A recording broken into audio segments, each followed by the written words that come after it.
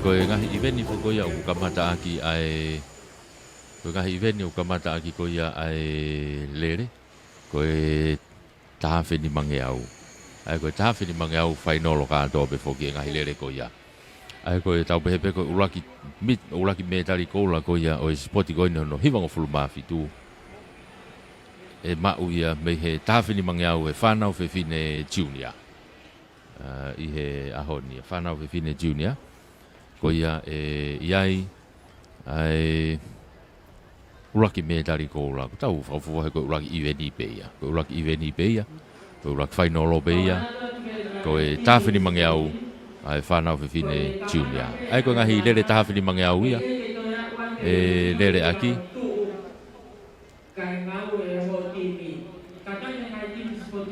koe tahawheni mange au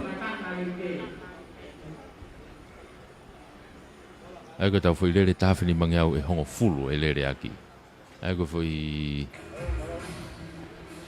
lere takai ia e ko tahawheni mange au foki ko e foi takai ia e tolu pea moe tolu nge au.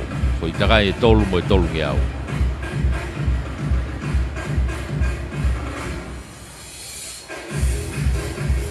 Ai ko foi takai e tolu moe tolu nge au. Ai ko winga te nau start me mita tolu nge au.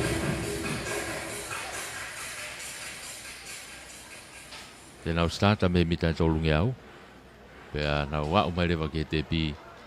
Pea lere i rewa fui taka e tolu. Ai ko ne tu uia ko i he taimini. Ko e ngahi lere kātoa ko ia me he junior, intermediate, ko e openi, pea mo e senior. Tatau pea tangata mo whawhini. Ai ko ngai fui tāwhini mange au kātoa ia. Te tau whanonga mo ia. Ako e tūnga ia ko iai e tau kamata. Pea toki hoko mai rewa me iai. Ai iveni ko ia o e ahoni. Ai be foke ngahi iveni ai loto mala. Lotonga ko e rere ai tāwhini mange au ia. Ko tariu i rewa me ngahi iveni ai loto mala e. Ai kui pe ko e track iveni. Ai ko e puna ia, ko e tolo, ko e puna maalunga ko e tolo, mo e tolo puna maalunga, puna loloa, ko e tolo discussi, ko e tolo shot puti. Te nau whakahoko e nau tolu i loto mala e ia. Rotonga e lere ko e ngai whiauhi i he leini koe track ia I tua koe field I loto koe track and field o kui e kau papalangi koe track and field maari ta koe ni ko wakai foki he fofonga grandstanding e whawhalangi ni o e kātoanga no hiwang fulu mafitu o mea mai koe taine princessi kalauni o tonga princessi Sinai Takala tukuaho tahine princessi Sinai Takala tukuaho koe tau wongo MC koe ia o e kātoanga o vilai ilolahia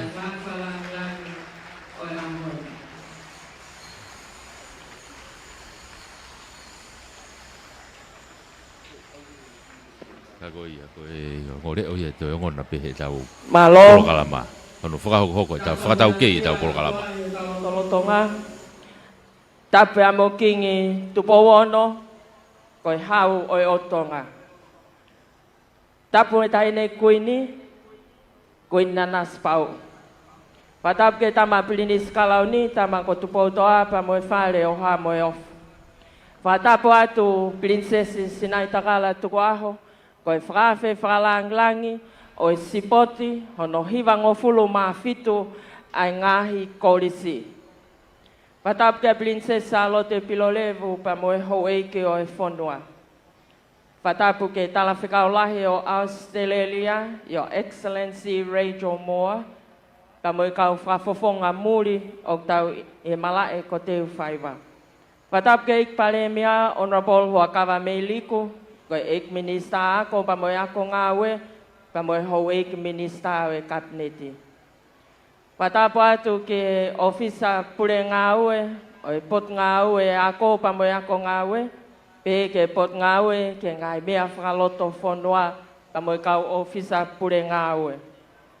Patapo atu ke kau whaiwhikau pa moha loto, patapo atu ke kau pure ako, atu ene ai whakatapu makehe, ke tama pilinisi ko tau whahau man mataongo, pea moe kau whiauhi sipoti ko toa o ngahi kolisi I he taon. Pea kia sola, pea moa vulangi, o tau I he malae ko teu whaiwa, ke whakakato ai polokalama spoti ko no hiwang o fulu mafitu ai ngahi kolisi atongani. Kou kore atu, tahine whawhalanglangi, tumua ke tau kamata ai polokalama I ahoni, ke tau kamata ki ai laka ai ngahi timi spoti. Malo.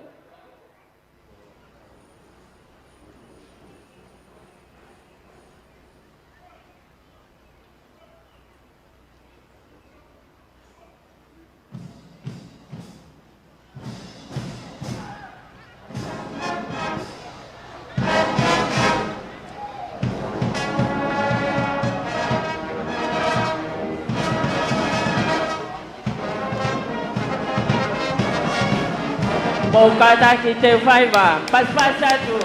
Kau tamasiya na ko tau whahau man matao ko. O kune mea mai, o taki mai, ay timi spoti. Ay koris ko tu pou pa mo ngahi timi spoti. Ay ngahi korisi ko toa o tongani. Kata kau mamata grandstand, tau pas-pasiya tu tama.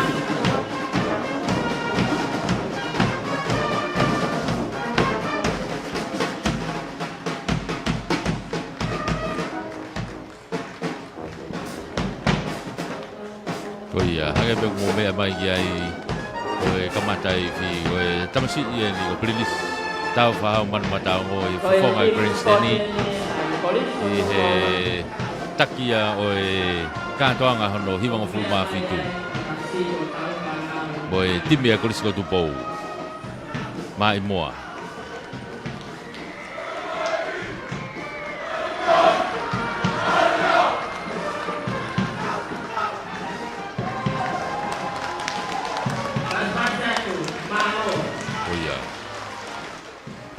whawhetai, ko ena ko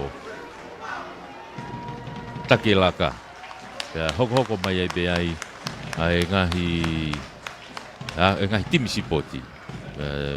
Te tau pehepe ko ngahi ako kau kai whoke ngahi timi ia o ku tui whio ia, o ku whakatahataha. Hange koe ni, koe hoko mai koe ni, ko e timi sipote nia e ngahi ako loto. Ako loto, o vahe kolo mo vahe uta. E ko timi nia vahe kolo, o kuna u hoko mai. Timi a vahe kolo, una hoko mai. O mana tu ibe fokau e ngahi wike si ipe koni ko tau si tu ame ai ai sipoti koni ai ngahi ako sipoti koni ngahi ako loto ko ia ai bureanga na iai ngahi hingoa tu ki mu ana e asi mai me iai tau whanau ka koe ni ko nau tolu ni te nau i heni ko nau tolu ni te nau whareari heni ko i Koe vahe uta, ko vahe kolo fu wai kini mui kona Offa Square. Koe star ia vahe kolo. Koe ngahi ako loto ai bureanga vahe uta. Eke, unuma vahe uta.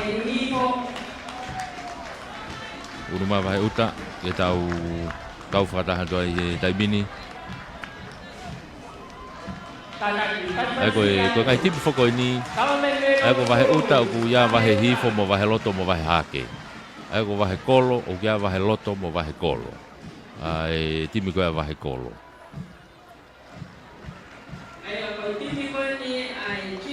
Koko, kata ko vahe loto katoa ia kunau i he timi koe vahe uta, ko vahe kolo pe ia. Ko vahe kolo pe ia o kui kolo. Ai ko vahe kolo ulaki vahe kolo ua. Ai ko hoko mai le vahe koe ni koe Tonga Side School weni. Timi a Tonga Side School o kunau hoko mai.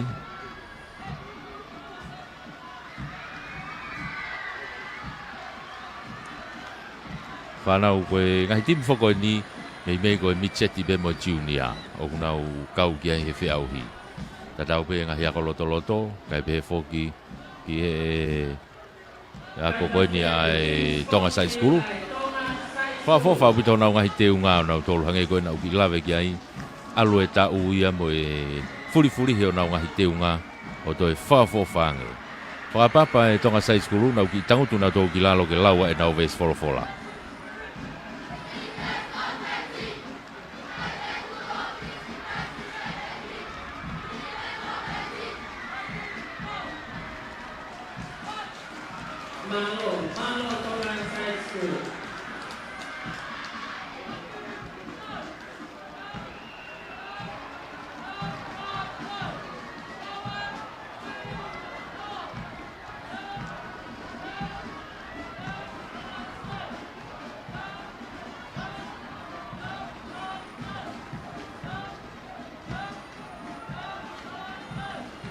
Timi Spoti ai ako maulunga Tonga High School.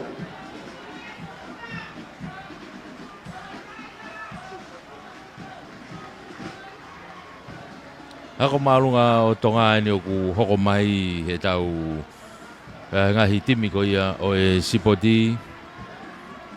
Mai no be foke kau tu ki mu ako ia o e mala o e Sipoti mei he ngahi ako ko ni. Kamata ni ke tau unu mai ke ngahi ako lolo tonga, ngahi ako lalahi eni. O whatonga e fukoi whine mui koe ni o ku takilaka mai mei he timi koe ni e Tonga High School ko e whine mui ako mere tonga, Vigilani. Ko ia ku iai, ku manatu i pe na e beho no whangatau kete na nau Sipoti pe mei he Tonga Side School mo ako maalunga tonga. Taha e kau whine mui ai ko Lavinia.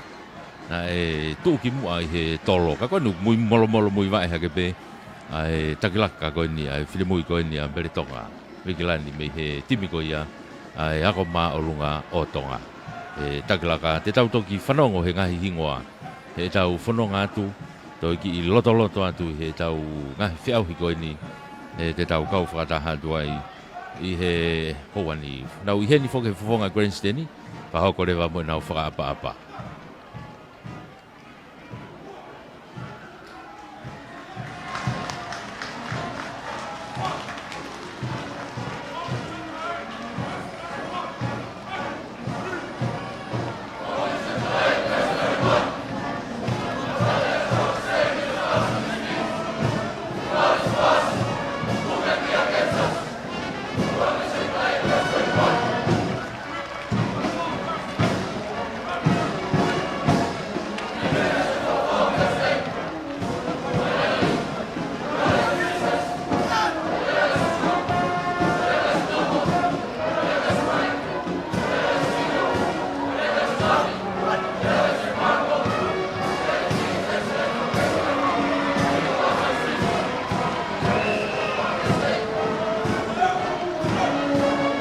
Malo.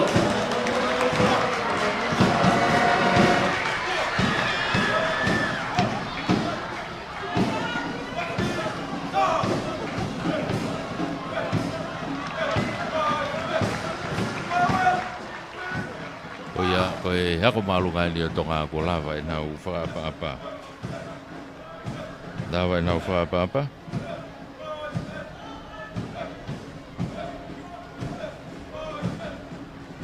Katau hoko mai e taimini koe timia mei he whunga mei ewa. O ewa ni o hoko mai. O mai mau pe e ewa e kau tūki mua I he tau koe unau whaakau mai ai ki sipoti. Mei tō taha pe kau kaua ewa ia I he wha tūki mua. I he ngahi mau me tari o e ngahi sipoti koe ni ko tau situa mei ai. Koe timi sipoti ni mei he whunga whonua pe mei ewa. Timi ko ia a ewa I he sipoti ko ia o e tau ni. Ko ewa ni unau unu mai koe ni. O ewa whokia na nau hao kohe spot whakaosi, na nau teunga nau tauria e ua a pe teunga e tolu, kehe pe. E ngahi whakalanu ho nau teunga. Ai ana I he teunga.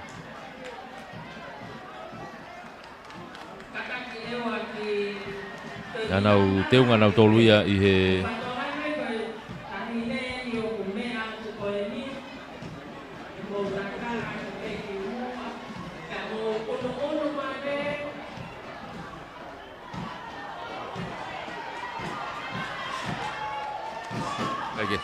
Ki totolo peke vam.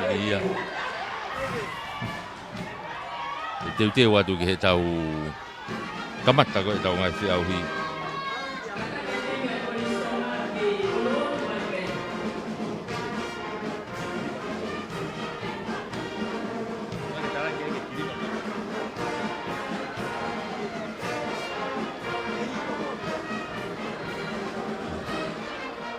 Kage, koin ewa nuk nau whapap.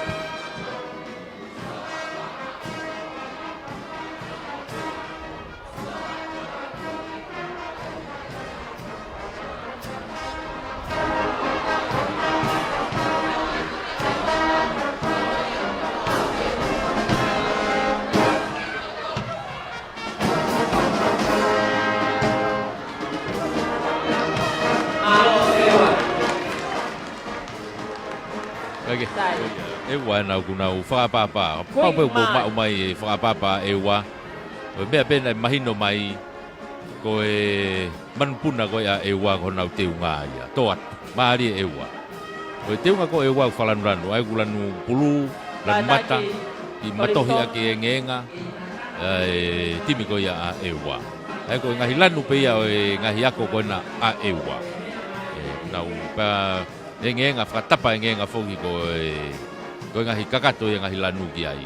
Kolistonga eni o kunau hoko mai ai. I he whaangau e mai koe whoki he kolistonga ia mafi tō ki mana mo ui ko e takilaka pe ia. I he masia ko Pacific Tonga. Ko e mafi tō ki mana mo ui ia. Ai a ko ia peung ne taki mai laka e kolistonga.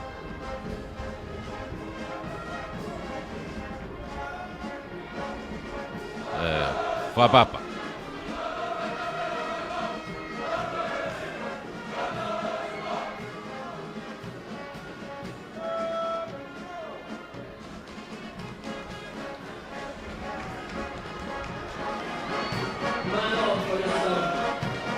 Ki mo mea mai peo ki longoa mai pe I fi ka ku lorotonga taim tau pe vana iki pepa mo e whakapapa mo e lau ves fola ko e tau ngahi ako ku nau I heni ko ia kolistonga ena ko nau teunga no molanga mai ni pe ko e whalani lanu kula me tase se ini hina mo e puti vai pe Kage nau tui ho nau suhe I he taimini. O fufu I ho nau ngahi suhe. Ko ngahi suhe ia ko suhe spike mo oni. Ai timi ko e kolistonga. E toki tui pe he taimini nau whi au hi ai. Wha o mai me he kolistonga kau tuki mo. Unu ante taimini ki he tau timi koe ni koe timi for Owen. O kuna u kau mai ki he tau spoti koe tau ni koe ngahi ako a esas tonga. Koe ngahi ako ni a esas tonga. O kuna u kau mai. Ko nau teu ngā koe fu enga. Nau teu ngā enga. Lanu enga. Pea ku whalani hina peta se hina hina ka ku enga. Ai koe...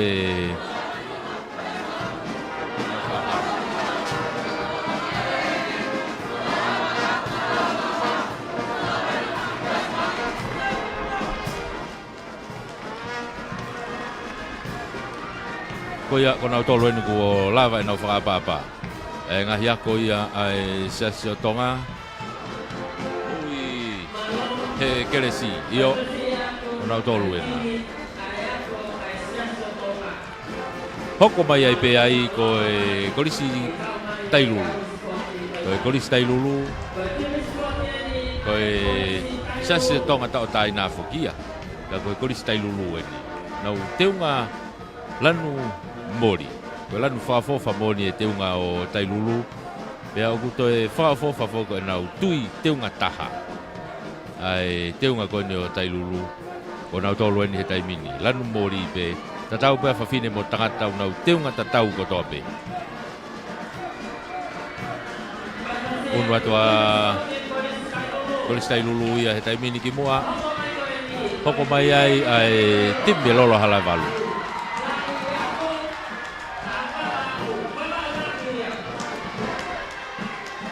Koe nau lava mai koe ni.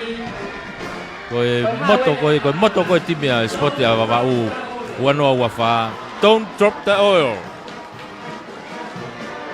Oh yeah, don't drop the oil. Ko wawau ia. Hake ko kulava adi nai. O mauki i mea mai ki he teunga ko ia. O e whanau koe na wawau. Ko e nasita ia. Ko e nasita sportswear print ia. O kunau teu e teunga ko e whafofa. Pau mo whafofa i ai. Io, ko e nasita io, ko e tāwhuk mo tau ki teunga koe ni e tau kau whamafola. Ka ko wawaku e ta.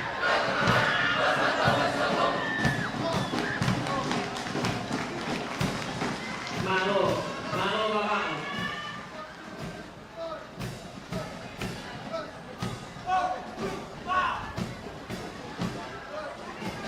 Tau tui me utumi e lolo. O ia, toa ta wawau. Maari e wawau. Don't drop the oil. O ia, wawau ia. Ko moto ia Steve Spoti ko wawau. Hoko mai he nihange ko na ulawe ki ai. O i ia ke nga fo ka pau mo mea mai he tau Facebook a. O ia ke nga fo o e nia o e teunga e Spoti ko e whanau e kolisi ko kuinsalo te. Nau alu na tolu ki he whawaha pure anga. Pau mo whamea ke teunga ko ia e tau timi net polo e tala. Ko e sipinga ni teunga net polo ko e tala. Ko ia no ku ngau e mai aki he kolisi ko kuinsalo te. Pafofa apito. Ko e nasita ai pena. Pau mo mea mai ki ai.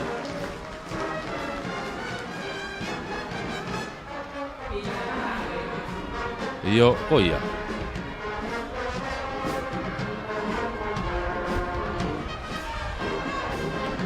Tau whapapa.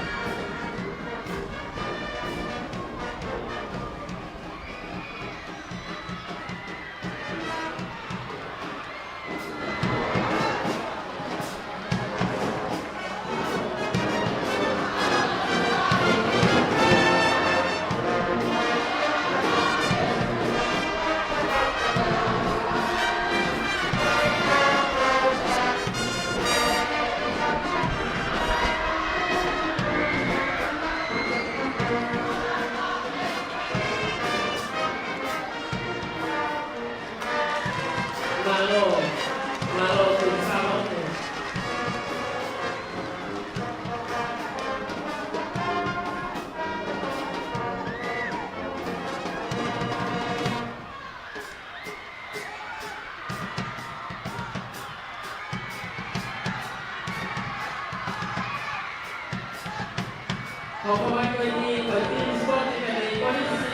Io kolisi kunsalo te na ia I he lava mai nau whaapapa. Hoko mai ai o e kolisi maunga orive ni mei kolonga. Kolisi maunga orive mei kolonga nau tau e whangi ako lotoloto e koni he ngahi kalasi I ki pe.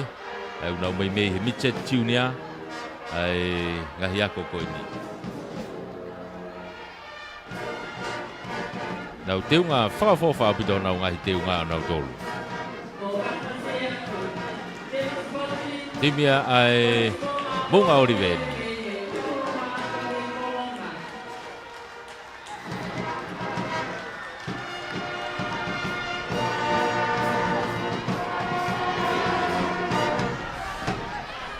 Unu mai ke he fofonga ko ia Grand Seni te nau ki whakapapai. Whakau ko e nau whakapapa.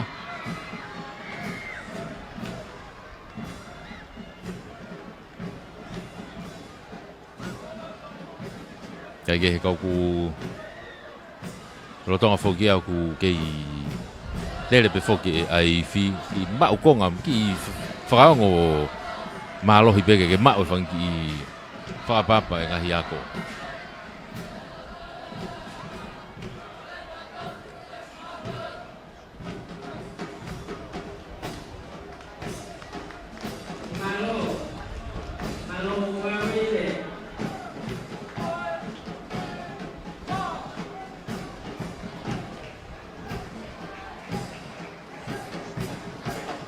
Kone unu mai koni ko ako loto ia ai sasi we siliana. Ako loto ni sasi we siliana. E whanau koni I tosi au pito mau ko peto hongo fulu. Ai whanau koni ai ku tau fofu atu pe ko e kalasi I ki pe. I he Mitchet pe mo Junior. Oh ya.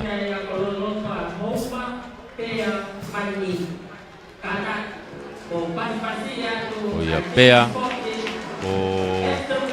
Homa mo vai ni Kunau ko ngahi ako loto ya ku to mai me ka reka koni.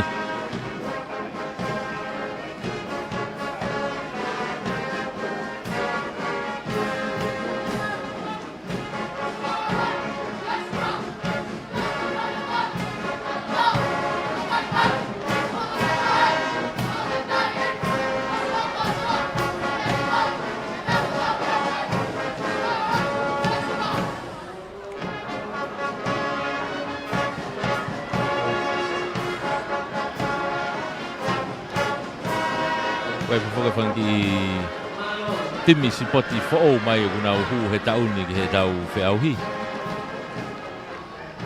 Ka ko wakai ko hoko mai ko ni hangai tau ko tupo hai ia. Ako malunga ko tupo ia, tupo high school. Nau unu mai ko ni takilakai o fui teunga ngatu, whakatonga boe, fukatonga.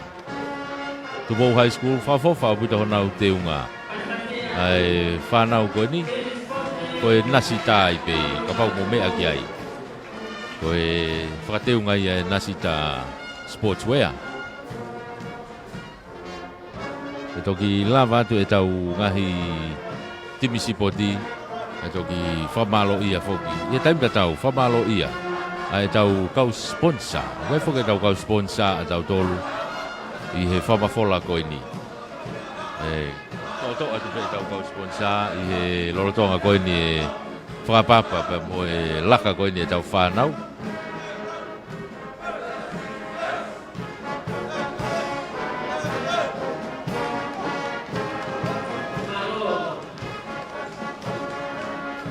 Kau mo mea pe ke lorotonga ngahi whakapapa koe ni o ku mea pe e tama ko e pirinisi tau whahau manmatao ngō. E kakato e ngahi laka e tau toki kamata lewa e pōkalama o e ahoni.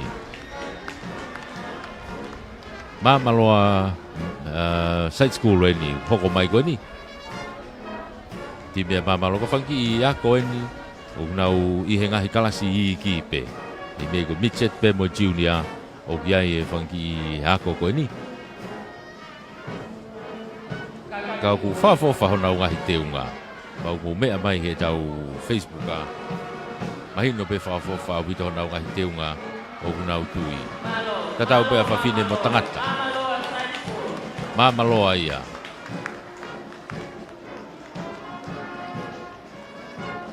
Hoko mai ai koe ni koe hako maalunga lia hona. Hako maalunga lia hona. Koe ia ino hoko mai koe ni.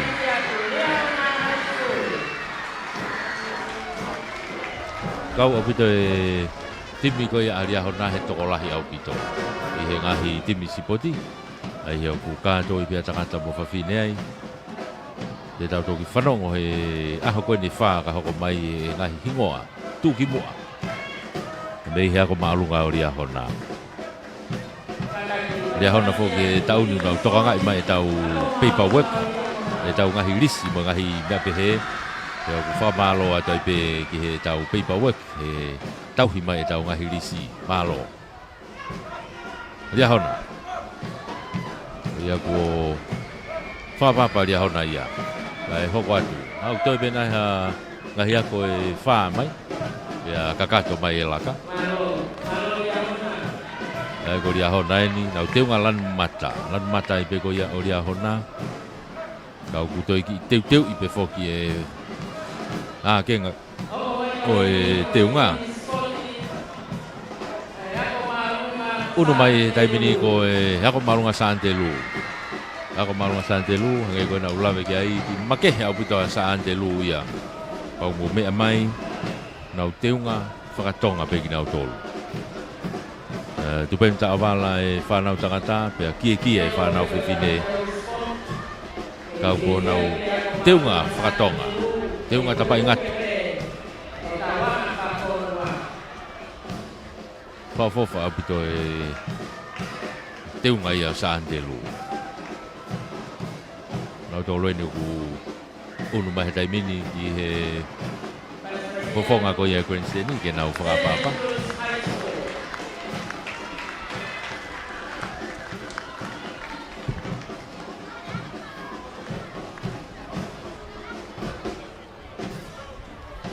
Oh ia. Whafofa apito Santelu. Nau ni fofonga Queensland ke nau whakapapa. Kau taki laka e ko a Santelu ia kau hippi kotoa. Kei tauhi mai Santelu ia hippi.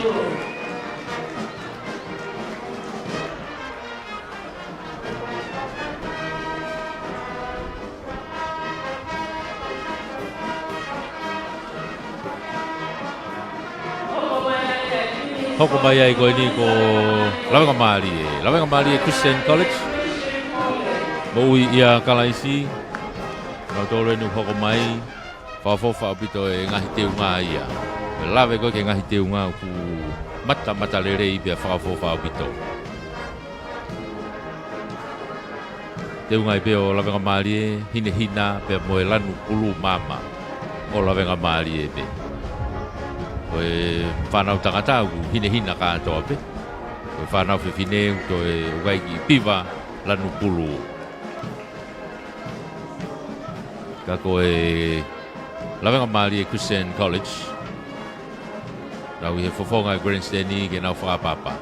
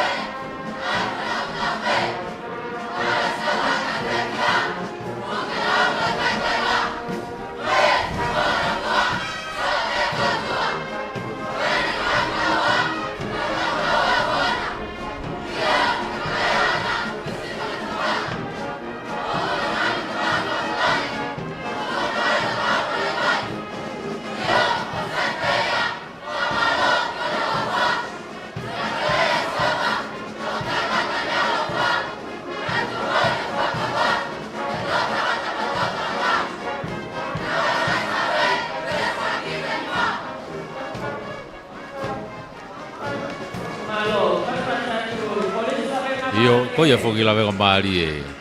Lau i e motolo ho mo Westfall le o lahi nge heifi. Koia ngā ia. Mali Lawenga Mali. Wanoa e taimi de mourere ai loto. Koe longo wa atu ho mourere mo tika atu. toa malo le mali hoko mai takui lau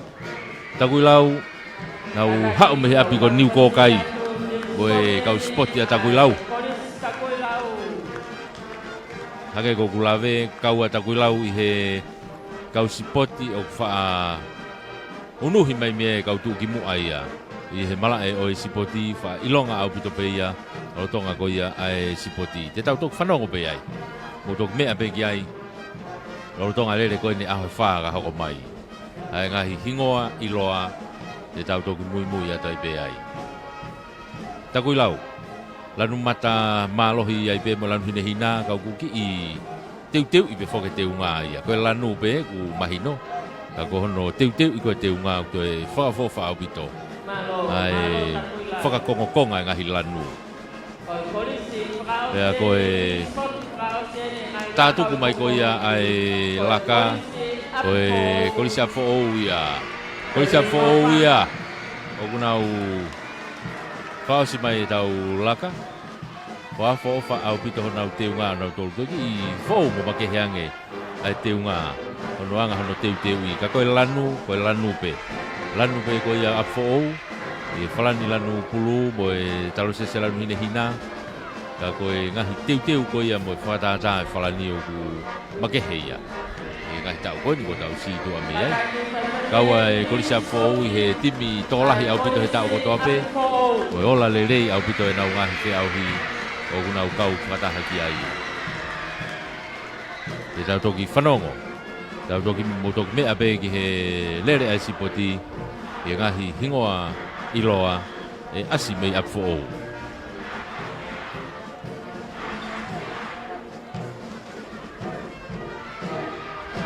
ka koe whaosia e ngahi ako o kuna kau koe ki he tau whiauhi e sipoti oi wanoa ua wha spoti hono hiwanga fulu mafitu le he mala e ko teu whaiwa kau whakataha tuai I he houani ege whamalo ia heni whamalo ia I pe whoki heni ai ton pare mia tonga ka koe whawhawhonga ia wawau tahanima Honorable Sami Waipulu Honorable Johnny Grayton Taione koe whawhawhonga tonga tapuwalu Honorable Moare Finau koe whawhawhonga hapai tahaua Tonga Cable, se Mississika with 5 Stars Group of Companies and Finances. Koe kuinsalo te kau star spot te kuinsalo te walunoa walufitu. Whamalo kia wate tolutau mo family ki Nusila. Talita Project, Frank Enterprises, Total Energies, Siikaiola Store and Spare Parts. Whamalo heni kia lotu mo family ki Amerika, lot palanite. Family ki Amerika. Ia Iva, Siva pe mo ifa, mo Fato Mafi Finances, mo Kava Trading. Pamalo ke Universal Clinic and Pharmacy. Ko pupunga lo sekola Evangelio ki Nusila. Ko sia companies, ko mei he fanga pilo levu. Ko Tonga Family Health. Pamalo la hiatu. Pe fo ki he Nasita Sportswear. Ko teunga o tau tui ko he tau kau teunga. E tau kau malo e popo mai ngai kau taha kotoa ko ni ai kupu ko ni o tau whekau aki ai I he spot hono hiwanga full mafi tu pei teu whaiwa hange koe tau Polokalama tataki be me tau wongo MC e tau Polokalama ko ia o hiwanga full mafi tu ai koe ngahi le o be te tau whetongtongi e tau Polokalama o taisia mau pea mo vilai ilolahia koe ngore o ia e tau whetongtongi at pembe heni e rorotonga e tau whanonga ko ia I spoti ko ni hono hiwanga full mafi tu ke Polokalama kamata mo whakawava te tau tuku pe ke o MC ke na tatak ia taisia mau pe mo vilai ilolahia tau kau whakataha tua I he houan umea mai he ngahi ata I he whaofa ai ngahi ata o ku tau kau whakataha mo ia pe he mala e teu whaiwa ka koe makatuunga ia e anga lelei e tau ngahi kau taha koe ni mo kinau tolu tau taha ka koe pou ia ki he tau whanau. Ko e tumutumu ko e poupou ia ki he tau whanau i he sipoti. Ma ke he ange ngai sipoti e tau ni. Taki mua e sipoti e tau ni e mai mua e tamako plinis. Tau whahau manu matao ngome kolis ko tupou. Me te tau toki wakai pe ki he ola e mai mua e tamsi e tolo e. Tolo sot put tolo discuss. Tau toki wakai ki ha me tali mai mua e tamsi e ne o mai e ngahi ola ko ia. Kaike ka koe haviri viri au pito ki mama lohi au pito haviri te whaiwa i e kouan. Alo maari e pe ala ale rei ka ku ki mama lohi haviri. Kore atu tau whakakato ai polo kalama whakawa ai tau spoti i e pongpongin.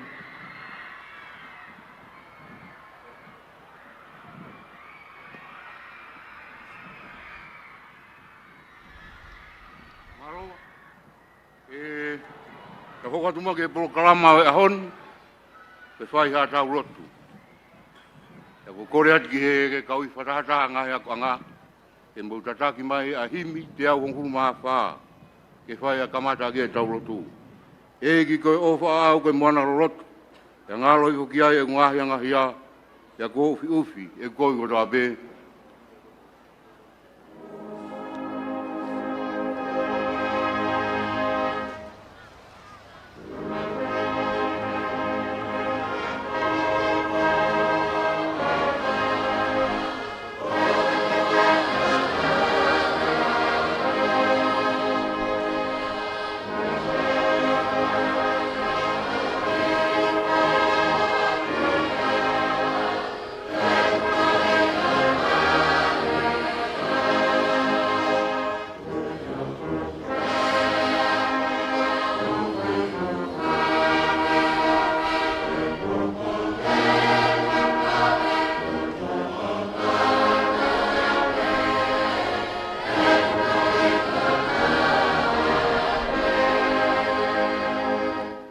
Si i he vai hoku si no opea vai mo roto e pōpou e taurani hoku raumari e hori pia wongo i o iro ai o whata ngata.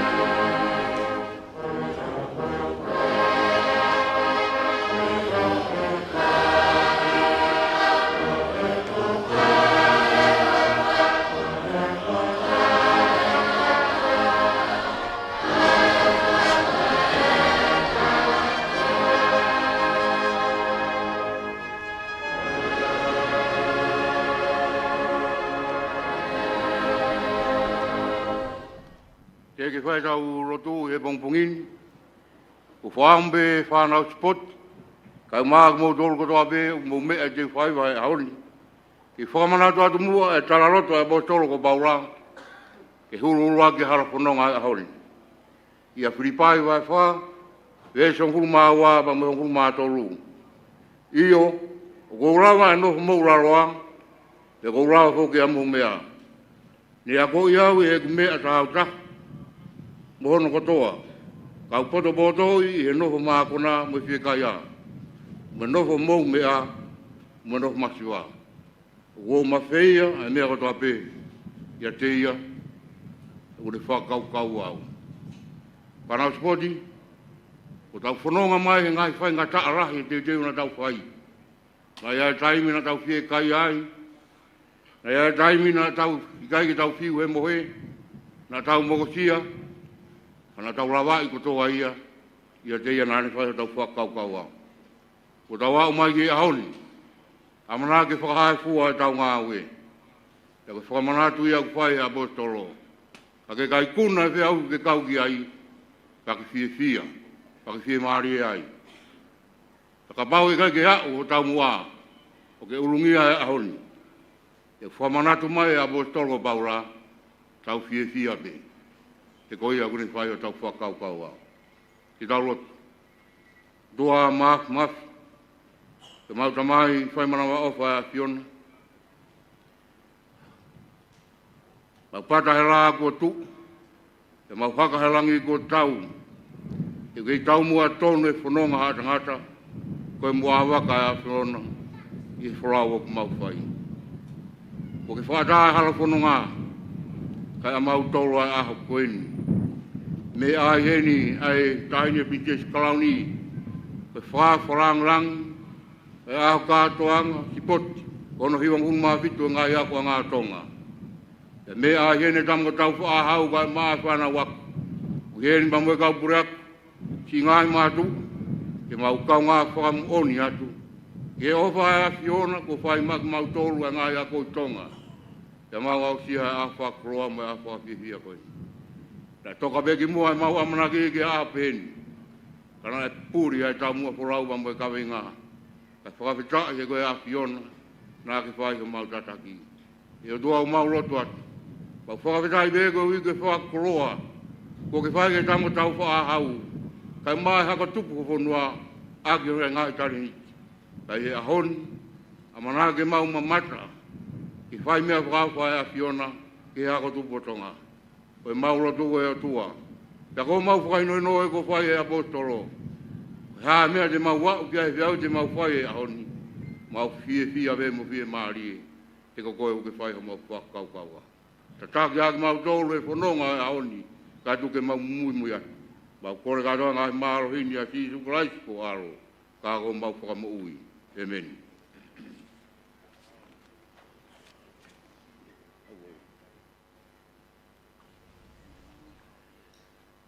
Tapu mai a whio, a tai haa mai o tau lotonga.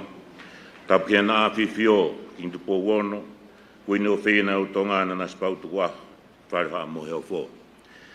Whatapu makei atu, tahine Princess Kalauni, e ki whalangilangi sporti hono hiwanga furu maa fitu, a ngahi korisi i he otu tonga. Mai mui whatapu makei heni ki he tama ko tau whahau manu matango. Rachel Moore, Your Excellency, the High Commissioner from Australia, representing the diplomatic corps within the kingdom. Tabadu Lord Vaya, Lord Tuivakano, Hoeke Fonua, Fatabaki Paremia, Pamoe, Kau Minister, Kau Member Farearea, Pepeg, Kai, Hoeke Fonua. Ko Fifa Fonga to Henny, I Kau Pureako, Yono Taitari, Fituna, tahine Princess Kalauni. Pavitai beg hei ki uke lau maari rei pe. Mo ke tari fi maari pe a kore. Neonga nei taimi nou nei whakahoko atuai. Wai e me e tolu makehe spoti he tauni. Ulua ki ha molofia, ha mai moa, me whare o tupou, i he pāka te whaiwa. Ko iei tama prinisi tau whahau man mataonga. O tatau mai fia ai whanau a ko pa mo whanau si poti whakalangi ko ke whai. Ko be mo ke tau paspasi e tama prinsi. Ko hono ua o tau polo i he ahoni ai trek for all ko e atu ai whamalo ke minista o ngahi potungau e whaloto whonua i a Lord Vaya pa mo ni potungau e polo ia he tau whanau he ahoni, ka ngana pe ia koe tau eni hono hiwango pulu maa fitu, koe whiau sport e ngai korisi. Whaka o si, taine Princess Kalauni, koe kau eni he tau, makehe apita si poti, koe anga maheni koe ui ke taha ua ke taha whao te ua e whanau, koe tau ni, ui ke pe walu ke hongo fulu. Ko hui ko ngahi whakatapu ke mara te whaiwa, tu ngai ngahi sporti whakawaha pure anga, ai soka, ka peke super rugby, ko i wike pēni na whoki mai e he mia ke whakahoko ai e whi auhi. Ke mea i pētahine Princess, mahina ko maasi, ni me uha pehe ahko tōpe. Ko whanau, whasio peha whitu, la vai hono whakahoko ai nau teu. Ko ngahi whaingataa koe ni, Monia e lau e kau matao tau e saikolosia. O ngahi ka vei koula me nau e tau mo ui. O kulawa fatu ia, me taimi o tau wikuna iai a ngahi pole, o ngahi whaingata he tau mui. The true characters of people are defined when we rise beyond obstacles and challenges of life. Pamalo ene ki he Tonga Health CEO, the Pege Puranga Australia, Ms. Rachel Moore, for funding the major sponsors for this 97th Intercollegiate Secondary School Sports Competition. Kore pe mua ki whanau ako, kau whai ako, matua tau whanau, whaage tau whiawhia, taitari e tau whawhalalangi e tau paspas.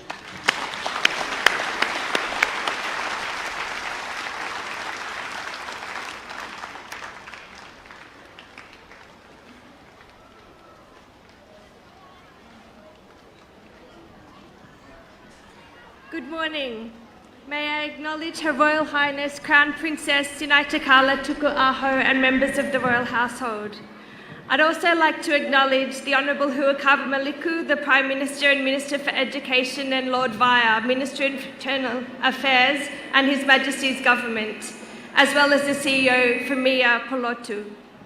Father Ekuwasi, the President of the Tonga Secondary Schools Principals Association, and Mr. Hingano Halaufia, Chair of the Sports Committee, representatives of Tonga Health, principals, distinguished guests, parents, teachers, students, and you athletes.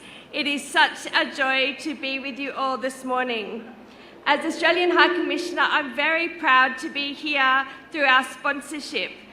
We are sponsoring you today through Tonga Health, and we're doing it because we think this is really important. We think it's a great way for us to show you that we know if you care for yourselves in body, mind, and spirit, then you can care for your team and you can care for your community and your country and our region and the world. So this investment you've made into yourselves over the last few months, and I've seen you running along the roads and working so hard, is a great teaching opportunity to learn about that importance of caring for your bodies and caring for your spirit and your mind. I hope you have a lot of fun here today this week. I hope you win everything you want to win, but more importantly, I hope that you feel that sense of pride in yourself for that training that you've put in and what that means not only for yourself but also for your team and your school. So thank you for this opportunity to be here with you today, and good luck with your events. Ofa atu.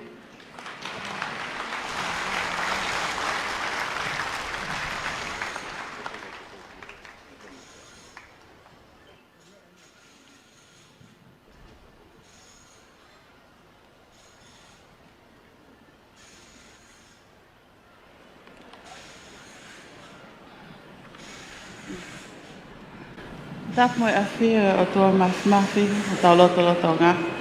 Tap moe hau e whanua, ko la a o kei ho a tā maalia, tama ko kingi tupo wono. Tap moe tahine kuini o talo ni, kuini na naspau. Tap moe pinis kalau ni, po toa u ka alala. Tap moe tahine Princess Kule, salote mafile o pirolevu tuita, moe fale o haa mohe ofo. Tap moe ho eike whanua, mo haa tau whanua. Whakatapu atu eik minista ako, ko pare mia o tonga mo ene kapineti. Tapu mo e tara whekaolahi o Puleanga Australia, Rachel Moore. Whakatapu ke kau tala e kita ako o ngahi ako anga e whanua. Tapu mo e kau taki loto, mo haa tau la eike. Tala mo ka apui, ka awhake mo e whakatapuni, ka hufanga he whakatala whakatapu ka kato whanua, lotu mo e ako. Ka ataki a te au, ke whamonu e whainga maarieni, ko whakawhea au. Ke ukau he fia fe au he sipoti, a te lita hono hiva ngofulu mawhituni.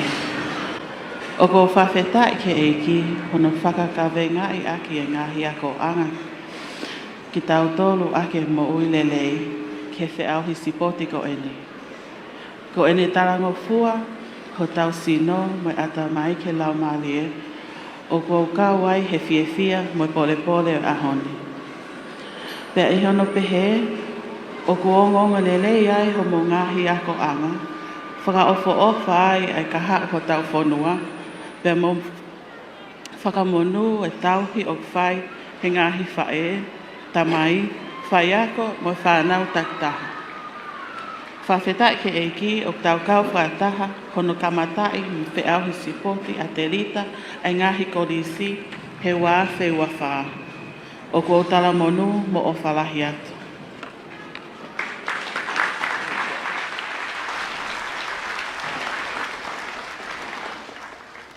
Tapu ki he awhia tai ha mai.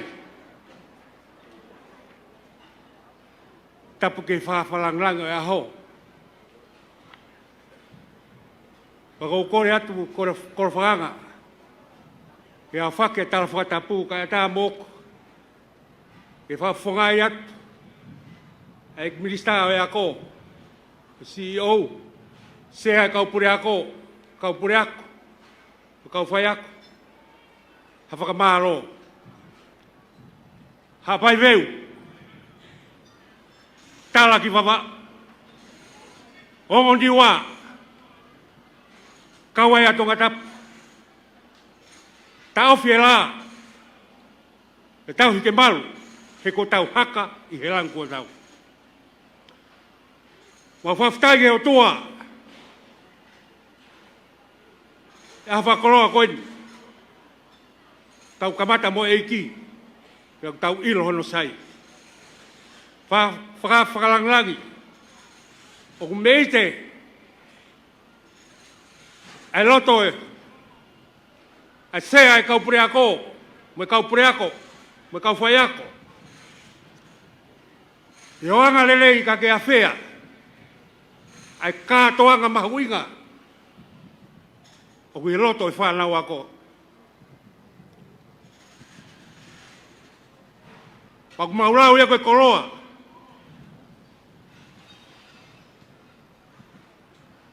Ai lahi, ho ngai whatongia, ka ke mea mai, ke whakakoroa ai kātoang koe. Koe ahoni, hange koe ere ako o taka, fia hau mauloto.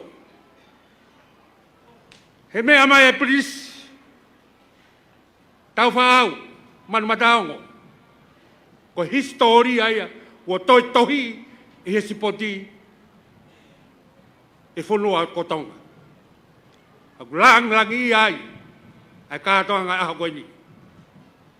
Whamalo ki he,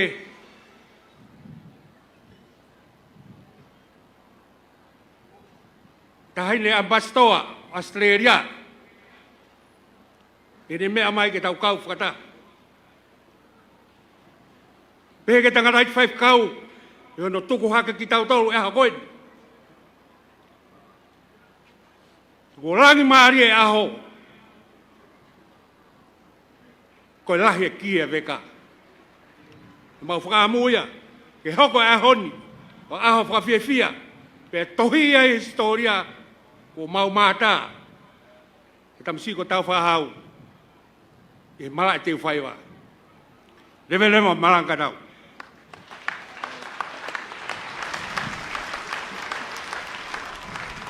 Whamalo atu, koe lava ia, ai polokalama, whakaava, o spoti, hono hiwango fulu maa whitu, ai ngahi kōrisi. Kore atu. I kauiwi, ai hawhasi, kai kore atu ke ngahi timi spoti. Tamsi ko tau whahau man mataongo, kene mea atu pa moe timi spoti ai kōrisi ko tupou, e tau lawat mok tau tolu e ngahi timi spoti ko tau ngahi nofo anga teu mai e tau whiauhi. Kata ki kau mamata, tau paspasi atu si whanau spoti, te nau whiauhi i e mala e teu whaiwa i e aho e wha ko eni o i wikeni. O ia ko mea mai begi ai ki he tau kātoanga whakawa ko lava ka katoa e tau kātoanga whakawa. Ma i moa e tama ko Brinisi tau whahau man mataongo. Pea mo e whanau ako e kolisi ko tupou i he mala e ko teu whaiwa i he ahoni. Ko e makehe anga whoki o e teunga ko ia o e kolisi ko tupou. e koe teunga ia o e kolisi ko tupou, koe teunga ko ia koe mai moa ia e tisaini, e tahine princesi ko la tu fui peka tuku aho. O gai hono tala ona o e teunga, e o kutala ia mei e ono aho ki he lolotongani, me he tuku au mai ai kolisi e a mohono ngahi whakatalu-talu. E whai peha lawe ki ai ha whainga maari e ka koe kupesi koe o e teunga o e sipoti a e whanau o e kolisi ko tupou mai moa e tamago Prince tau whahau manu mataongo ko e tisaini ia a e tahine princesi ko la tufu peka tuku aho ko tahabe ngahi o ngā whamatala ko hige mea i hou eiki pia ilo he tonga kotoa o whekau aki ia pa mo e whakatau ataina a i o hā ia he ngahi kupesi o e kolisi ko tupou me he kuohiri ki he lolotonga e talanoa ki ai e ngahi mai moa whatu taanga ko ia a e tahine ko Queensalo te tupou tolu e he ngahi takitala ia o Tonga. Kaike, a koe kolisi o tupou ia e a koe mai moa ai tamako plinis tau whahau manu mataongo. Kolisi Queensalo te ange ko kulave koe ngahi hingoa iloa heni te tau toki lave ai. Whamalo foki ki he pou mai koe kau star o e spote a kolisi Queensalo te o e valu noa ki he valu fitu. O kunau pou nau tolu ki he temi spoti ko ia ai kolisi ko Queensalo te ai ko kau star ko nina nau iloa he mala e ko ni ko te whaiva pe mo atere mala e musie e he valu noa ki he valu fitu. Malo e pou ki he tau whanau. Unu atu e tau ngahi timi sipoti, pe whamalo ia e befoki e tau kau sponsor. Ia e whamalo heni ki e Honourable Sami Waipulu. Ka ko e whawhonga ia o wawau tahanima. Pou mai ke timi a wawau. Ko e Honourable Johnny Grayton Taione, pe mo e whawhonga tongata puwalu. Ngahi kolisi o tongata puwalu. Ngahi ako loto. Pou ki e whawhonga. Ko Honourable mo are whinau, whawhonga hapa i tahaua, ko e pou ia ki he tau whanau ko ia me he foi one. Ai ku tui whio whoki heni e whanau heni, ka ko nau haua nau tolu me foi one, tau whanau ko ia. Ka ko e whanau ia me he foi one ia. Whamalo heni whoki ki a he Tonga Cable, Limited a Tonga. Ai whakawhehoko taki ko ia Tonga mo tōpureanga i interneti vave au pito malo whaipa optiki Whamalo heni ka se Mississika pe mo e 5 Stars Group of Companies and Finances malo e pou mo e toni mau pe ki he tau sipoti ka nge ko na ulawe ki Whamalo ki he Talita Project pou au pito Talita Project ki he tau tupu mo e whanau e sipoti tau te fito ke whanau whiwhine tau sipoti. Whamalo fo ke Frengi Mateo. Pea mo e Frank Enterprises. Ta tau pea Nusila Motonga. Whamalo heni ki Paula Taufa pea mo e Pacific Energies. I he pou mai ki he tau whamafola. Te vita bisa whiwhita pea mo e Sikaola. Sikaola supermarket i hala tau whaahau. Sikaola spare parts i hala suni a kaweka. Whamalo atu fo ki a lotu. Malo lotu e pou mai, lotu palanite mo e family ki Amerika. Malo e pou mai, me he ofisi whakapalestini me Amerika. Whamalo atu ki a Ifa, pea mo Silva, mo e Whatau Mafi, pea mo e Whatau Mafi Finances. I Veitongo, pea mo Wakaono, i Vavau, i Mataika. Pea mo e Cover Trading, whamalo lahi atu. Whamalo atu pea heni ki Universal Clinic, mo e Pharmacy, siutaka siwa pe mo e tau Universal Clinic mo pharmacy malo e pou mai. Pou ia ki ewa. Ko pou e Universal Clinic and Pharmacy ia ki ewa ata pe ia. E timi ko ia ewa. Mari. Whamalo atu heni ki he pupunga lose koula Evangelio Nusila. Malo e pou mai. E whaiwhekau pe mo e kau whawhine me Nusila e pou mai ki he tau Polokalama mo e whamafola. Whamalo ki he Sia, ko e Sia Companies, pe ko e mau e ngahi kulupu ai Sia Services. Whamalo ki Sia Services, I he ngahi pou mai ki he tau whamafola. Sia services me whanga pilo revu. Ai au piai na ngahi waa ke heke o kukau ai sia finances. Ta whaki no ka koe sia services whamalo lahi atu. Whamalo e pe ki he tonga family health. Family health malo apito e pou mai i he spoti koe e tau whanau. Pea mau mo mea pe ki he tau teunga koe ni e tau kau whaifatongia me teu whaiva. Koe nasita ia. Nasita sportswear, print ia. Te ke mao e koe nasita sportswear print i he wharewala koe na e bookshopu i he tungi Colonnade. Te ke lava mao e ngahi wala teunga spoti koe ia kuta me i he nasita. Mo mea pe ke ngahi timi spoti heni na e si lave pe ki ai. Unau tui e teunga koe tā ia me he nasita. Whamalo ke veiri pia mo e pou mai i he tau timi. Kako ia, whamalo lahi atu. Pea moki pou tolu kotoa pe, e toe tapa mai. Pou tolu kotoa pe, e toe hikinima mai. Malo apito, malo e pou. Pea mo e tokoni mai ki he tau sponsor. Kako e tau movete koe ni, o teu ai pe foki ki he tau... Movete koe ni o teu ai pe foki he tau kamata. Pea mo e tau tāwhi ni mange au whainolo. Malo vilai, ko e tau MC hake kona ulawe ki ai, ko e tau ngahi leo ia e ongona e tau MC, e tau whetongtong i ai. Ko taisia mau, pea mo vilai i lolahi.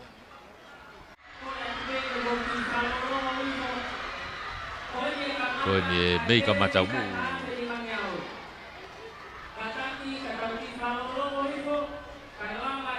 O mea mai befoki ki heni teu ke tau kamata i he uraki iveni ko ia o e aho. Ko uraki ko whainolo ai beni, uraki whainolo i e aho. Tāwhini mangau whanau whiwhine tiunia.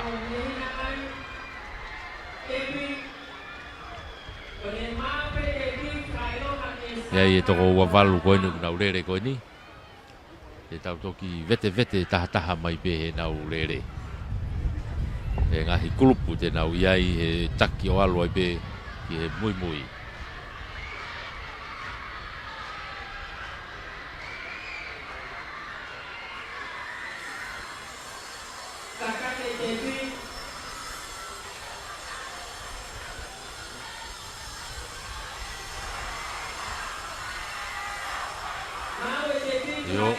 Whailonga whailonga katoa ngahi turiki. Ke mahino ku ata ngahi turiki kai kamata mai tau rere.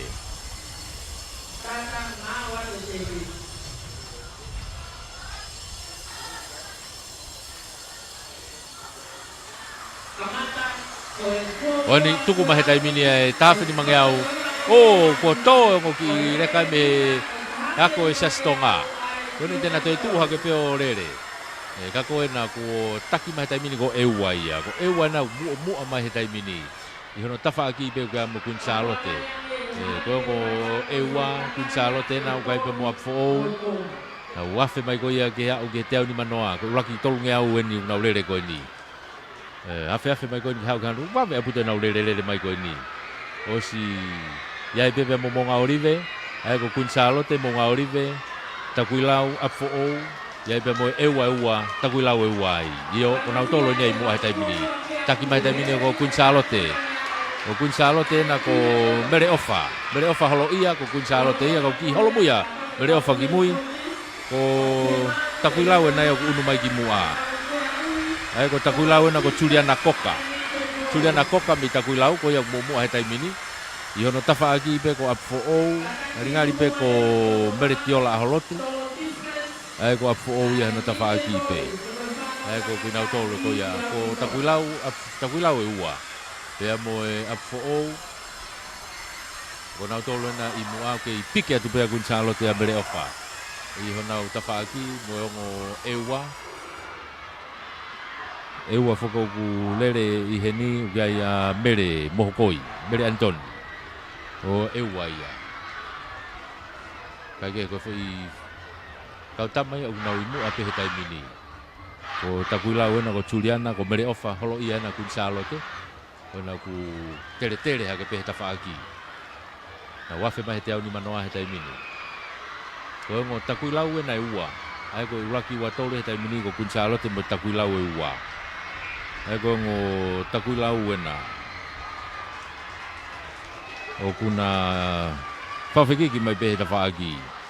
Ko reata, Nancy Latu, pea mo Juliana Koka. Kake, kako iu, ko ni ko mua ko he taimini ia. Ko Juliana Koka na mo mere ofa. Ko takui lau ia pea mo kunsalote. Ewa na kui na tuape. Ko mere mo hokoi Antonia mei ewa. Fika tolu atu ia. Wha te taimini ku unu haka lia hona ke fika wha. Ngai au kia ia Jessica Vainikolo mei lia hona. Na unu atu pe. Ko ewa pe na kunau ia ia mere mo hokoi. Kake, ko ngo taki he taimini ko mere ofa. Kunsalote pea mo Juliana Koka mei takui lau. Ai ko nau takai mai ko ni o toi lewa takai whaosi. Nau kei mata tatau unu haka lia hona ia. Hange ko na nau lawe ke ai ko Jessica Vainikolo lia hona. Ko na ia ku pamu mai no imana va me tuli ke lia hona. Vawe abuta mo unu hake a ewa. Ewa na no tafaki be a bere mohokoi. Na tau mi loa mai be taimini ko lia hona. O ki ai a Jessica Vainikolo. Be ko ewa be no tuli ki ko bere mohokoi. Kake kako na ku kai be ke fu mama o me hona tua. Kunsalote a mere ofa.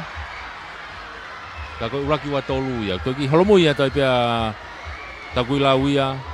I hona utua Juliana Koka. Kako nau takai mai tamini te au ni manoa ko ni hao ni ke takai whakao si eni. Milo mai tamini ki hanga tonu mai ko na ko ewa pe na ia. Mere mohoko ia na.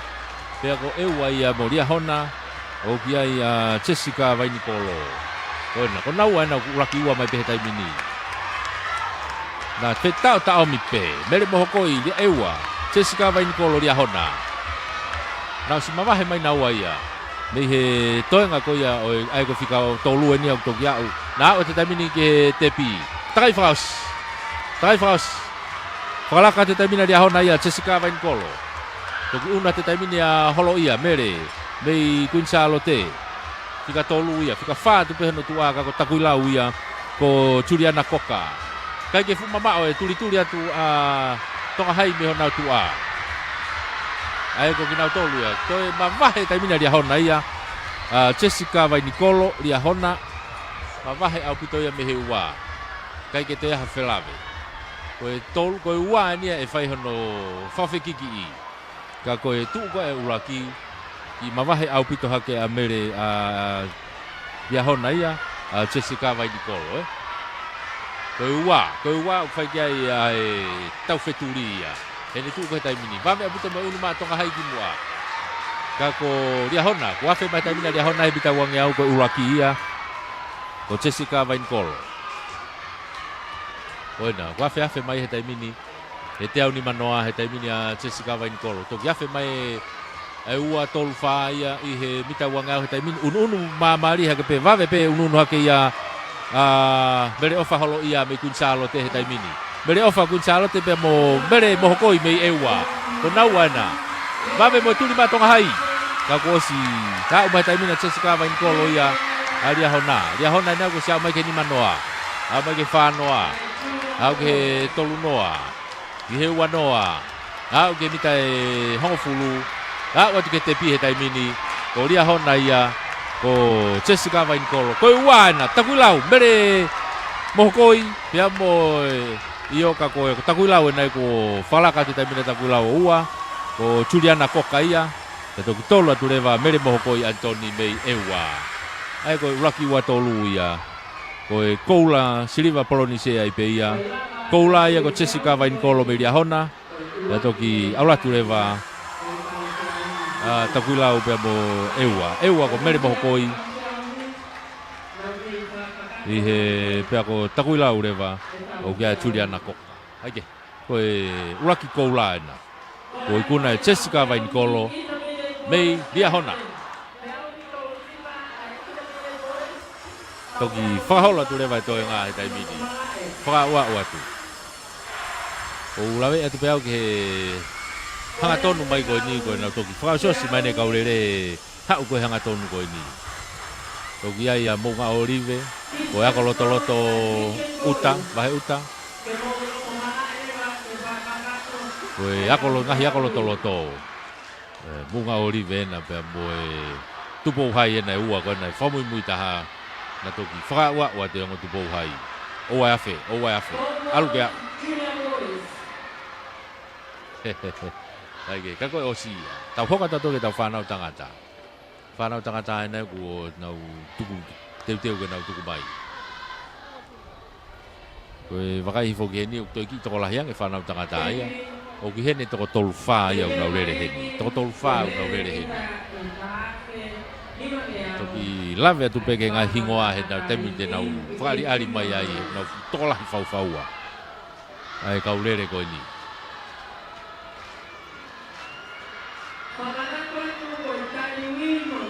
Tau whu lere koe ia me he tau kau sponsor. Maria puto tau sponsor. Popo ma me foke 5-star group of companies. Pea moe popo ko ia ki Riahona. Maria. Tau paperwork me Riahona.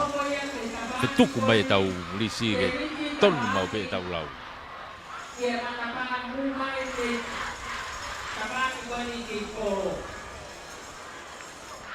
Te wene tau tawhini mangau e tau whanau tangata. Hiki e Julia. Ako lawe ke aiko toko tolu wha anu nau rere heni.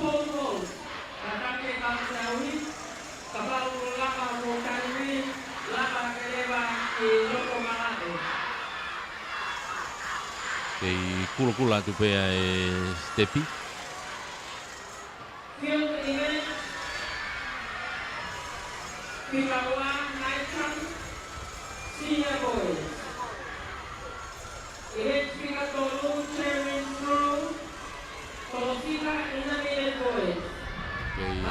Kula tu pea te o hina te Stepi. Ngahi turiki, e pa mo ngahi turiki ke ata moia.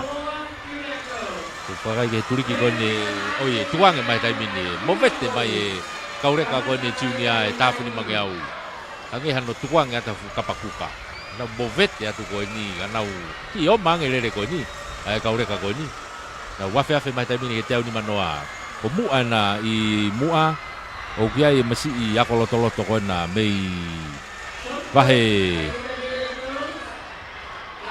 uta e una u teunga e ko masi na ko sonatane kage aku fala ka mata bini masi e wa na mo fo una imu ha tai bini hoka ta be na tua tu bo hai tuli atu mo nga ori ve ai ta ko e wa na ia ku imu e wa fo ia mo nga ori ve mo tu bo hai ai ta ku lau na ku manga ha ke moia ta ku lau pe mo e wa ha tai bini ku na imu fo wa tu be na tua na wafe mai i he toi foke takai tolu he taimini takai tolu maa na wafe mai he tawhak whakahaha ke o si maa ua tuai ngahi pare ia ngahi ako anga nauki i kamata ke nauki i holo he taimini o tau hi e nau rere tau kei taki bata kui lau i unuha ke ki ai tupou hai i ai mo toloa i ai mo apo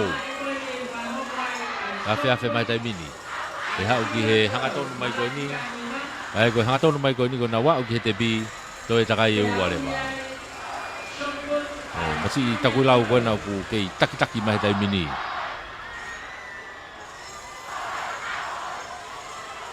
Koe masi ia ko sione fia. Sione fia na ku taki whikaua ki ai ko suriasi fili mei wawau. Ko suriasi fili mei wawau na kua hake ki ai. Tolo atu ki ai koe masi ia ko viliami tui whangaloka mei toloa. Ka koe ngo tama lolo e na kuna whalani uri. Teunga uri ko lolo ia. Koe laki wa tolo he taimini ko takui lau. O ki ai sione fia. Ko wawau e na ko surias fili. Pei hona tua pe o ki ai masi ko ia mei toloa. Ko viliami tui whangaloka. Ai ko fai tolu ia kuna imua he taimini. Kai ke fu mamao me hona tua masi ewa. Oma puta tuli ate masi ewa ia me hona tua. Ko whakawhekiki a ewa he kai tosi ia. Nau lere. Ko ewa O kuia i masi kona ko lose la tu. Ona piki hake moia ke to fa tu ki mo ai tai mini. Falaka hake masi kona ko tu whangaloka nei toloa. Tu whangaloka tai mini o taki mai na hau ki takai.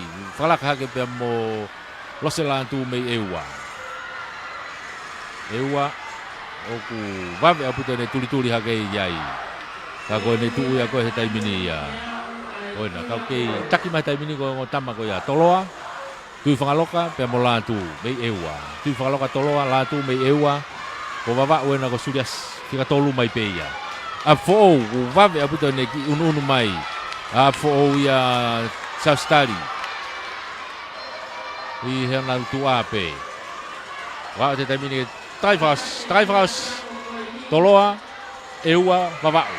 Toloa, eua, vavau, apfo, ko laki wa tolu fai tai mini. Toloa ukai a vriam tui whangaloka. I hono tua pe ko lose la tu mei eua. Hoko atu pe ki ai hono tua ko surasi fili mei vavau. Toi ki hike kau tamahe tai mini. Matu ka takai whakau sieni. Toi ki hike hake kau tamahe na wafe mai koe tolu kiau. Kau nau kei mata tatau pe na ulaki wa tolu. Hange uki unu hake masi vavau. Suras fili. Unu hake suras.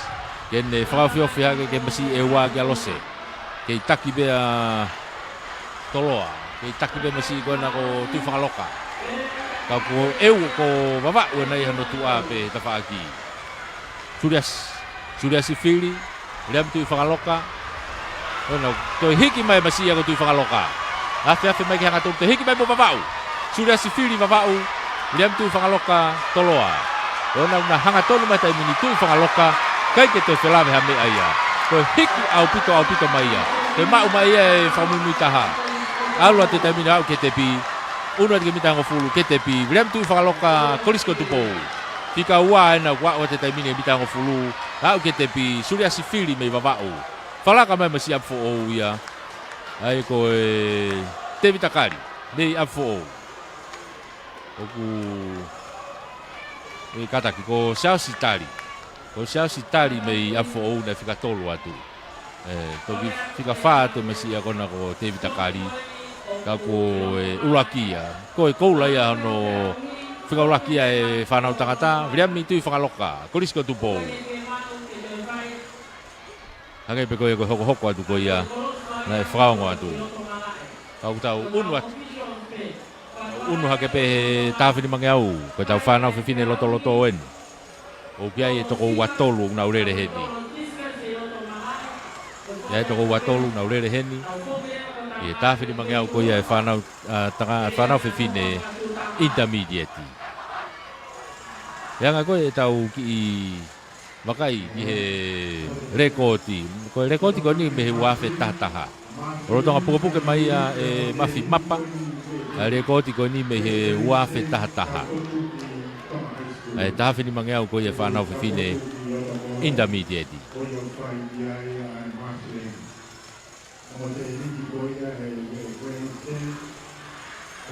Ka koe kaurere ni kuna osi tuu ke onam stata he tolu ngiau. Whailonga tu ke kulokula ke kulokula PTP. Mo ngahi turi ke mala e.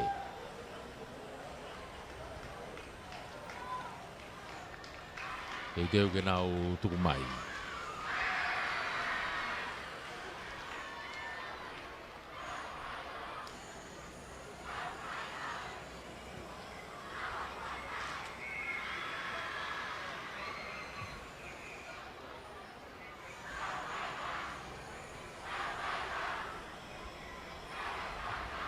Kaya ko ia ko le tu ia a e tau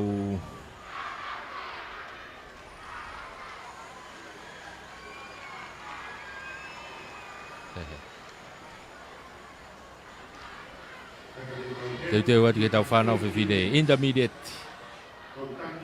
malo e pe foki ki he tau ngahi sponsor ko ia e tau whamafola malo pito e poupo.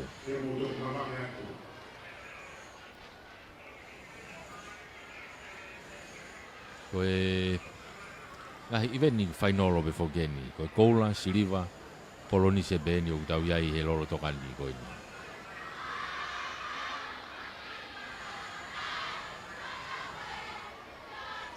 Ka ku ma o popolere ai ai mo ne alo mari le re a hoia. Mo ne ma o popolere ia tai pe. Ai no fo i go ia o ngahi tafa ki go toa.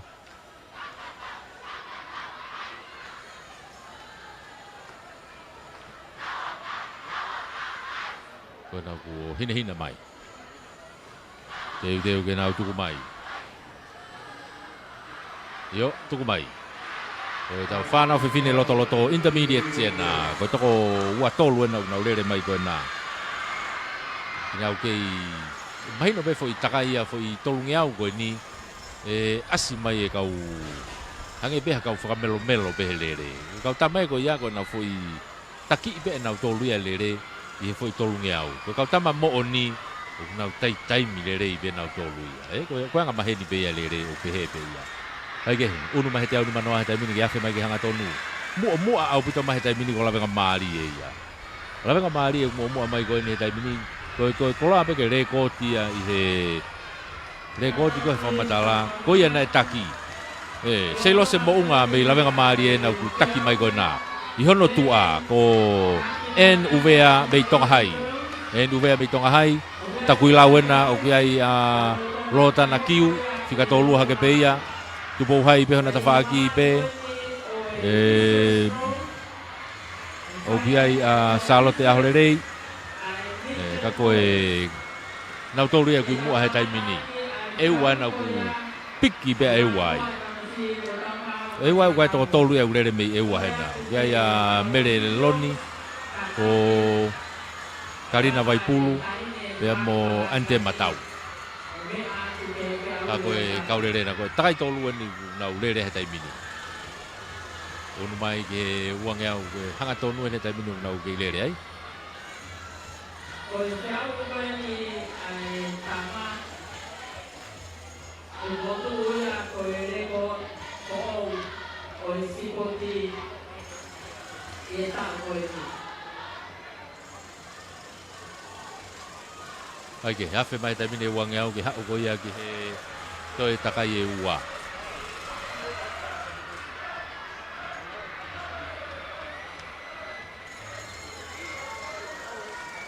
Kei koe kulupu kone o kutaki mai taimini hange kona ulawe ki ai ane nai. O ku iai.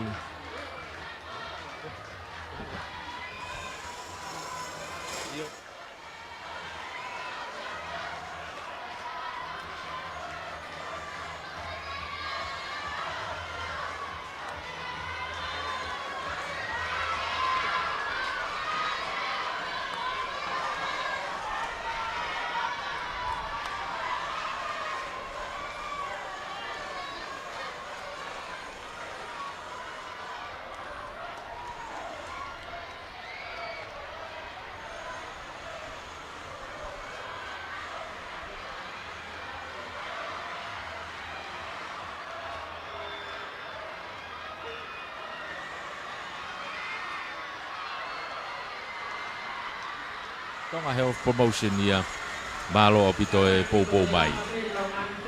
Ka kulere tau le tabi ko e hawen e takai fausi en.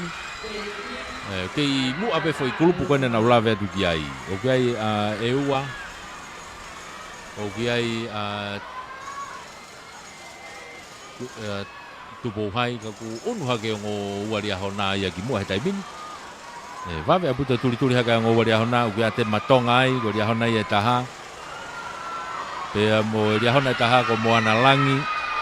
Pea mo wari ahona ia ua kona uki unu mai ki mua he taimini e nau. Kona unu mai ko ni ko takai whakao si en. O unau hau ko ki ai.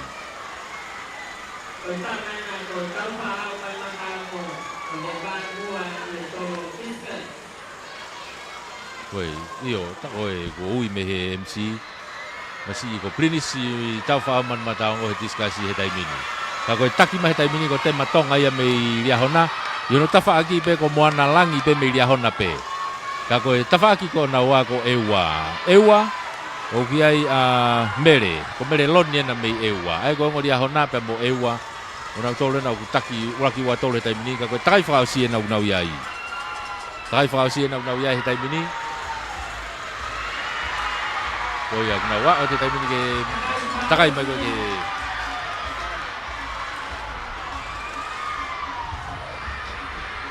lalo pena tolu ya. Lalo.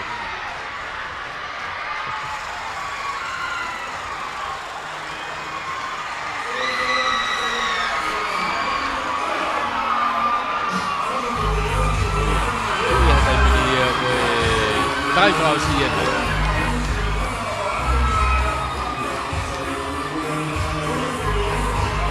Dai vào.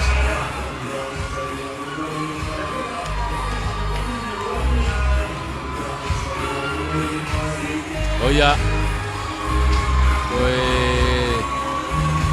Udah tapi ni kita ni manoa tapi ni kita tak mai ba be hake unu hake ya apo na dia tapi ni. Apo ya hona kage ya hona ni mosi mo abu to mai ya kako tema tonga ya me ya hona dia matonga me ya hona ha o mai mitai tolunoa mitai wanoa mitai hongofulu ha utebi tema tonga me ya hona urakia pika ua te taimini ko apo ko mele ni taula ya ko fika tolu atu ko ewa ia ko antema te ko kada ko mele loni o fika tolu atu ewa ai ko e uraki wa tolu ya tema tonga ko koula ia tah maria hona ai he mele ko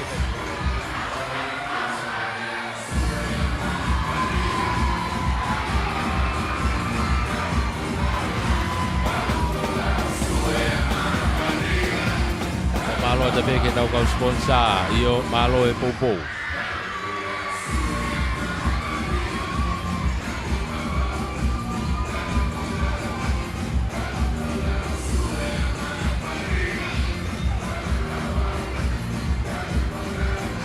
te wata ke tau iveni hoko ni ko e tafe ni mangea uia a e tau whanau Fefine ko e openi matu final open whanau Fefine openi ai ko toko tahaua una urere ai ko toko tahaua pe una urere mai ko ni to ki whaingo fuang e anga e tau mui ai i he kaurere ko ni toko tahaua ko ni una hau he openi ai whanau Fefine lalahi au pito en ko openi rotonga pupu ke rekotia ko ni e filimui ko ia ko yantama atoa Bây he tao ko si pe wano wa tolu ai to foto ai yandama ale ko fo o ta fini mangau ko ia ai fana fini la au pito open ka ko urere ko ia i he tauni o gai pe mo ngahingo iloa ku kau herere ko ni e tau toki mui pe ai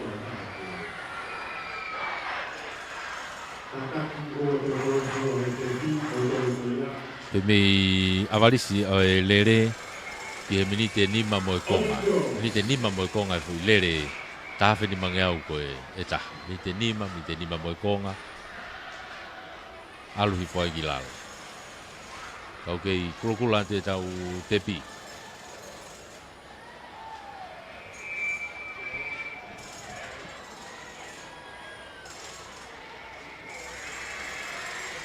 kei krokula pe tepi ko ngai fai longa ia ku te fito me ai mau kai kamata ko e tau rere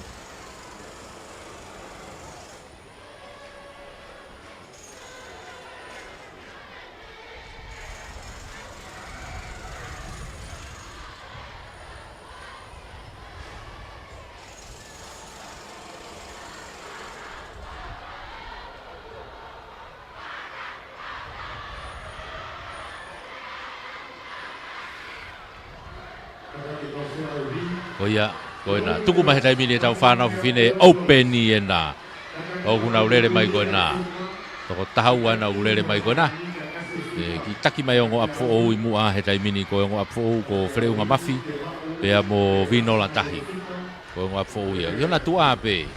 Ofi atu ai pea tu pouhai ai. Ko lalakai ia. Kefri ni lalakai i hona tu ape mei tu pouhai. Ka koe... Foi tolu ia kuna mua tai mini ka ku nau kei tau whakataha mai pē. E mua mai he taimini. Ai koe uraki tolunge au pēni, nau iai he taimini. Uraki tolunge au pēni, nau iai he taimini. Kako lalakai ena kui mua, ongo apfo ou pēna. Ko vino la tahi, pēa mo whereunga mafu. Kako nau ana kuna iai he loro tongani.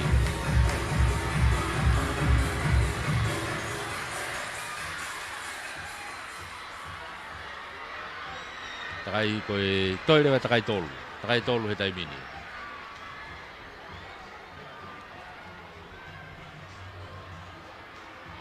Ai ko nau lere ina ai ko hau ko ni toirewa takai e ua. Ai ko takai ni hono tolu ua taha ko e whaosia. Kei taki mai he taimini atu bauhaia. Ai au ai pea lalakai ke fri lalakai mo ngo apfo ou. Ai ko vinola tahi pea mo freunga mafi. I hona utua pe ku ata kuilau ai. Kai ke fu mama ata kuilau me na tua ko nanasi tonga man. Nanasi tonga man na me ita kuilau. Unu hake moia. Ki mama ali he taimine rere ia. Alo tu kaurere ke to mama ali ange. Ka ku ke tau hi mai pe ka utama ko ni uraki wa tolu fa. Ai nau foi vave ko nau lere aki e taimini. Afe mai taimini ke hanga tonu mai e toi takai e ua. Nau kei hau pe foi toko wha ko ia. Ko tupou hai, ko kefurin lalakai, ko vinola tahi apfo ou, bea mo freunga mafi apfo ou, ko takuilau ena ko nanasi tonga mana. Nau tolu ena kui mua he taimini. Foi toko wha ia kuna mua he taimini. O si mawahe mai nau tolu ia me toe ngā. Toe takai e ua. Ai ko nau vilo atu pe ko ni o hau ki he takai whakaos. Kei hoko ate kaurere taimini ko e ua ena ko liahona pe mo tupo hai. Ai a ko e nima no fitu uia. Ko e ua pena e taha. Ko e walu hiwa hongo fulu taha mo e puri taha ua. Kai alu he taimini. Alu he taimini kaurere ia mua. Ko foi wha ina mua nga nau lawe ki ai. Kai peke nau fuma wahe. O kui ai takuilau ko nanasi tonga mana ko ngā pfo ou. Mino la tahi bea mo whereunga mafi. Bea mo Catherine lalakai mei tupou hai. Nau tolu ena foi wha ia i mua he taimini. Afe mai he taimini e wangi au. Nau hau ko ni ko takai whakaosi eni. Nau hau mai ki he tepi. Bea nau vilo lewa he takai whakaosi.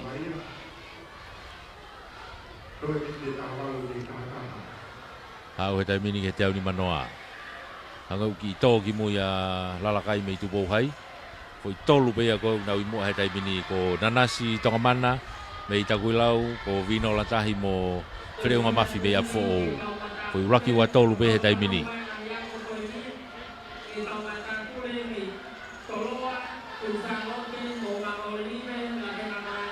Koe nau kei tatau pe nau rere nau tolu. Nau kei lere whakataha pe nau tolu. Koe takai whakaosi eni. Koe tuka takai eni tene tokilawa tala ko ia ai whaike heke he ni. Koe foi toko tolu koe koe koula siriwa polonise pe ia. Ai kau rere koe taimini mua. Ki ilonga pe hiki hake taimini a apfo ou. Ko whereunga mafi. Apfo ou. Whereunga pe mo vinola. Mei apfo ou. Na wafe mai tolu ngau ko si unu hake o apfo ou ia o laki ua pe taimini. Hake unaki mawahe hake na waia. Mei nanasi tonga mana mei takuilau. O si ilonga na ki mawahe hake. Nau hau ko hanga tonu ena te whakaha hake. O si mawahe tako ua pe o ngā fo ia i mua. Vinola pe mo freunga. Afe mahe wangi au kei piki atu pe nanasi mei takuilau he whika tolu. Kau ko si ilonga pute mawahe hake ia. ai hongo wa fo ia a fe mai ne te au ni manoa au he te au ni manoa he taimini a fe mai ke hau ki hanga tonu koe foi tope na ke tatau mai pe na lere anaua koe kola siliva pena o una lere mai ai kola siliva pe ko vino laena i reini mai koe ki tua ko freunga na reini loto freunga i freunga pe mo vinola a fobe to ki hiki mai taimini a nanasi mei takuilau hiki mai nanasi hiki mai alatu ke mita ngo fulu ka ke ulaki be ngo wa fo freunga mafi vinola tahi a fo ko ulaki wa ia ya to ki to mui pe turi ko ia a nanasi tonga mana mei takuilau i to mui pe ne turi ka kualati pe fika tolu me tali polonise ia ka koe lere ia openi ia ko tau ia ugiai tau unu atu i he tau whanau whewhine lalahi koe sini aia i mei tokolahi tatau pe fu lere koni ta whini mangeau e whanau whewhine sini a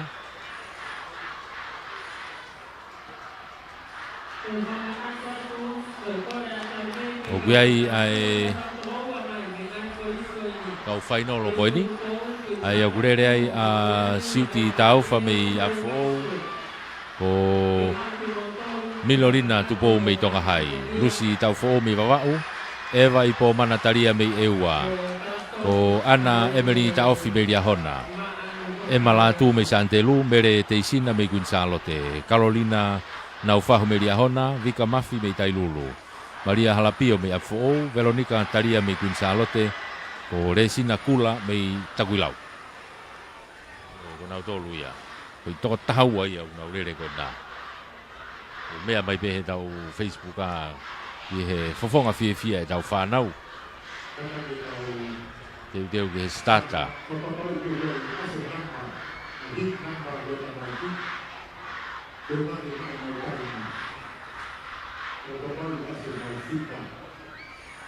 ai ke ko ia ko teu atu ni ki ai Famalo lah ya tu.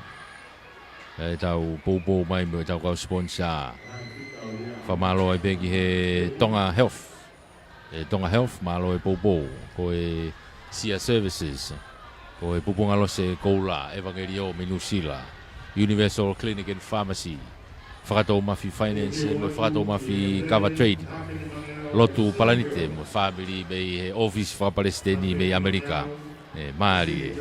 Si kaola ai supermarket i mo spare parts, Frank Enterprises, Talita Project.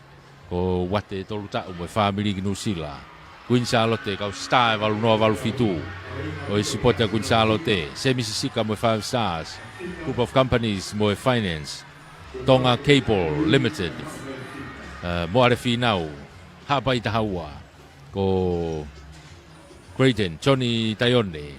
Tonga Tampavalu. Pea mo Sami Waibulu ko vavau tahanima. Ka koe kau whawhawhonga ko ia malo au pito e poupo mai. O ku ki puri e kau whawhawhonga ni. Ka ku mahalo pete nau toki talo mai. Ki ata pe ke talo mai e kau whawhawhonga. E ko ngahi sipoti ka toa ko ni ko ngahi wahe ngā ko toa unau iai.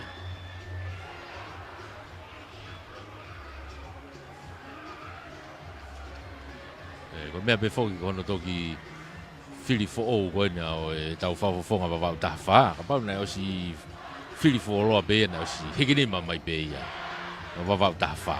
Maari. Kai ke ko tau whamalo ia ia. E tau kau sponsor, malo e popo, malo e toko ni mai.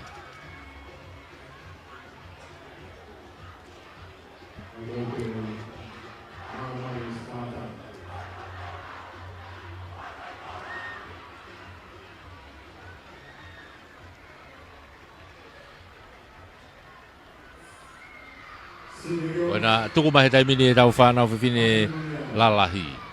Ko re koti whoke ulotonga iheni, ko re kotia o lata re renga, mei he uafe mā ono.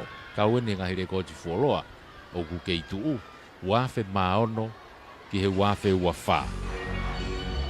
ai le ko ti ko ke tu ko ni te kai ke lakas ai ke ko kuna unu mai ke ulaki tolu nge au wenu na yai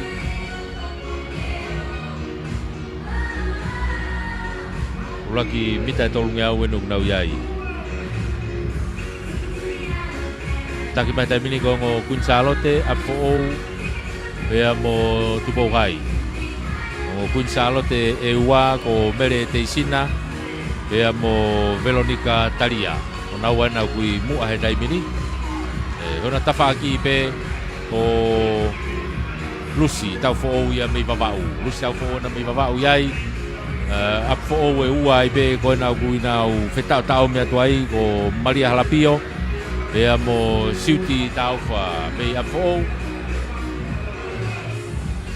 ako ia ko na tolo na ku na mua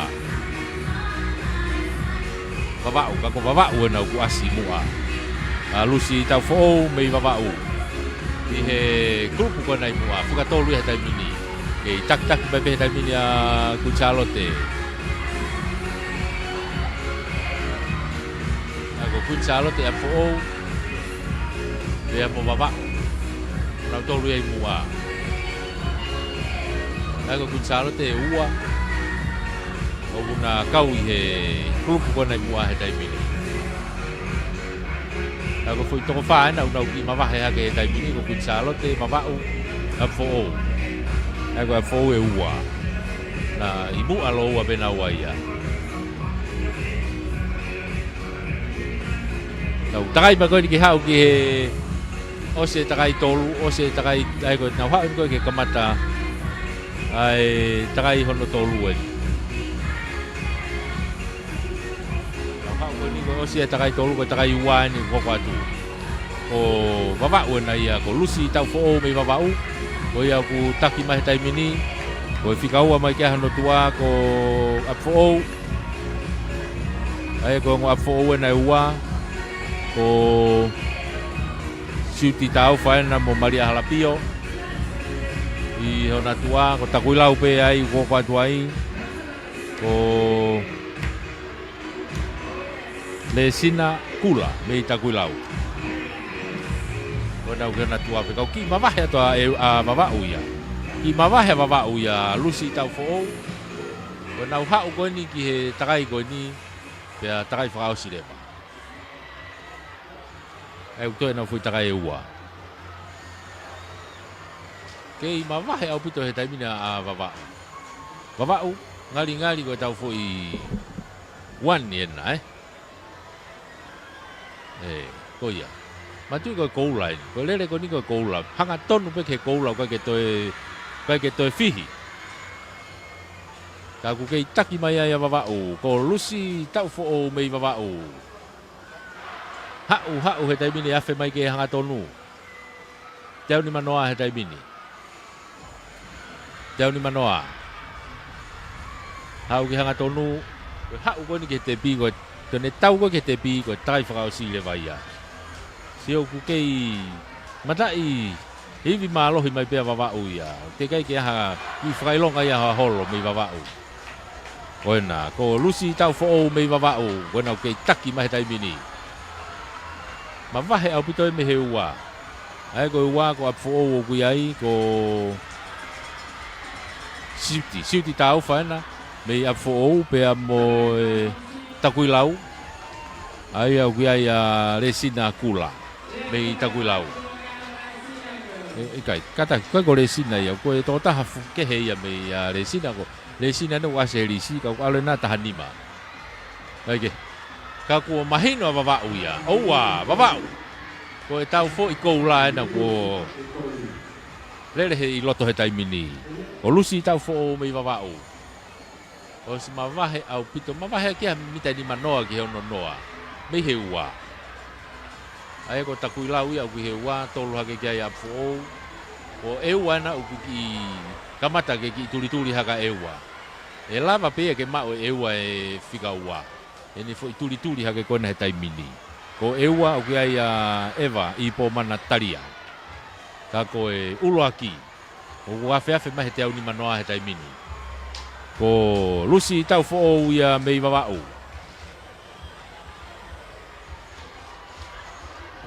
Lusi hau ke hanga tonu he taimini. Ko sini ai ni o tau iai e whanau whiwhine teau tawhini mangeau. Lusi tau fo o mei wawau. Wau mai ke ni manoa. Hau mai ke whanoa.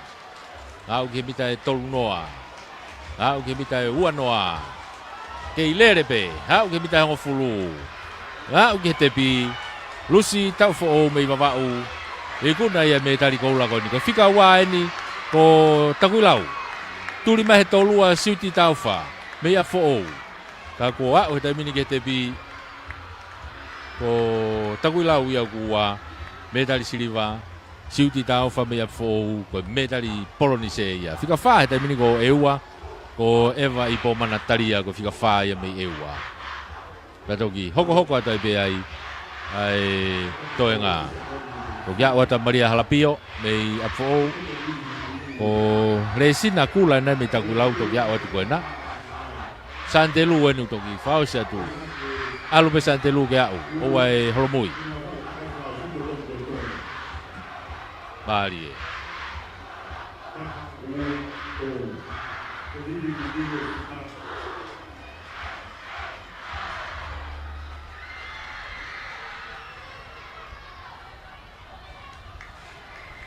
Toki whakawa o mai ni e whakasosi mai o e tau kaurere.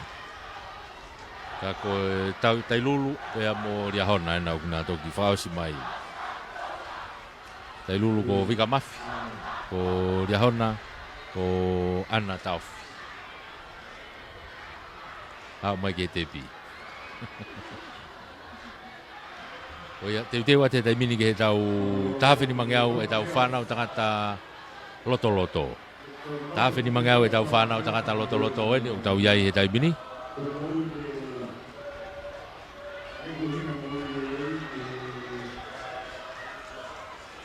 Ko e lere ko ni ugai ko ulawe i ke helisi ko ni ugai toko wanima unau lere ai.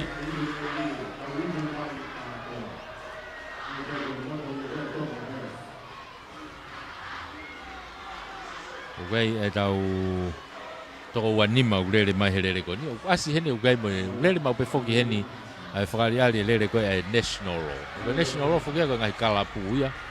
O kuiai e nau ngahi iveni pe o ku kau he hu holo he ngahi fe au hikoni.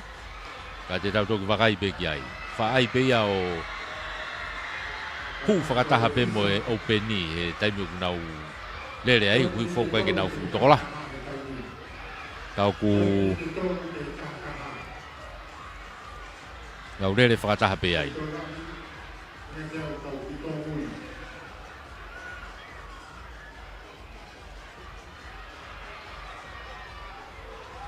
Ka koe ia te tau toki lawe pe he hingoa he tau whanonga. Ka koe tau whanau e ni e loto, tahawhini mangeau. Koe rekoti ko ukulotonga pukapuka he taimini e iveni koe ni, koe rekoti a e reka ko proof.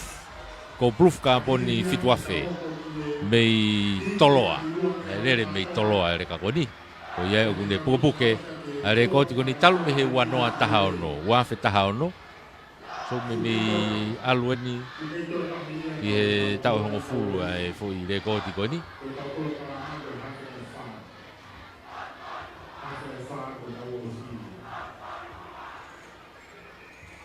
Ai ko tau ne valu e fo i rekoti ko ni. Ane nai foki me fo i rekoti ko wafe ma ono. Ko ki mama o te fo i rekoti ko ia. Ko i tau ia e taval, e tu mai fo i rekoti a ko ia. Ka ko e ngahi rekoti o keitu.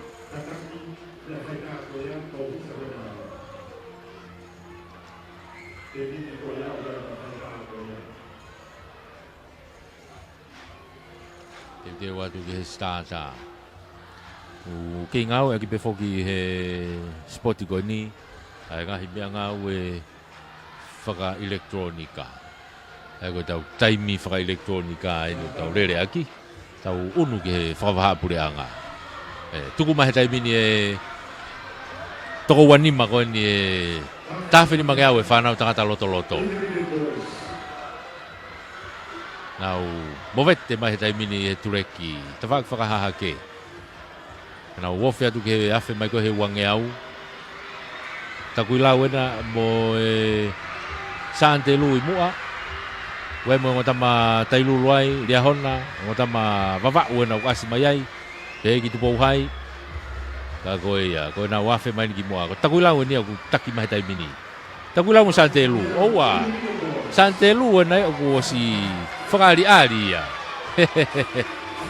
Ko masi takui lau ena. Masi Sante lu ko hingano. Hingano tuafi. Ako masi takui lau. Oku tau tokanga tau tolu ki ai ko sione hafoka ia. Ikai ko Augustino Feao. Takui lau ko Augustino Feao ko na kui mua au pito taimini. Ko masi Sante lu ena ko hingano tuafi. Ona ko kamata ke ki taitaimi, ko kamata ni taitaimi. Ko ngata matere ena. O kuna tere ha ke pehe tawhaki ke uraki. Ai au kia sepeti la tu. Pea mo Ihe o tamatere. Sepeti la tu pea mo mounga. Pea mo mounga. Na wafe mai taimini ki hau ki he ai koe hau koni o kakato e takai tolu. Kai toe fui takai e ua. Ai ko tau ko lau foka ko ni ko lau foka foki au ko hike whaingo fua e tau lere. Kake. Ka koe ni. Ko ngota matere na kunai mua he taimini. Kake koe na ulawe ki ai. Ko sepeti. Pea mo mounga. Ihona tafa aki pe koe masi tu pou hai ia ko Paula Tonga tu pou hai ki tau mea tu pe hona utua Augustino Feao mei takui lau Feao na mei takui lau toi ki unuhake ki mua ki hau ki fika ua ki taki pe masi atere ua tu pe kia takui lau tolu ate taimini ko tu pou hai uraki ua tolu he taimini koe takai toi tau fui takai tahmo ko ngai taimini. Nau unu mai. Bita ofa ke bita wange au. Koe masi atere nau ku kei taki mai be. Sebet. Pea ihono tafa aki be ko masi ia mei takui lau. Ko Augustino Feao. Takui lau, sepeti be mo Augustino. Na fe tau mi mai taimini. Hau ki hanga tonu eni. I falaka mai taimini a takui lau. Kata ko mounga, kamasi na ko mounga. Ko mounga na be mo takui lau. Takai faos siena. Augustino mounga. Ko mounga helotu. Mounga helotu. Pea mo Augustino. Ko nau apena ko nau simamahe au pito ki nau aia i he toe ngā he taimini. Nā hau nau hanga tonu i he tawhak whakahahake na kei whe tau mi maari e mai pe ai. He tau mi maari e nā whea ke taimini i wange au. Ki unu mā mounga ia ki mua. Mounga helotu pea mo Augustino Feao. Mounga na yo ko si taki mai. Mawahe mai taimina mounga ia. Mawahe mai mounga he na hau ko hanga tonu. Behe Koristonga. Mounga. Ko mounga helotu. Ko hingoa tikai ke osi ko mounga helotu moe. Kau ku tikai ke ose hingoa ko ose pepa ia. Aike, ko ia kune mau he taimini atere. Ko ikuna ia. Atere kei pepe masi au kei toe perere. Kona au kei rere pe ia. Kona au kei rere pe masi atere ia kone ilo po ose rere. Masi. Tō atu e fuive masi. Ko tuika fika tolu atu eni. Ko tupou hai. Aia ko Paula Tonga. Me tupou hai. Ko Poloniseia.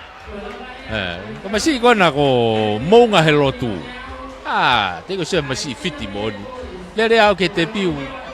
ke fe ma me se ke te ane fu takai tahat ke nei lo ko ia ko koula mo nga helo tu me ko listonga ko koula ia Silva Agustino Feao takuilau ko polonise na ko Paula Tonga me tu bo hai o toki frauso sa tu ni vai ne tau kau lele tai mini o frauso sa tu ni kau lele ka ko e ko listonga mo me tali koula me tali koula ko listonga mari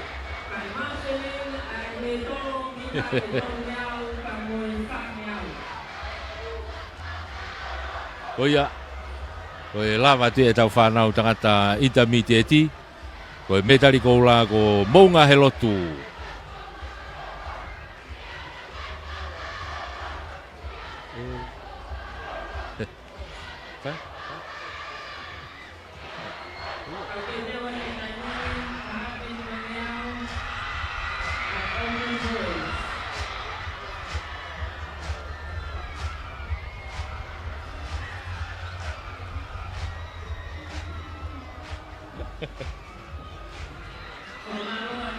Iyo ka koia koe lava ia.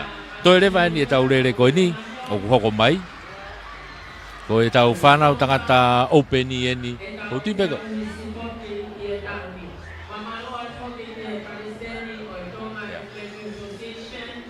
Ta koia koe hingo ia tamsi ko mounga leao. Whapapau i mai me he pure ako. Ko mounga mounga he lotu moe reao. Koia.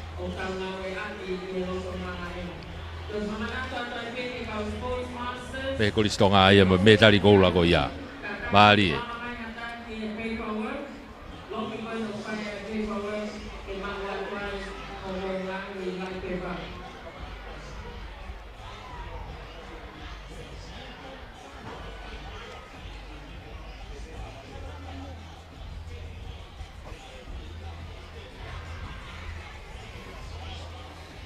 Aige, koe hoko atu eni atau toluia ki he openi pea o tuipe tena lele whakataha pe mo national ka pau wha pe he whoki e lele. Aige, ka koe openi mo e openi eni aia o ku lele mai ai toko valu. Ko toko valu na lele he openi. Ka ko wakai atu au ia he na ko toko tolu pe na ulele koe. Ko tuipe au mahalo na koe national uraki lele mai.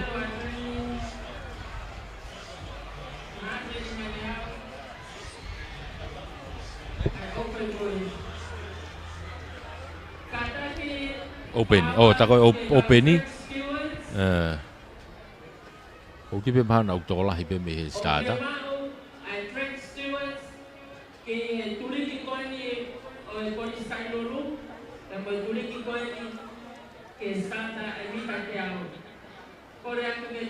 Oh ya kage kako te wato ni ta openi. O si failonga hina. Failonga hina.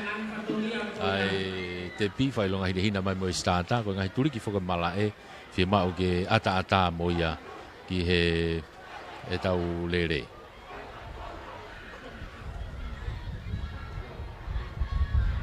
ko na ku tuku mai tai mini ko tau fana o openi na i he lere ko ni e ko listonga na ku unu hake ki mo he tai mini ai ko to taha pe na u lere ko na he tai mini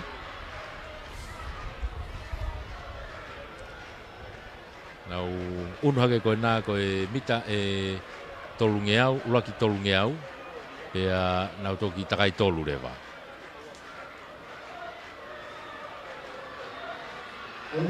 Uraki tolungeau, pa nau toki taki tolu rewa, openi. Pea mesi atere nau ku mua mai koe nai taimini. Masih atere ko ia ko masih ko utu one le atoa me ko listonga ko fikau atu no tua ko atu pouhai ai ko Marcelo Fukufuka ko ngota matu pouhai Fukufuka pe amo vava we ai au ki ai he tua ko ia ai ko tupa gurere heni be amo e kautama national o heni ka koe ke itaki mai he taimini ko utu one rea ae toa ia me he koristonga. ai lere ko ni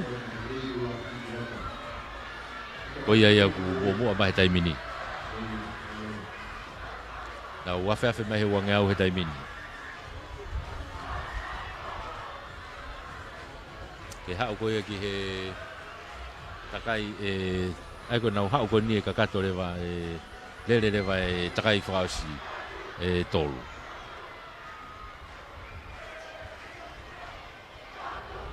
e taki mai beta mini e ko stonga ko utu one le atoa e tai mi be unu mai hono tua ko ngo tama vava u ia kuna fika ua tolu mai tai mini ai ko manatu waske pe amo tangata fisi hoi tangata ko manatu na ku fika ua te tai mini ko tangata na ko hono tua pe ko Marcelo ko fuka me toloa eu ape ona utafaki ko te vita tonga me eua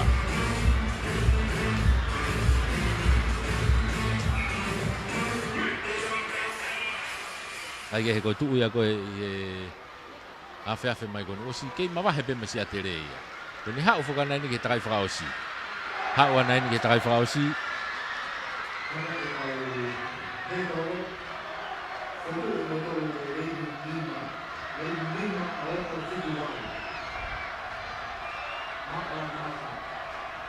kei mama he kei ha ode afe mai ho ngea o tai mini o tu one re ai toa ko stonga ko ia kei taki mai i hono tua be ona ia o ku si unu mai mama si toloa ia ai ko sone tonga me toloa sone tonga na be me toloa ko te vita tonga me ewa ko ua tolu ia tai mini na wafe mai ha o ko ke tai frau si en kei taki mai be o tu one re ai toa me atere tai mini o ia pe ke taki mai ko ni o va ve apito unu mai e ua ia be motoloa ki he ua mo tolu masi toloa ko na ko Marcelo ia ko e ua ko te vita tonga to tuli me pe na tua sone tonga be me toloa be ka ko na ko tai frau si en mai no pito e tunga ku ia he tai mini ke taki mai be utu one ko Marcelo ko te vita tonga na tolu na foi Rocky wa tolu he tai mini. Vame tuli atu ang utama ko e tolo ape mo ewa.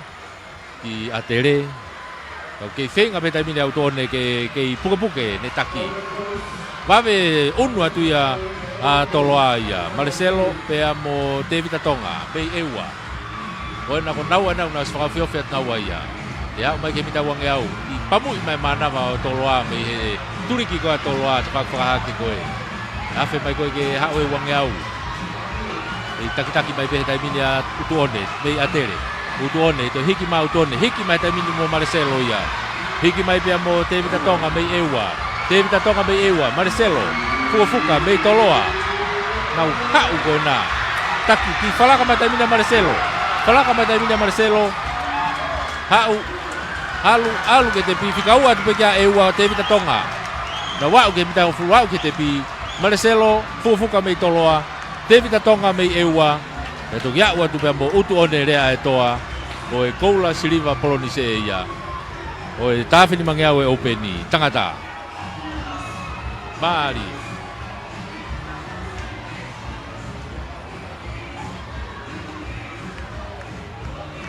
toki whaka wa tai be toi ngā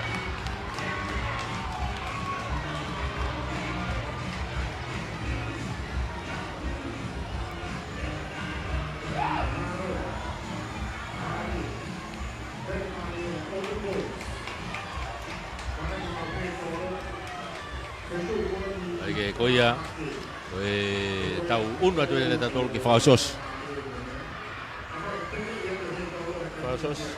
e tau tahawhini mangeau o sieni pa tau he tolo o sieni pa tau he tolo ngeau mo whangeau e hiti pe mo ia ka ko e whainolo e nia o e whakasos e tau tahawhini mangeau e tau whanau tangata lalahi ai ukai pe mo e national o tiko national o ente na lere mai ko ni ai ko national o ia ko to tolu pe lere ai ko Daniela Coca o feduta ki bun pola da mosione aho ko e to tolu ia ko ni Ai ko national lawyer ko ngai kalapu ni. Lere ni ngai kalapu.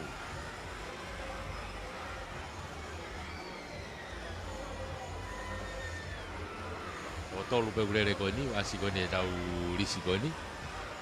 Ko lere pe foko ni mahu inga pe lere ke taimi. Lere e taimi. Neo ko nau to tolu pe.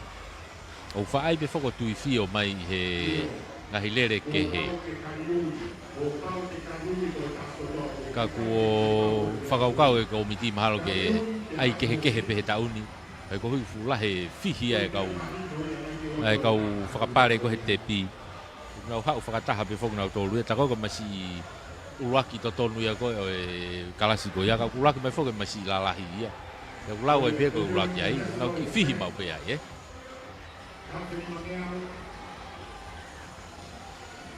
Oh ya, tai mini national.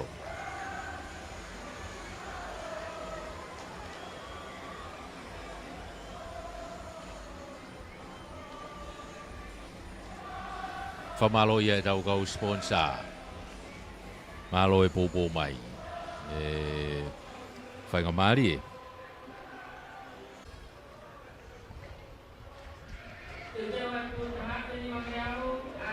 Io famalo ia e pe foki e tau kau sponsor ki he Tonga Family Health. Ko Tonga Family Health famalo atu. Malo e popo. Ia i he tau ngahi kau taha i au nau tokoni mai ke tau sponsor. Fai whatongi a mea ia akanete taai lauti. Ue kau ngau e ko ia ai Tonga Family Health, malo e popo. Kaike, unu mai taimine fo i toko tolu koe ni e national law nau lere mai koe ni. Koe ni nau matui uraki mita tolu ngiau, pia nau toki takai tolu rewa.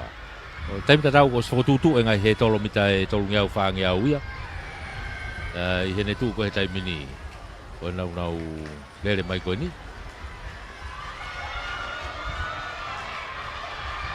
Koe ko tani la koka fetu u nudi pola mo sene aho nau tolu ia nau i loto tureki he taimini ai ko foi uraki wa tolu pe nau tolu pe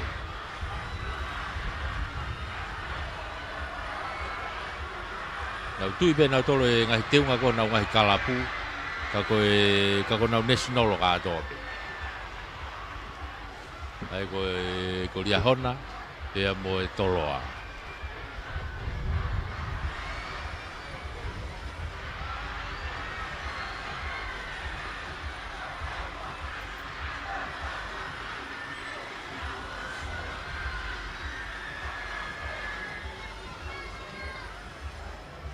wafe mai koe ni koe foi toko tolu pe o se mahino apu to pe mawahe mai masi a koe ni mua ia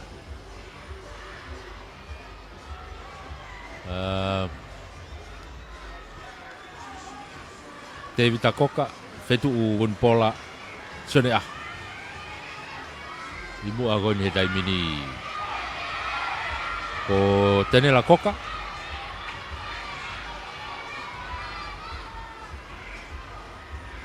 ai ke ngau ke ko foi ua ko ki mui mai ko ni ko na ki holo mui na wa ia ki mui ka ko e taki au ko se mawahe au pito ia ti mi va toloa mana tu ia me ape ke te unga ia tai ko e nasi tai o ia ko kau i he tau sponsor ho tau ki teunga ko nu tau fai fatongi aki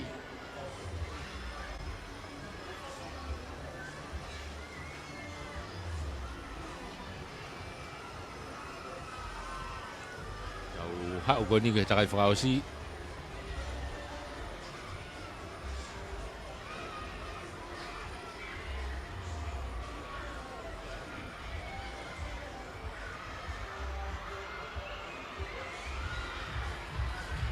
unu mai koe ni e takai whakaosi i tōtoko lahi pepe whoke kau pōpō mo e tapaki koe ni koe kalapu ria hona whetū taki won pola Sene aho.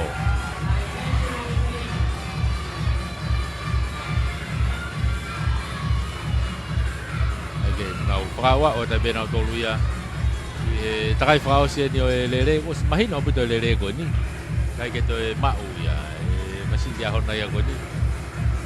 Mawahe au puto ia. Me he ua, mama kena tole pita te au tupu ia. Ai uraki mo ua. Koe whakakakato pērere ia ke whakaua u.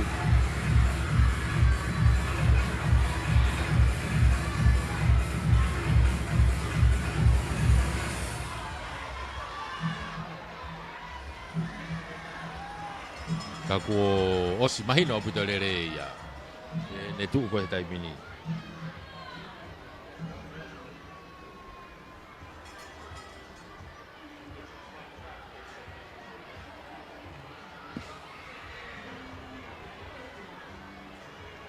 Afe mai taimini uanga au koe hao whogenia ki he tepi. Hanga tonu mai nia ke tepi.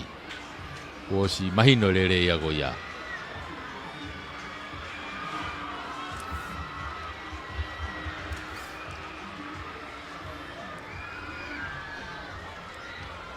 Hau koe koura e pe ia.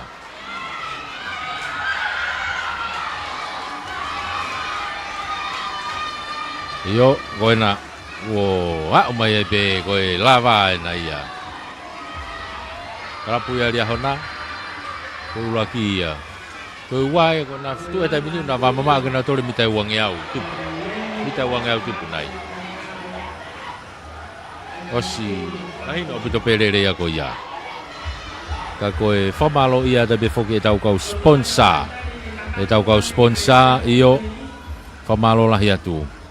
Ia Honourable Sami Waipulu. Whawawhonga e wawau tahani ma. Honourable Johnny Grayton Zaione. Whawawhonga e tonga tapuwalu. Honourable Moare Finau. Whawawhonga Hapai Tahaua. Tonga Capo Limited. Semisisika mo 5 Stars Group of Companies and Finance. Koe kau star spot ya Gonzalo te valunua valufitu. Wate tolu tau mo family ki Nusila. Talita Project, Frank Enterprises, Pacific Energies. Koe ua toloi. Koe toha tu pengo tamai ua tolu. Eo, ka una ua tolu pe toloa ka ku ulaki a masiki aho nāia. Pacific Energies, si ikaiola supermarket pe mo spare parts. Lotu Palanite, mo family ki Amerika. Whakatou Mafi Finance, mo e Cover Trading. Universal Clinic and Pharmacy. Ko e pupunga lose koula Evangelio Nusila. Ko e Sia. Sia Companies, Sia Finance o malu ai pe ai. Pea mo e pe foki ki he Tonga Family Health. Malo Tonga Family Health. Malo e pou pea mo e kau mai ki he tau whamafola. Sia Services. Ka koe taimini. Koe tau tāwhini mangau whakaosi eni. Ai whanau tangata lalahi. Io, tuku mai. Kau tuku mai koni koe toko ua tolu eni o kunau lere mai koe ni. Mahino pe tolu ngā ulaki unau kei mata tatau mai pe nau tolu ai. Masi i takui lau ena kua si mua mai manuha pai. Ai koe manuha pai me takui lau. Koe masi i lere oma apuita masi ia ko ia. Afe mai koe ki hau kanga tonu kei taki mai pe taimini. Te wila, manuha pai. Hono tawhaaki pe koe masi i teilulu ena. Oku te reofi hake pe hono tawhaaki ko Samsoni. Samsoni ia, koe ngo tama saan te lu ena ki hona tawhaaki pe. Oke mai kolo kalu saan te lu ia. Pea mo Samsoni lave mau. Nau imu ako toa pe ai. Masi i lolo a hale walu ena ki hona tua pe tawhaaki. Vava uia, oke ia Amanaki Waske ko Turia Tureka. Ko kamata ke nau ki holo he taimini o taimi. Kamata ke nau ki holo he taimini o taimi. Ai nau lere, nau kei he whakahoko pe ko ia. Takuilau, tailulu, toloa, lawenga maarie. Koe ko tama sante lu.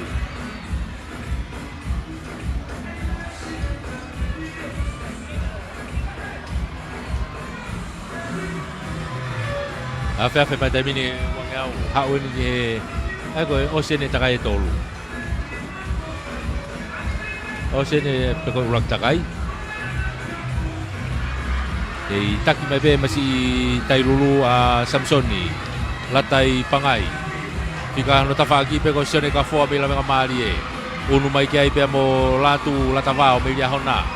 E raki wa tolu ke tao mia ke pe a ma ke a asa me ta kuilau pe tuliki pe na ke mata tatau pe tai mi ai kupu ko nai mua to nga nau mui a tai pe ta pagi ka koe taki he tai mini ke yai pe Samsoni latai pakai pe mo lavenga mali e ali hona ko latu latavao me dia hona latavao na me dia hona ko latai pakai pe tai lu tolo ana unu hake iona tafaki pe vave tuli hake misi toloa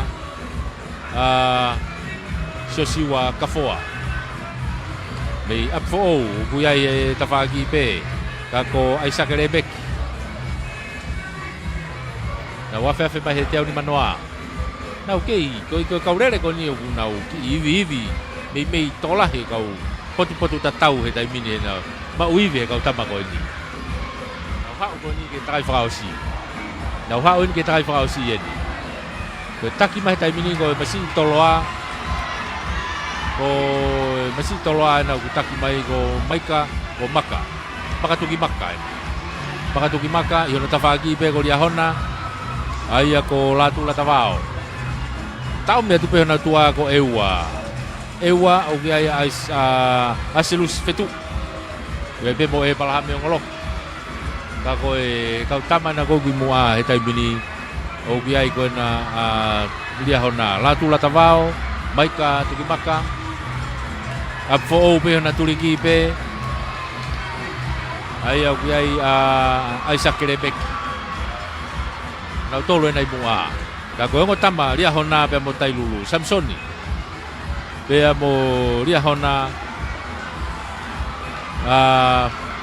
latu Samsoni mo latu apfo o nai ko si unu haga fo ki mo ai tai mini vave abuto tuli ma fo ko Isaac pena pe mo latu Isaac mo latu tolo apfo mo dia hona Isaac pe mo latu kona una tau me mata ke taki mai peta mila dia hona alwa pe dia hona latu latavao me dia hona ulakia ta latu latavao me dia hona toki visesio tolu me afo na to fika tolu ate tai mini ko maka tuki maka me toloa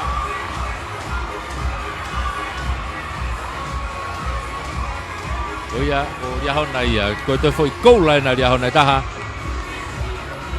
Nere mari e ko ia me ia latu latavao o dia hona lava ia tau tahafi ni mangeau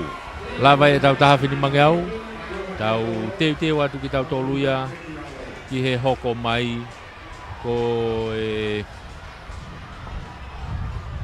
he tolo ko tau he tolo ni tau hoko ki ai ko he tolo tolungeau he tolo fangeau ai ko tui pe ko osi pe ko ni tau he tolo ko ni e fai le va no fucking ai betali ko ia o tahafi ni mangeau ya mau ki mui mai pe ai mau tolu ko na ku fa mui mai he tau te pile metali fai mo ke ta ho te pile he tai mini pe ke toki tohi ai pe he loto ai fucking metali ai ko foi laine i olunga ke tohi ai kola siliva polonise ko tafaki hema laine hi foi ngahi apiako pe ke toki fai longa ai pe o ne uia tu pe polonise pa ke sio ke apiako ko ya o tohi e polonise o ki fai longa e polonise ai ko ne uia pe siliva pa ke sio ke apiako ko ya ki fai longa e ha ke siliva ai ngau e tu pe ngahi lau fika ko o taha ua tolufa hai ake nima taha ua tolufa hai nima ai hake ko lau ko funky straw ngau e pe lau fika ko fangi stroa ko foi kohi pe taha ua tolu fa nima ku ni hanga hai nga pe ke tau mui pe tau te bile me tali o te tau fu fai kehe mai no pe e kehe pe ai ola fa o visi ale ia ko tau ki mui pe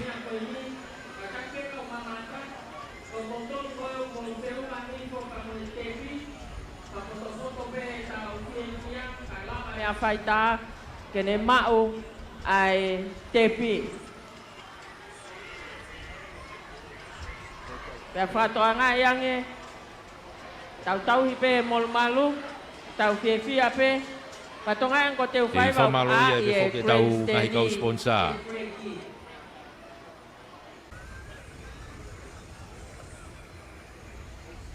Te watu ke tau he tolo, nau kei fotu tu mai me ona ngahi turiki.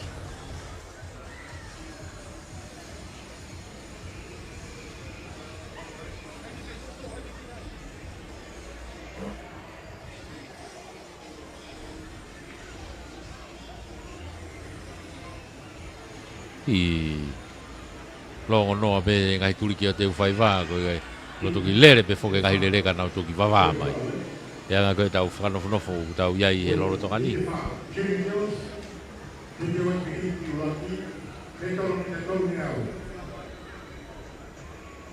Ai ko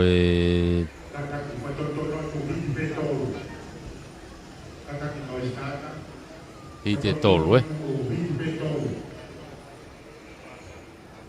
I te tolu e tau he tolu ngeau. Ai tau whanau Fefine Junior.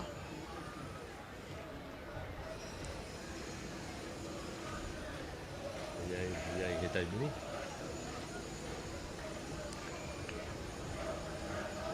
Na o si fotutu ko na ngai tu nga hina tu hangai ko na lawe ke ane nai. Ko e toko fitu, ai ko toko ono pe. Me ko toko ono pe una urere. Ai ko re ni ua tolu fa ni ma ono fitu pe ngawe aki.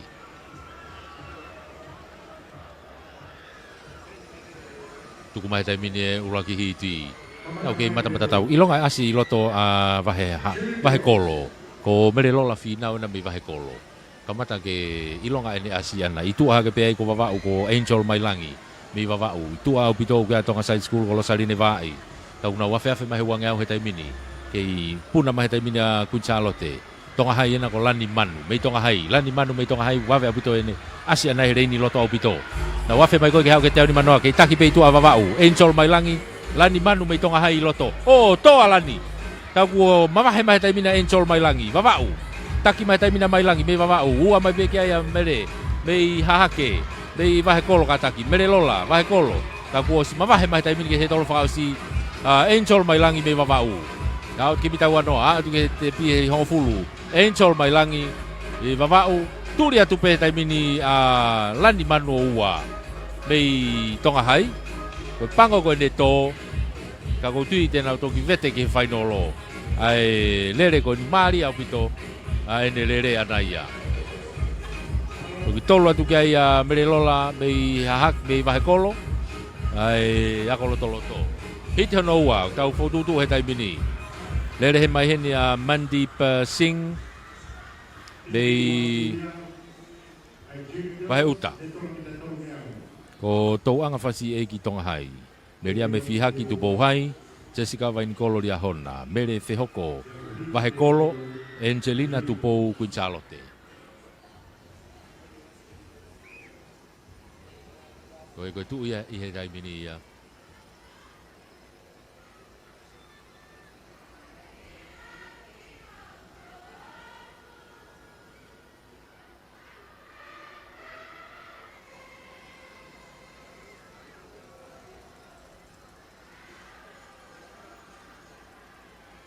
I te ono wai ni kunau iai he tai mini.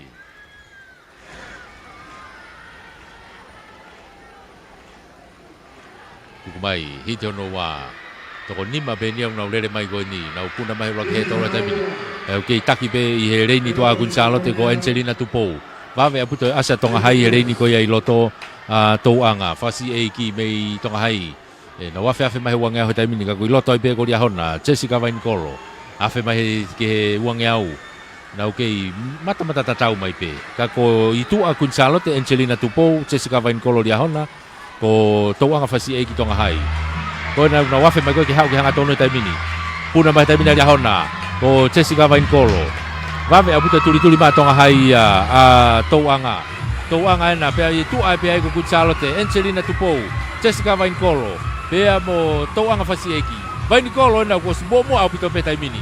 Dia hona. Na una ke mita ngfulu mita e tepi lia hona bea kun Charlotte mo tonga hai ai ko lia hona na Jessica Vain Kolo Angelina Tupou bea mo tau anga fasi eiki ko raki wa tolu ia hit hono tolu enu tau ia hit frausen ia junior fefine ko manusiu vea me lia hona ko meritiola aholotu me afo simina lupeitu me tonga high school ko kalatalina mahe me lavenga mali e alilia salt me mamaloa pe mololu hamasika me tailul ai ko e kau lereia i he hit frausi ko ni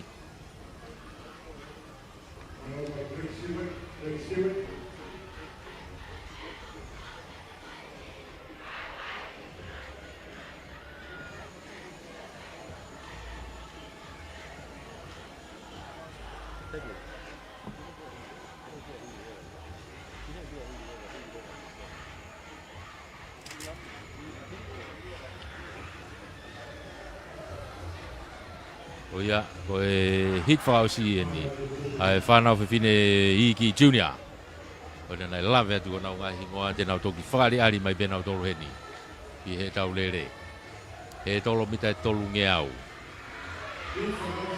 tuku mai tai mini toko fitu na una hau ko na yo na hau fakata ha bena tolu i mu au pito ga tai lulu wa lolu hamasika i mu a Wawe abuta lele loto ko ia lavenga mali e ko Catalina Mahe me lavenga mali e i loto abuta pe ai ko fo ko mere tiola halotu dia hona o ma mo tuli mali hona man silvea afe mai ko ki hauka to man silvea ni me dia hona o si taki mai tai mini ko ia be mo lolu hamasika me tai lulu wawe abuta mo tuli loto mali e ai o ki cross lane ka ko osi motu mai man silvea Media hona tai mini. Afo wena yo no tafaki.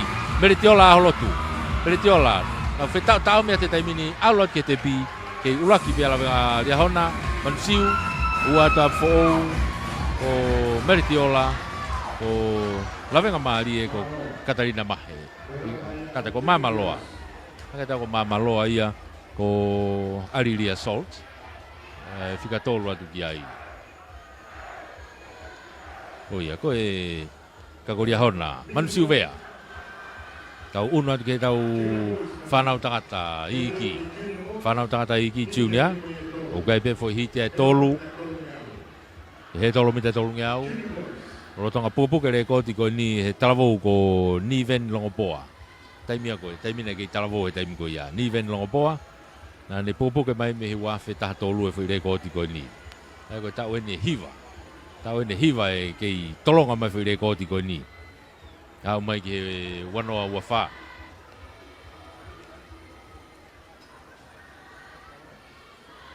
ka ko hite tolu ko ni e hiti ulaki o Filipe Wesi me tupo hai tali fatafehi belia hona masina ufaho me vahe kolo lopeti tonga me mamaloa ko rio manu me tonga hai siori wate te vunga me kolistonga ko taurewa kini me tupo hai pe mo Santana taufu me tailul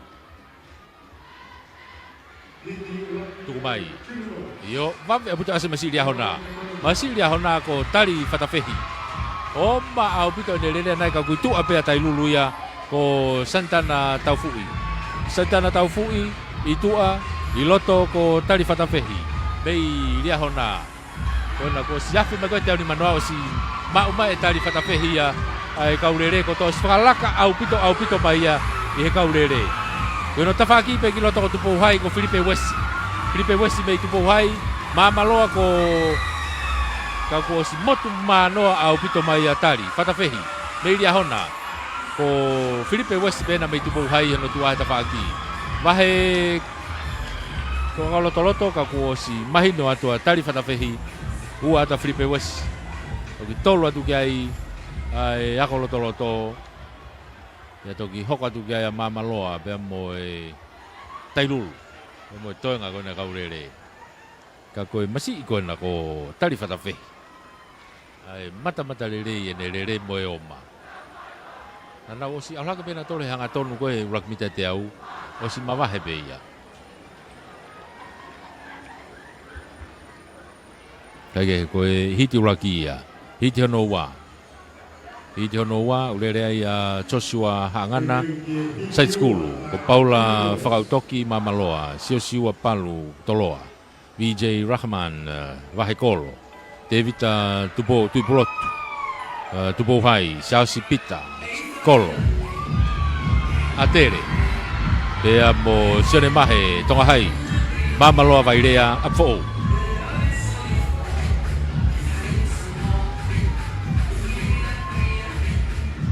Oia ko hite no wa na ko tu mai tai mini.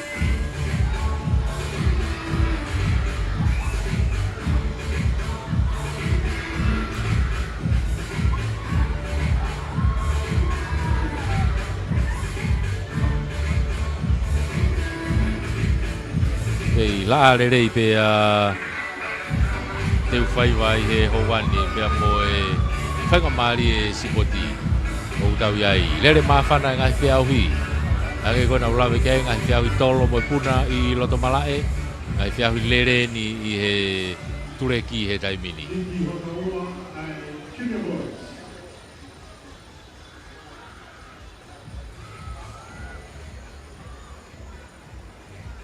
Rea koe mata lere e te wakai ki he taha e te unga.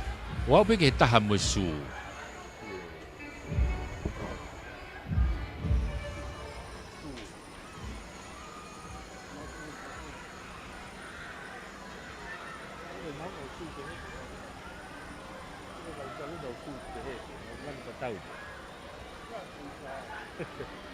Kage, ako e teu ato ni ke hiti hono ua.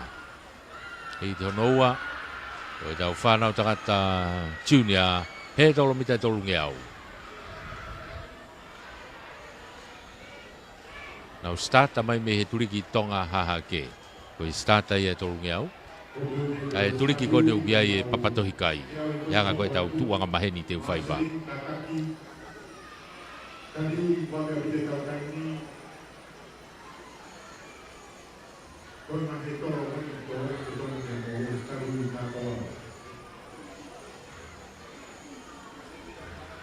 Koni tuku mai, nau puna mahi wake tolo tai mini. I mata tatau mai peu. Ilonga i loto a Kristonga, masiko Soeri. Te vunga. Soeri ena pe mo tonga hai atu pe no tawhaki a Korio. Ko Soeri Korio. Pea mo e masiki ko ia mei afo ou ia i he reini ko ia i loto be. Ka kona wafe mai ko na ki hao ko ia ki he hatone tai mini. Io Kristonga mo tonga hai. Sone mahe. Pea mo Siasi Kolo. Kau Siasi Kolo ena. Mei he Kristonga ko si whalaka mai. I loto ai pe ko e masiki ko na bei toloa. Siosiwa Palu. Palu. Pea mo Kolo. Na o te taimini ke toi mita wanoa. Tau ke te pia taimini. Kei uraki atu pea atere. Ai ako Siasi Kolo. Ya toki ua ata siwa Palu. Ya nau toki hoko ata i pe ai.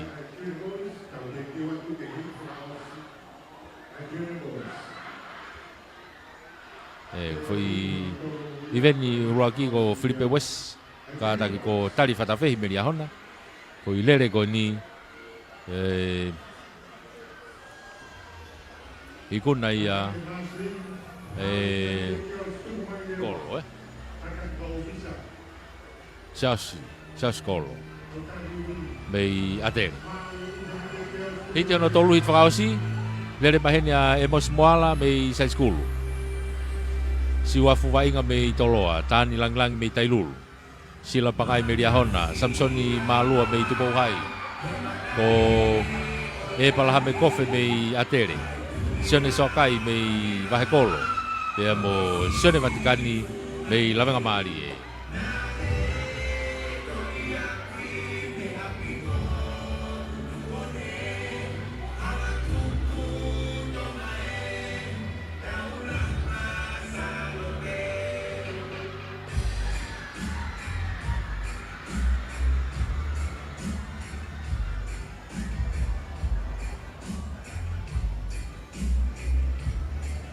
Hiti hono tolu e ni hit whakaosi e tau whanau junior. Ai koe ne... Koe ni kau tuku mai tai mini. Hau ka kato pe ngahi reini e vrere mai koe ni. Io, o reine valu ka kato pe. Kau kei mata tatau. Ilo ka pe ase masi lia hona i loto. Sila pangai. Mei lia hona. Io no tafa aki pe ko e palahame kofe ia mei atere.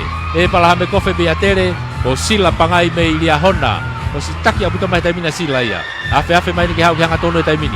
Lagi puna mai sila. Puna mai pea mo atere ai palahame. Kai hono tafa ki pe loto kai siwafu vai nga mei toloa. Ai ko laki wa tolu e taimini. Sila pangai mei lia hona. Tafa ki ko e palahame kofe mei atere. Ko siwafu mei toloa.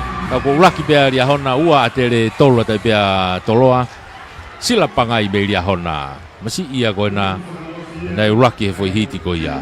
Ua antu kia e palahame kofe mei atere. To e tolu pe kia ia siwafu wa inga mei toloa. Ai ko foi hiti ko eko te tama lia hona pena taha. Ai ko sila pangai. Ta tau pena foi lere mo masi koe na ne uraki mao e uraki hiti. A tari fatawhehi. Kari ngari tena ki toho maari e pengo tama lia hona. I he final Kai ka koe tau unu koe ni. Koe tau whange au. Tau unu mai ke whange au e tai mini. Ai koe whange au kamatai he tau intermediate o aloe peke he ne os. Ka koe tu uia. Haviri viri yangi e haviri. Mamalohi e ne yangi. Mei he tokelau hahake. Mei tokelau hahake mai e ne yangi. Ki haviri viri malohi mai. Ka koe ngahi mea pea uwha ki fuolo ai tau tatari. Koe taimi kou whai e whakotutu, tari ui mo whakotutu. Pea mo e whenga i koe tau starter. Ke mo ui koe e starter ke whai ake ai whehokotaki koe ia ai ngahi mea ngāwe whaka elektronika o whai ake ngāwe.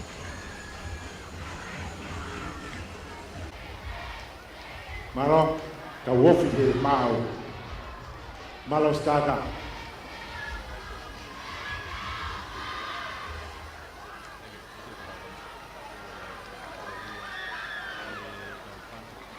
Hidiraki, intermediate girls.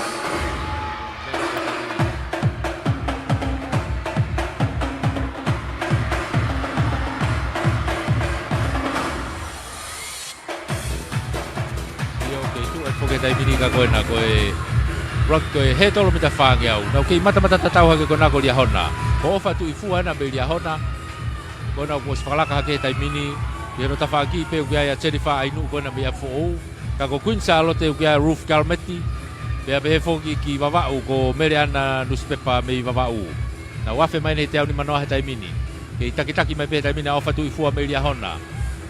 Kei mua mai pe a ofa. Na puna mai, puna ko ofa pe mo Ruth Calmetti ko naua kuna mo mai tai mini dia hona mo Queen Charlotte. Na afe mai ki hanga tonu he tai mini. Kei taki mai pe ofa pe dia hona Ruth me Queen Charlotte.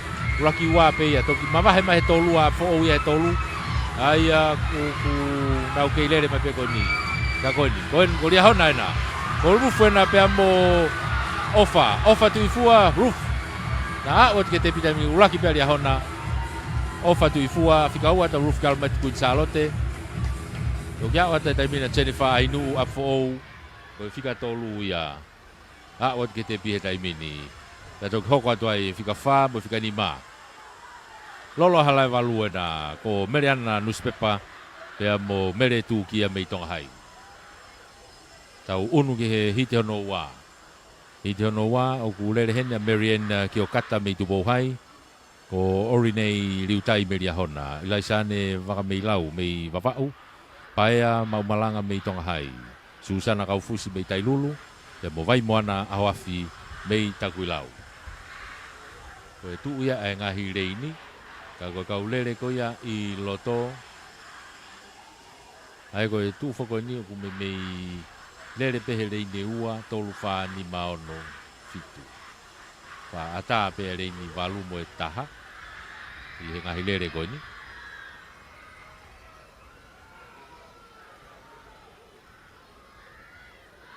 Hono ua, Marianne Kiokata pea me Tupo High School, Oreni lei riutai pe me ria hona, ilai sane waka me ilau pe me wawao, paia malanga pe me tonga hai, Susana Kafus me tai lulu mo vai moana o hati pea me taku ilau.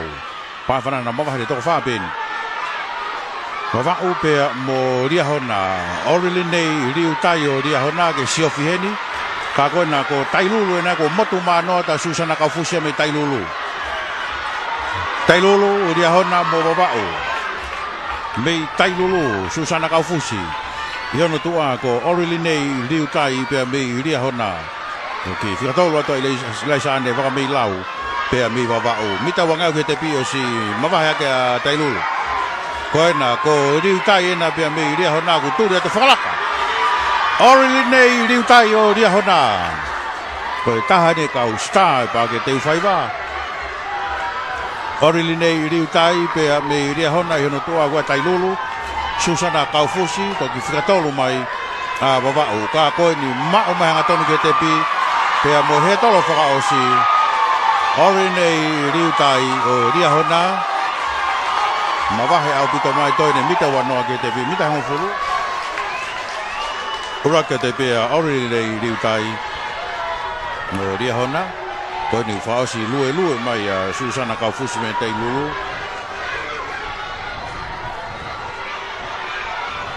Hao e peo o mai ki e tepi, Susana Kaufusi me tei lulu. Whikatolu e ni pia mei wawao lahi, ilai sane waka mei lau. Fu wawe mau haua ma tauria pia, ka ke toi aha taimi ke toi a ko e taimi he tolo. Ka koe whanga iveni foku ke tonu pe te taimi,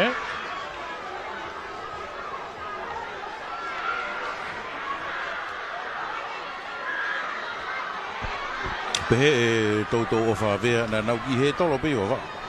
Ka koe ngahi he tolo papa whaki a koe nuku he tolo staila ni o ngā te whai. Maalunga tatau koe ke te i wheto aki a he tolo i. Au te teo te pe ki he...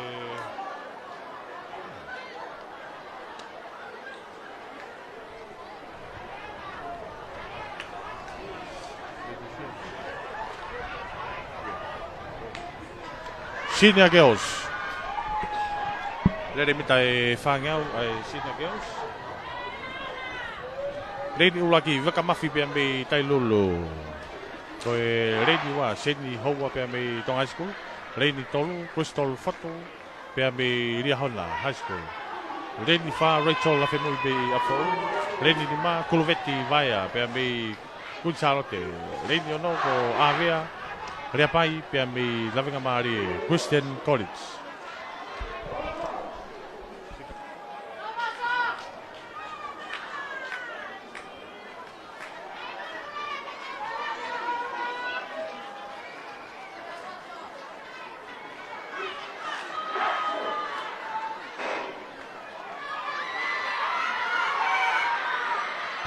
Mawahe atu ai grupu ko ni. Au he tolo uraki ata afo mo Lavenga Mari e ria hona. Tonga hai pe foki ki tai lulu. Ka ko Lavenga Mari mo afo, Lavenga Mari mo afo. Ave rea pai o Lavenga Mari ko star ni. Pe a me he api ko Moia Kalaisi. Ko na he reini ko ki lo toko tai lulu na tulture pe tai lulu. Vika mafi mei tai lulu whakalaka te fo. Ka ko Lavenga Mari ave rea pai mei Lavenga Mari. Lavenga Mari. E taki me pe Lavenga Mari no to awa tai lulu. Ria hona mo api fo. Ka ko Lavenga Mari ave a rea pai mei Lavenga Mari. Aia ko Lavenga Mari ave a rea pai pe mei Koe nu hanga tonu mai ki he tolo whakaosi. Rea pai me lawenga maari e. He tolo whakaosi au me kei mo tailulu mori a hona. Ka ko awea area pai. Pea me lawenga maari e uruaki. Ua mai ari a hona. Ko tolo ata tailulu. Me iria hona Crystal Fotu. Pea pegi tailulu Vika Mafi. Hau fōu indo ki tō mai ki tepi. Kawhia pito pia tonga haia. Tau te peki e hiti hono ua. He tolo pita whangeau ai Sydney Girls. Ko e reini whika ua. Katarina Whirimoehala me tonga hai. Reini tolu. Rien choi tau whaau pia me tailulu. Reini wha salalongo poa pia me ato.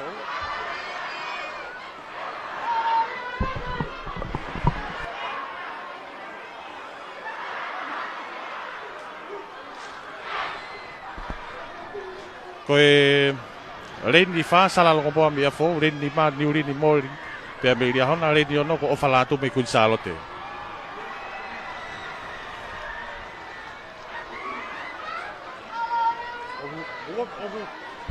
Tan?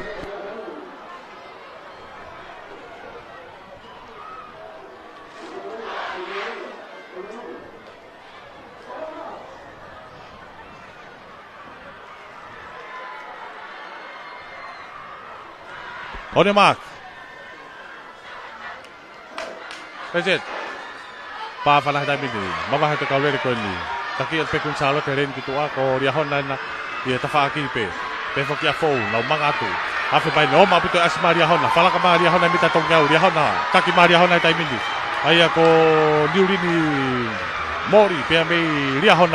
Ria hon ia no tua ga ia o fala tu me kun salo te os mama ha to ra ki me wa. Pea me tolu wha mani ma. O si ofiat na ua whawawat na uke bitai wangi au. Manga mai a ria hona ia. O ria hona. Niuri ni mori. Pea me ria hona. Taki mai ria hona. Lele sivi pe nia. Hiti whakao si eni. He tolo mita whangi au. Ai sinia ke o. O ria hona. Hafe mai ne bitai te awong fulu. Ke taki me pe ria hona. Kun salote. Ria hona. Kun salote. Ria hona. Hak ria hona ia ki he tolo whao si. Manga mai ria hona. Tika e koe taimi kou hala e koe te taimi kou pehea e. Kako raka ria hona. Uwat ka kunsalote. Ko tailulu ena ko tok manga mai ena e whika tolu ko tailulu. Aia ko Rian Choi tau whaao pia mei tailulu.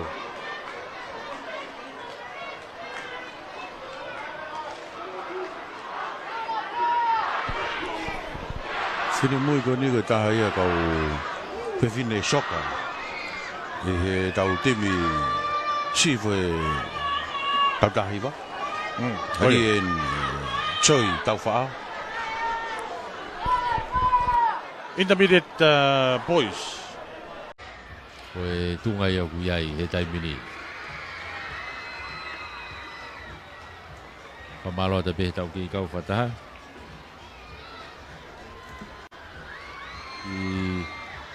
Ko le whamore te whoko ki motu hi atu e tau whamafola. Ko e uhi be ko e ki mate mai uhi la. Ki mate uhi la hedi. Ka koe ni ko whainga maari e be. E tau to e hoko atu.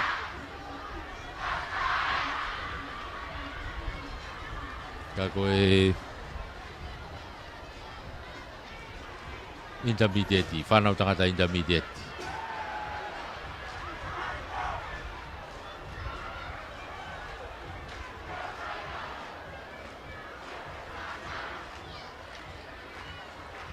Tari foke mau e ngahi turiki ka e kamos. Ka tau hoko atu.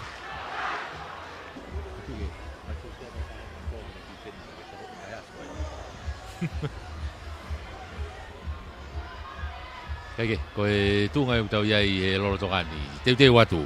Ke hiti ura ke hiti tolu e intermediate tangata. He tolo mita whange au. He tolo takai taha ia. Koe yung tau iai he taimini. Pa whanau, nau tuku atu. Nau kei mata tatau atu pehe taimini ka kui longa ase masi iria hona. Paia mafi. Pehe foki a fo e reini tua, waine malpo. na ko nau ana una ki mavahe na wai mua ka ko masi lia hona pai mafi o si longa puto ne asia nai mua toki fetau tau miki to masi po hai remeki ka ko na utu pe ho kwatu ka ku takai hake hene tafaki e mita e uang au he taimini ke taki bea pai mafi me lia hona vave puto tu lia te masi toloa ka sio de telefoni me toloa i hono tafaki i loto mari e mala tuli hake kia i bea mo e masi i toka hai ko fetalai fifita ka ko lia hona pai mafi ko si afe mai hanga tonu he taimini taki abuta mai a fo we nei tu abito ko waine malupo vave abuta ne tuli pe foki toloa i loto sio de telefoni ka ko mavahe abuta mai ki mua pai mafi lia hona tuli mai ko tama ko tuli mai ka wa atu ke te bida mini ulaki bea pai mai lia hona u atu ke ai toloa ai ko sio de telefoni na toki tolu leva waine malupo me afo ka ko foi lere ia pai mafi me lia hona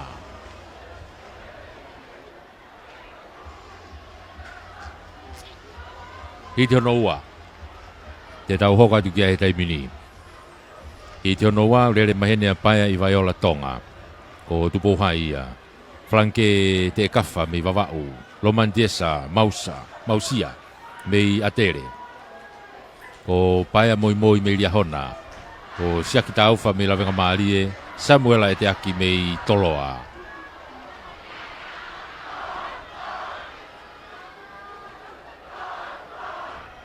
koe hingoa ko wakai kia heni ko hingoa ko ni ko lomantiesa ofa ki mausia vea lomantiesa vea mari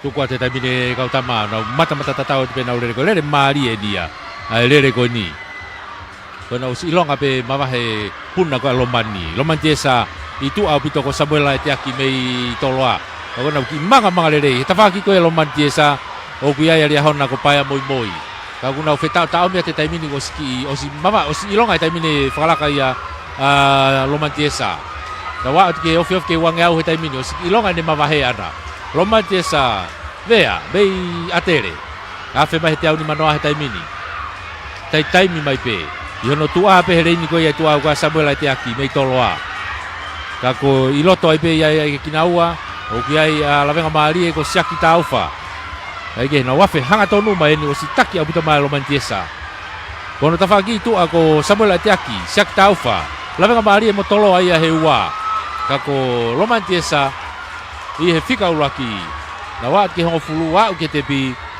atere lavenga toloa ko atere lomantiesa ofa ki mausia vea mo Samuela te aki me toloa siaki taufa me lavenga mari tahana ngai hingo atu kimu aia i he mala el sipoti talo ko nage tawa talo na ne ma o ia tiunia e tau ko si sporte reita ha me he kolistonga pe ka goni ko e hito no tolu eni hit frause ne fa na loto lele mahenia isileri ahole rei me tonga hai Felice na fa me to atere Gerald Kelly Obama me tu bohai o as moala mi vavau foto pailate me tailulu e mo havila fustu a me afo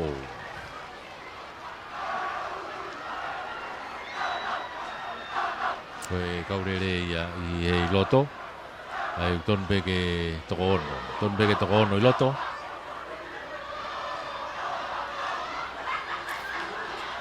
ngau ki me tatau me teunga o vavau e mo teunga ko ia tu bohai uri lo wa pega ku ilonga pa tu bohai ki ai ki tapalan pulu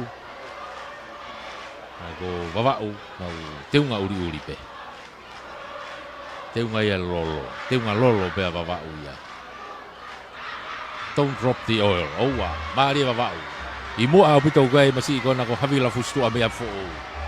Vave a pito, holo, homo masi, humo masi a fo havila. Te tu haga pe tu ria tu. Na e oma ne lere. Kage kau ke taki tai mini ko tai lulu, fot pai late.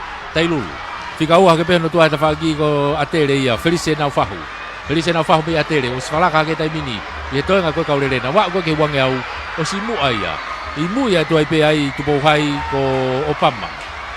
Afe mai ke te au ni manoa. O si taki mai tai mini Felice na fahu me atere. Ha o ki hanga tonu. He tolu whakao si eni ki hanga tonu mai. Felice ate mei atere. Vave a puta mo turi a tonga hai. Isileri aho lerei mei loto. I tu a puta uga tai lulu ko fotu pailate. Kau ko si au mai ke he tolu whakao si Felice na fahu ia mei atere. O te taimini ki te pi ulaki ata Felice na fahu mei atere. Fika ua atu ko na ko isileri aho lerei mei tonga hai. Turi ate masi lolo. Fika tolu ata boasi moala. Me lolo a halai valu. Pea toki hoko ata i pe ai tai lulu, tupo hai, pea mo apfo ou. Kake ko kakato ia e intermediate. Felice e sau naufahu. Lomanti e sa vea. Ai foi lere maari e ko ia. Paia mafi, lia hona. Tama e te nau toho maari e whainolo. Kau te watu e ki he kataku hiki taha ki olonga mai a. Taha ki olonga kau he tolo, hiki taha ki olonga kataki. He tolo whangeau tau unu ta tolo ki he openi mo e sinia. Ai a koe openi sinia ni e tangata. Ai u pau peke ki hike a he tolo. Pau peke ki hike he tolo. Ki hiki ko ia he tolo ko ia. Tau whamalo ia i pe. Ia i pe tau kau sponsor.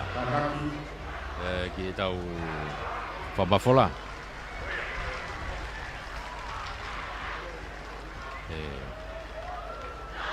Whamalo lahi he ni.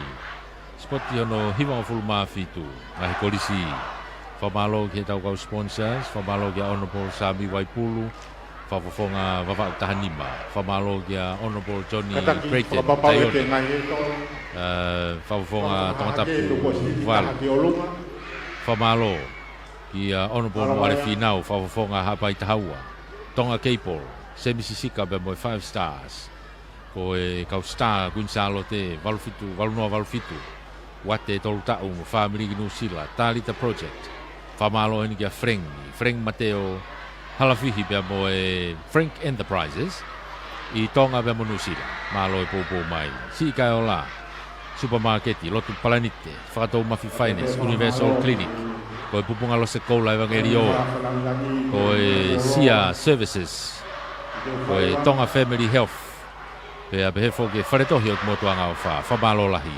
Pea mo e wharetohi o motuanga o wha mo e Nasita Sportswear Prince. E ki teunga koe ni o ku whamanmani o loaki e he kau whaifatongi a e Procom, Balfit Poi Nenima. Hiti pe ua he tau whanau openi. E ko hiti ulaki. O gurerea ia Samuela Aisea me i tonga hai. Ko salesi folau me i toloa. Loresi o sailosi me a fo'ou. Fotofiri mahe me i atere pe mo utu onerea e toa me i atere pe mo ia. Ko wakai tau he nā ko lia hona ia o asi koe. Open boys. E reini ko ia i tua. He tolo mita whangea open boys. Ai ko whai kau tama pe kona i loto, e tolu ko i loto wha ki a atere. Ia lia hona le vai i tua, Rege maure re hingoe masi lia hona hen. O kwa se masi lia hona he hiti ua. Ai ko isireri fatai ia lia hona ku rere he hiti ua. Kau te asi bema masi lia hona ia he hiti uraki koe ni. Ai ko lawe pe ko ia ko mai koe ni pe ko e taha ke he ben. Ai nau una te tai mini mame ase masi kona ka fo. Role sio sailo sena. Mei a fo. o si manga hake tai mini ko o matu ko masi lele vave faulilia moniena masi le ko lona mo kapakau wanoa tonga ena ko na ko lo le sio sai lo sien tapo ya ko na ku o si mama he au pito mai ya hopo masi e tolo kana kita wange au ka ko na ke tu po tuli mai ke falaka mai pe ya ke mu apeia ena si mama he au pito pe nerere ana ke mu apeia ko toki mari e tahaya lele pehe humu peia ka ke mo ke raki peia lo le sio sailos o no ko sia mai tai mi he to fausi puna mai ai alu pe ai ko fika wa ka ria hona tua ka ko lo le sio sailos sena me fo raki ua ria hona tolo atu ai sales folau be toloa malo lava ya kako staff a forward ia bo marisi lo le sio sai lo si ma si eua ai go fa tramai ka eua na pango kono va ve no kai hasi e a forward nei alu ma si spot me eua mari kage kako anga fogia masi ia lo le sio sai lo si up for all ko hit no wine hit fausi malo o gai o vakai ko gi heni o ase e wa ya mo long jump open girls va o hen kariui pialava kako ya tu va e hiti wa o tom ge pehen o Marcelo Fufuka me toloa o mulinu tu ineo me atere isire ri fatai me ria hona o Timote tonu mai tonga me baba ena masi fise masi goni ha o me baba kako masi eu agoni moa o gugai ki asi mo ya tauri si goni kako asi ai loto ai go fangi se unu aki beia i loto beia ngai tim sipoti pe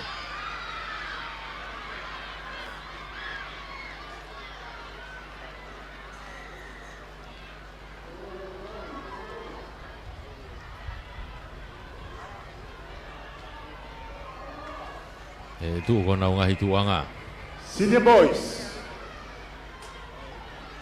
Dolomita fangea senior boys ha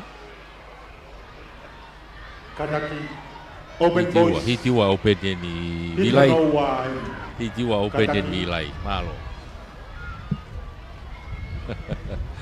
kage yo kona tu watu toko ni mana open boys na okay mata tatawa tu pe ko puna masi atere ya masi kona ko bulinu tu ineau pam ya puta asa bulinu eleni ko yelo tos mama he ma bulinu ya yo no tafa ki pe foku kai ko baba Timothy ko ria hona na ko Israeli fatai na ko bulinu o si mu ai hetai mini na una tu kona ke wange au gafe ma to he wange au o si mama he fala ka mai ya o si ki va me pe mo tuli hake masi ria hona Israeli fatai bulinu ko Israeli fatai kakoia ko mulinu tu inea mai atere ko no mo mai va ve mo tuli ma e wai loto ka ku i hola mulinu va ve manga mai masi dia honda Israeli fatai na unu mai wa mai ki he tolo fa osi ka ke puna pe masi ko mulinu tu inea ke fala ka pe ya wa mama ka pe tango fulu mulinu tu inea mai atere Israeli fatai me dia honda be mo ewa ata ki ko ke ase hingoa masi ewa ko ewa na fika tolo atu o mo ilo pe ewa mo tamahe tolo openi o na ya na fika tolo atu tau unu na dore tamini ke sinia ai ko he tolo fange au fa osien he tolo fange au fa osieni te meheni te tau unu ki he wange au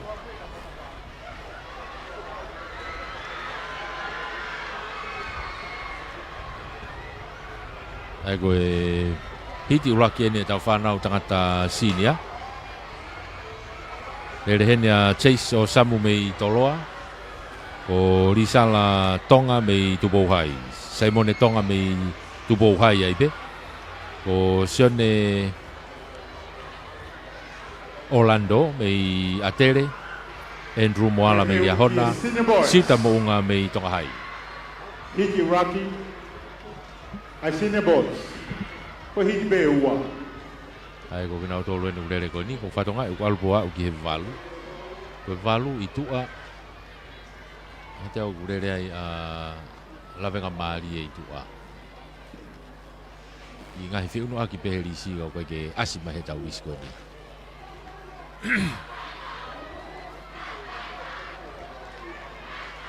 Ko ia.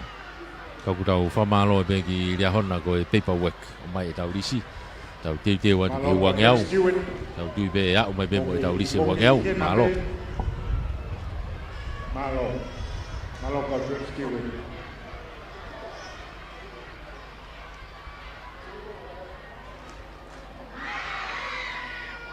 Okay. O se ni fogo tariu i mo wang yau ka tau hoko ki ai. O si peni wangeau, pea tātu kua grewa lere fuka takaitaha. Koe ngahi hiti kātoa pe. Ka nge ka tau puko whee taime e whaia e whaki mētari. Koe ki taime e whaia e whaki mētari. Ko tuipe koe osi koe ni he tolo koe ni. Osi koe ni he tolo koe ni wase polkalama koe whaki mētari. Pea toki lere rewa e wangeau. Mita wangi au tariwi lewa he taini ka pau te ni fai tariwi. Kai ko ne tu ia. Ka e toki pure pe polkalama, he lere ko e polkalama. Kai ke ka ko hiti uraki e no tau ia he taimini. Tu ko ate taimini e. To fitu e ni au na lere ko ni. E ko e ngo ma alatu ilonga buto ase masi ko na itu au buto ia.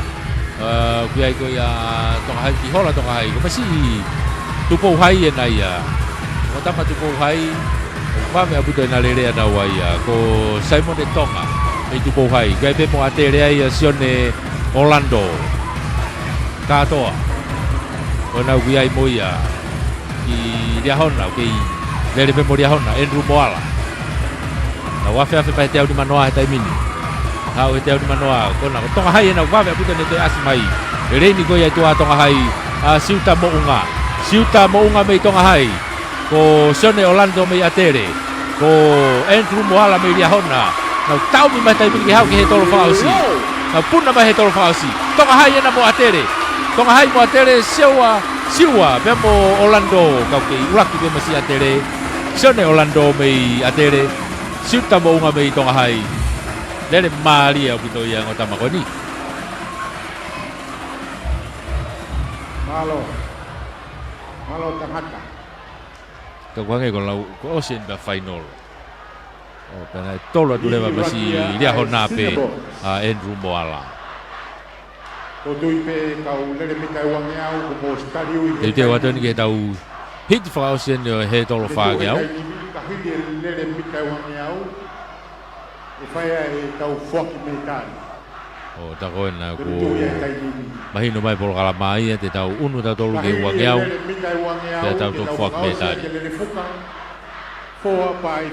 Ka ko hit fa osi enia e he tolo fa ngeau e fana ta kata sinia.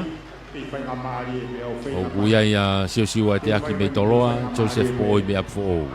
Sione Filipe Lutui me atere. Sione pongia me tonga hai seti tau fa me vavau fa fi nau me tubo hai ya mo Chelsea kaloni hea me ria hona o tama na no yai ko tama ko ne ke pu ke mare ko ti ko ni ko sa kienga me he wanoa no tolu ki folo ange fu de ko ti ko ya o si ta u ye wanoa fu de ko ti ko ya ya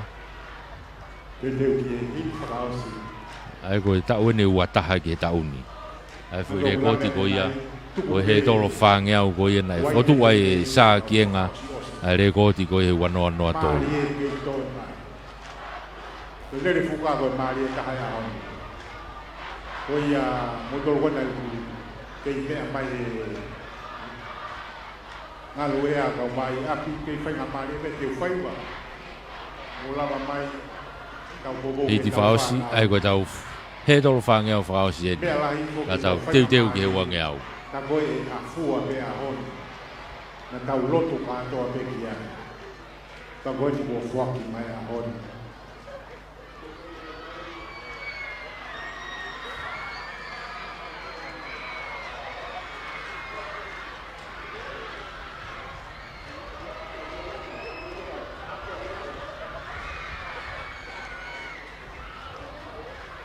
Io te ui he taimini ko nau ngai tūnga.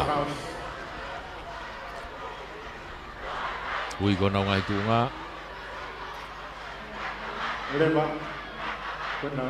Nau lere mana toko ni ko toko fitu. Ai ko whi reini ula kipe ko ke lere hata hai. Toi ngā. Kakatoi.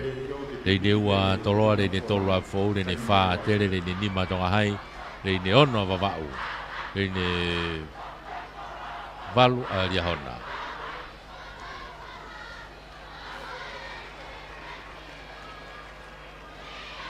Ai uki purea bohai Purea bohai me reni fitu.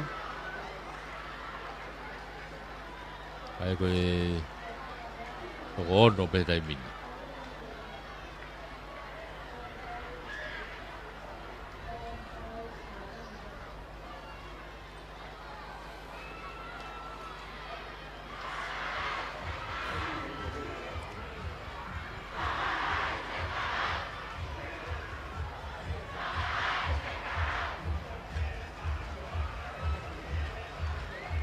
Rere pe mga event ni loto mala e.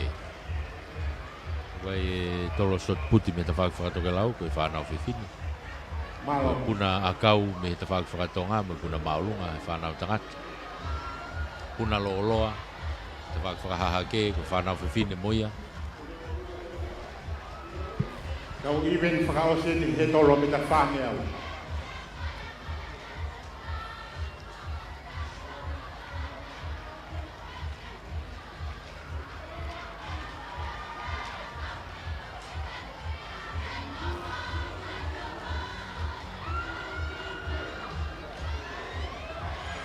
Kona tuku ate taimini.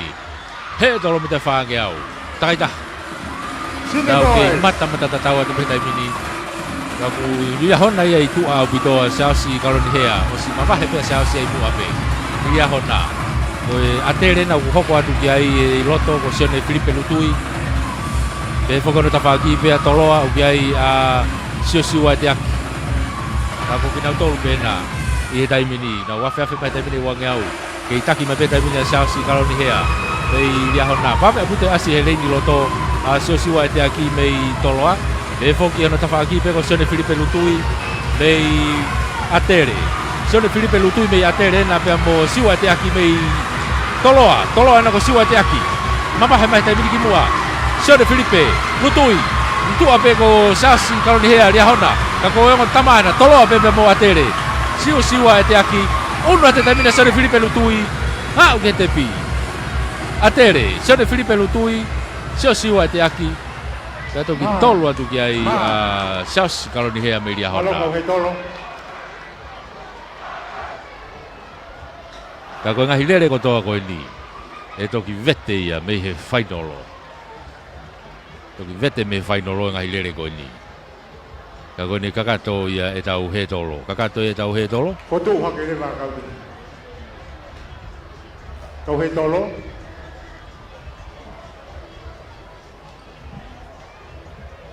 Kata ki ko ose he tolo ia kau. Ko tū hake rewa ke waki kai te kei mana. Kakato e tau he tolo. Tau teu ta tolo ke wange au e taimini. Teu ta tolo ke wange au. Turiki toka lau hahake mala e. Stata me e tau wange au. Koia, tanaki mai tau he tolo. Malo. Kei oatu be whakamalo. Waheka ke konau mahi misi E tau o te kei mai ai ki moani. kau whakataha mai he tau spoti. E tau kau sponsor. Mua e tau kau sponsor. Konga mahu inga ia. O e tau whamafola ia. Malawa e tau whamafola. ko hi ko tau sponsor tau fata hatwai I he whainga maari e ko ia o e sport ko ni no hiva ko full mafi tu o hi ko popo mai te ai tau kau sponsor malo e popo mai ai tau kau sponsor malo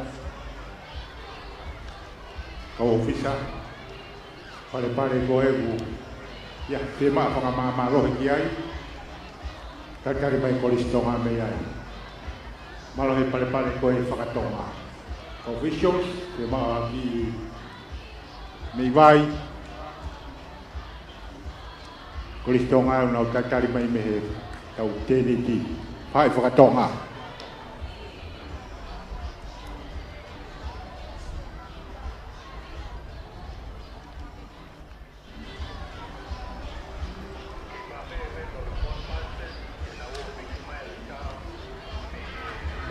hu ia tai mini te tau hu le waki he tau whaki medali ai ko uraki whaki medali e mana tatu ke kau spoti hono hiva ko full mafi tu o we ho mo ngai puha results ko tau uraki whaki medali ia I he rolo tōrani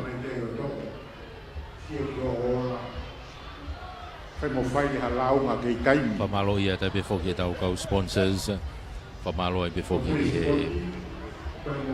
kau whafofonga Honorable Sami Waipulu whafofonga whakau tahanima Honorable Johnny Grayton Taione whafofonga ma tongatapu walu Honorable Moare Finau whafofonga hapai tahau Frank Enterprises malo tau unu hei kia taisia mo Lilai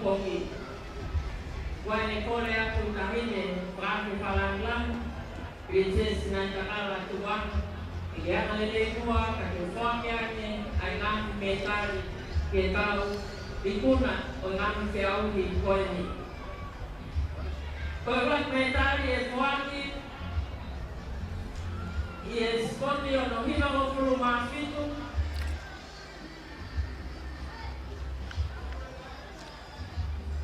Kwa metali Falangi lani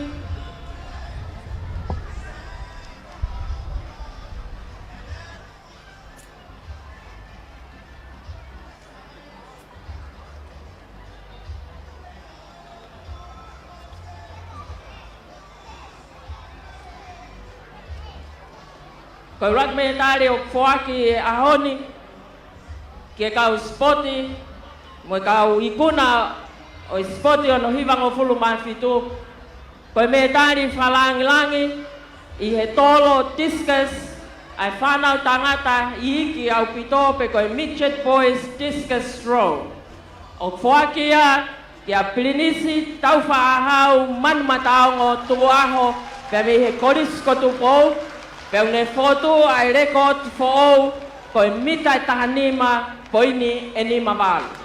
Kataki mo paspasi atu koi tama pilinisi tau fahau man matau ngo tuaho. Peo mo record fo I he tolo discus ai whanau tangata iki.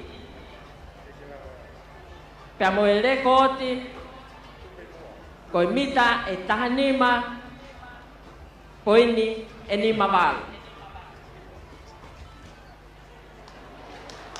Kata paspasi atu tama ko tau whaahau man matau mo.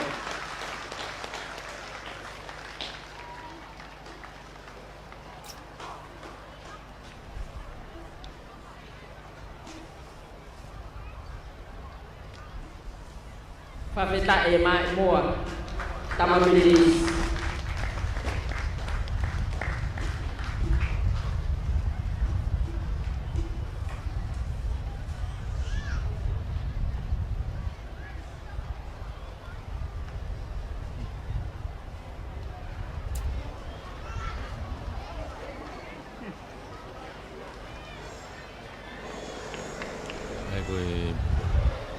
Tu ko he tai mini ko me a toi pe ai tai ni whakalangi ia Princesi Kalauni sinai takala tuaho. Pea mo Prince tau whahau manu mataongo ke whawhiao ki hono pare o e Korisiko Tupou. Mo hono metari whakalanglangi pa mo e metari koula record fo o mai moa ia Prince tau whahau manu mataongo. Nau me atu e loto mala e ki he tawhaki whakahaha ke o kuiai koe ai Korisiko Tupou.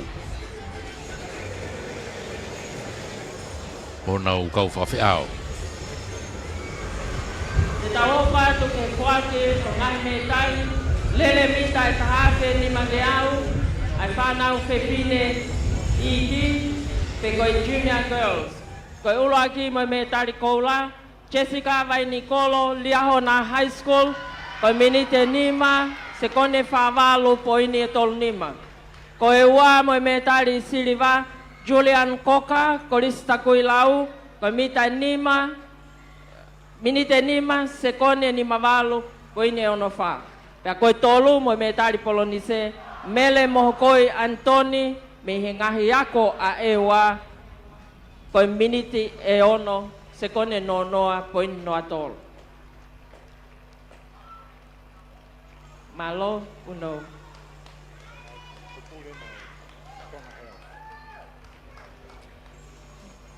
Lele mita tahawhe ni mangeau ai junior boys. Koe ula ki mo metari siliva. Mo metari koula whamole mole. Viliami tui whangaloka Korisiko Tupou. Miniti e wha, se kone ni maua poini whanoa. Koe ua mo metari siliva. Lopeti Tonga, Mama Loa Side School. Koe tolu, ka moe metari polonise, Suriasi Fili, Vavau Secondary Schools.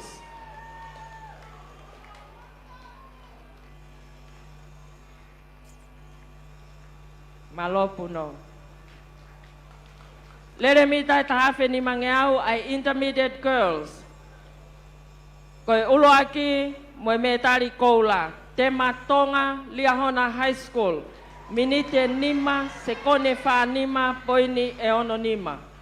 Koe ua metari siliva, Mere Talita, Uluaki Loni, Ewa Secondary Schools. Koe tolu pa moe metari polonise, Kalina Vaipulu, Ewa Secondary Schools.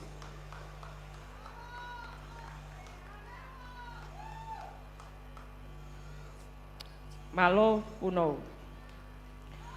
Lere mita e tahawhe ni mangeau ai Open Girls. Koe ulo aki mo metari koula, Monika Ofaki Wahanoa, Ewa Secondary Schools. Koe minite e ono, se kone hongofulu, poine e ono nima. Koe ua mo metari siliva, Vinola Tahi, Koris Up for O. Pea koe tolu mo metari polonise, Nanasi Tongamana, Korista Kuilau.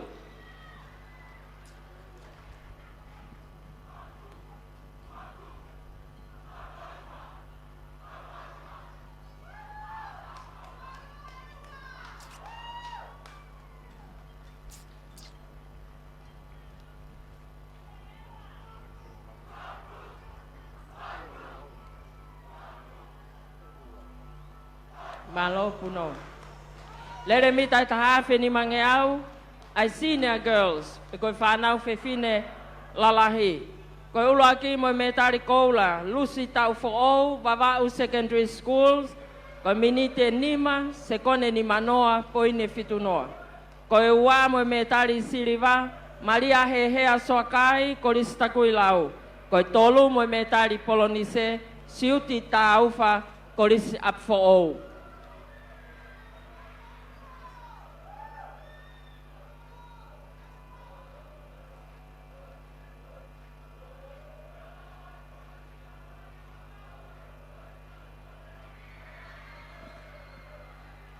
Malo puno. Lere mita e tahawhe ni mangeau ai intermediate boys. Koe ulo aki mo metari koula, mo unga he lotu moerea Koristonga. Koe minite e wha se kone tolu poine novalu. Koe wā pa mo me tali siliva Agustino Feao koris takui lau. Koe tolu mo me tali polonise Paula Tonga ako maulunga kotupou.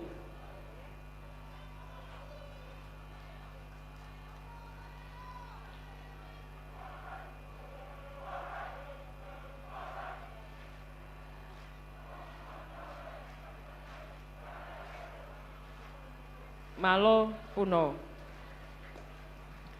Lere mita e tahawhi ni mange au, ai whanau tangata lalahi au pito pe koe open boys. Koe ulo aki mo me taeri koula ma le selo fukofuka korisko tupou, koe minite wha se kone whaono poine fitua. Koe ua mo me taeri siliva David Livingstone Tonga e ua secondary schools. Koe tolu mo me taeri polonise utu one lea aetoa koristonga.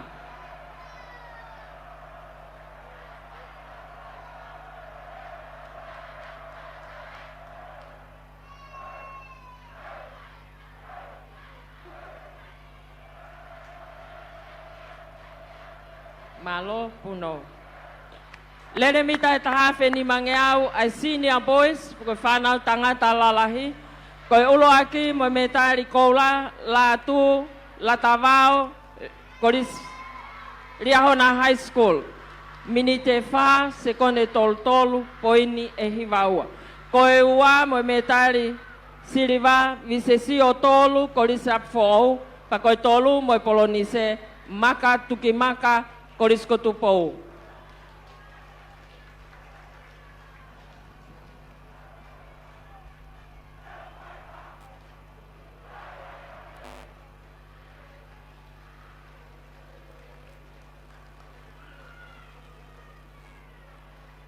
Malo puno. Koe lere mita e tahawhi ni mange au, ai ngahi timi whakafonua. Koe ulo aki, mo me tali koula, Daniel Koka, minite nima, se kone noa ono, poine tol nima. Koe ua, pea mo me tali koula, sione aho. Pea koe tolu, mo me tali polonise, Fetutaki Vunpola.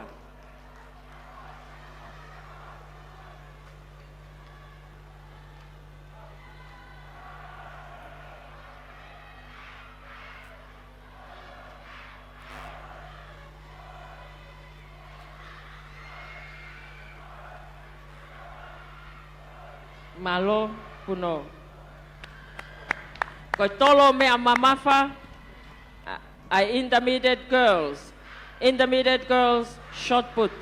Koe ulo aki pa mo me tari koula, Luisa Kata korisa fou, koe mita hiva poini e waono. Koe ua mo me tari siliva, Monazen Tongia, Liahona High School, koe mita hiva poini e tafitu.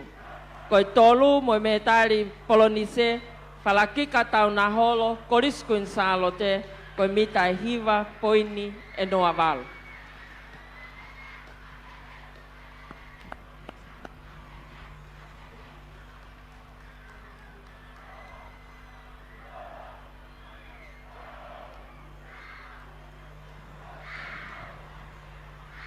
Malo puno.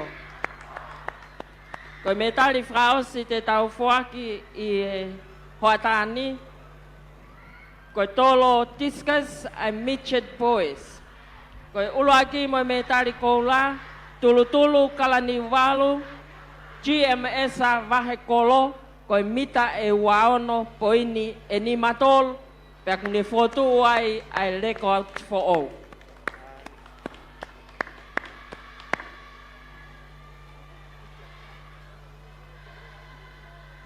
Koe ua mo me tari siliva Charles Fifita koris kotupou, koe mita e waono poini e whahiva.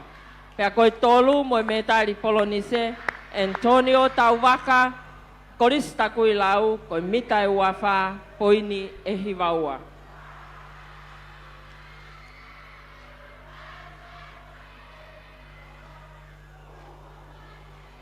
Malo puno.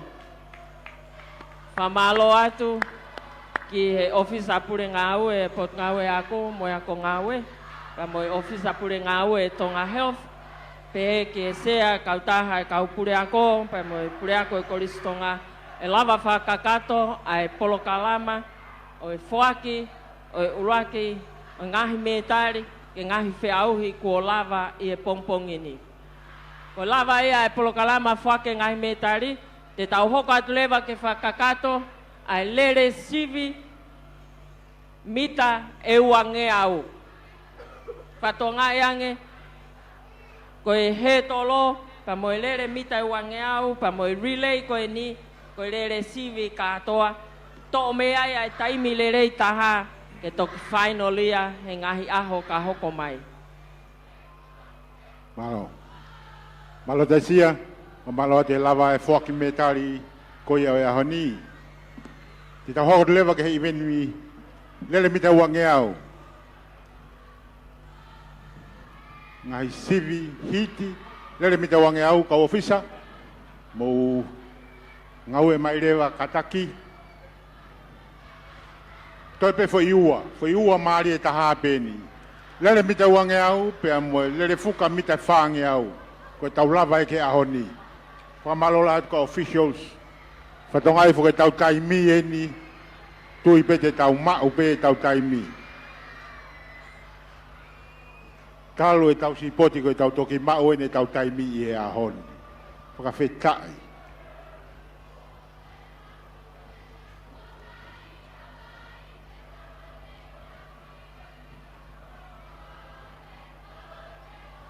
Lava lewe whakamamalohi, hange koe nei whakaonga nai. E tau tēni ti ku kalamai me koristonga, ka ofisa ka pau mō kei whe mao. Kei whamalohi a teipe whoki he tau ahi kautaha e sponsor. O e whamafola ku tau kau whakataha tuai. Me he malai ko teu whaiva. I he ahoni, ai au tau toisi ipe aho ia. Ai ko ne tu ko ni. O e toi mai pe tau uange au hiti, o e sivi. Pea tau tātu kwa grewa e tau lere fuka takaitaha sivi.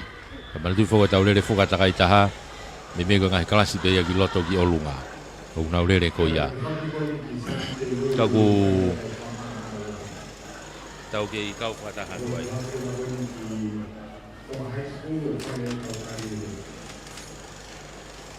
I he houani.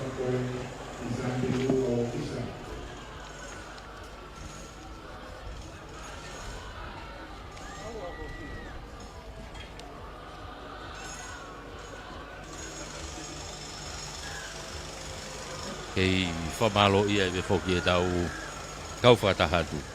I he whainga maari e o e whamafola e houani. E whamalo e whoki e tau kau whafofonga. Honorable Sami Waipulu ke wawau tahani mai ia. Honorable Johnny Grayton Taione, whafofonga tangata puwalu.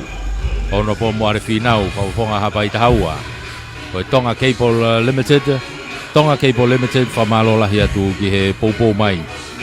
E tau whamafola. E whamalo atu ki a Semisi Panuve, James Panuve. Pe a mo Sione, puta atu, pe a mo tau kautaha Tonga Cable. Malo e poupou. Ki he tau whamafola. Malo, whamalo atu ai pe ki he tau ki a Semisi Sika, pe 5 Stars Group of Companies and Finance. Ko e kau star ko na e kunsalo te spot e valufitu ki he valunoa valufitu. Malo e poupou.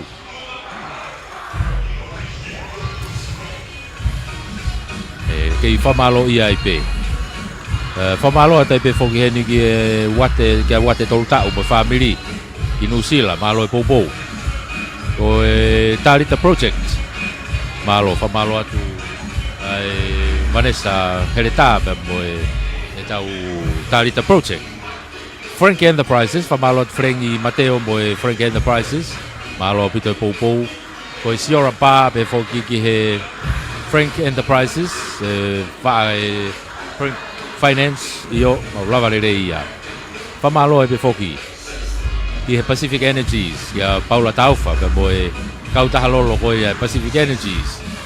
Whamalo lahi eni ki a te vitamin sa fifita pe mo si kai o la supermarketi, si kai o la spare parts, e foki a lotu, malo lotu, e kei popo mai me Amerika lahi, e tau whamafola, pe mo family me hena. Whamalo ki a siva pe mo ifa, pe mo e whatou mafi, e whatou mafi finance, mo e cover trading, i veitongo pe mo me foki i whakaona. I wawao, malo e poupou, kei whamalo ia. Whamalo ata pe whoki heni ki a Siutaka, pe mo e Universal Clinic and Pharmacy, pe whoki ki he pupunga lose, koula o e Evangelio, kau whaife kau me Nusila, pe mo e poupou mai. Kei whamalo ia pe whoki a e Sia Services, Sia Services e whangapilo revu mo Sia Finance, malo e poupou mai.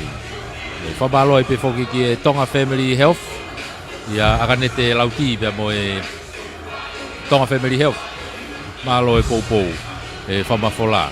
Whamalo e pe whoki e whaiwhikau ki a Simon, whakahua pe mo e wharetohi o motuanga o wha e Friendly Islands Bookshop, i e tungi Colonnade, e whoki ki honau whare wala e Unistore, e Friendly Islands Bookshop, o kumao atai pe mo e ngahi wala spotiko ia, ai Nasita Sportswear ai i he taimini ai ko whamalo ai peia i ki he Nasita Sportswear i a veiri paongo pe mo e popo mai ki he teunga konyo ku tui atu he tau kau ngau e koni mei teu whaiva i asi makehe atu ke ngari hange professionale e nau asi whamalo atu i he whakateunga ko whai whamalo atu ke ngahi kautaha ko ia ai sponsor ko tau kau whakatahai i he aho uraki koe. Spote ono hiwanga fuluma fitu, tau iai i he loro tongani, kei maa popo pea teu whaiva, koe uange au weni koe tahane ngai lere maari e au pitoia,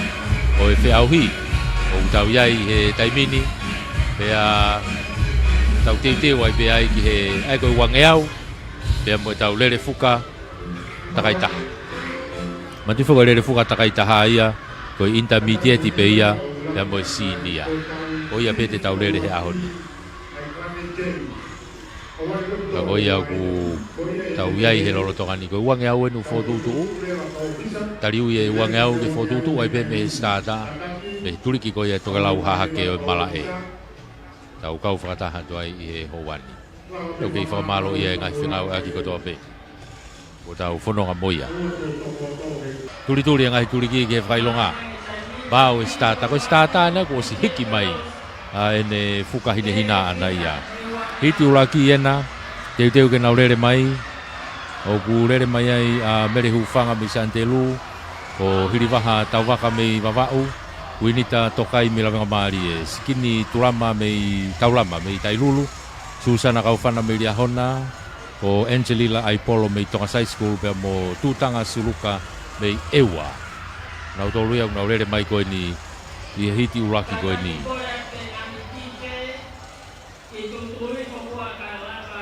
Kai pe tau ko wakai atu ko whanonga hake pe mo tau whanau tangata i iki au pito. Ae tena, ko tipe tena whetongtongi pe. Mahana rere pe tau whanau i iki whewhine. I he nau ngahi hiti. Ia rere rewa mo e tau whanau tangata i iki.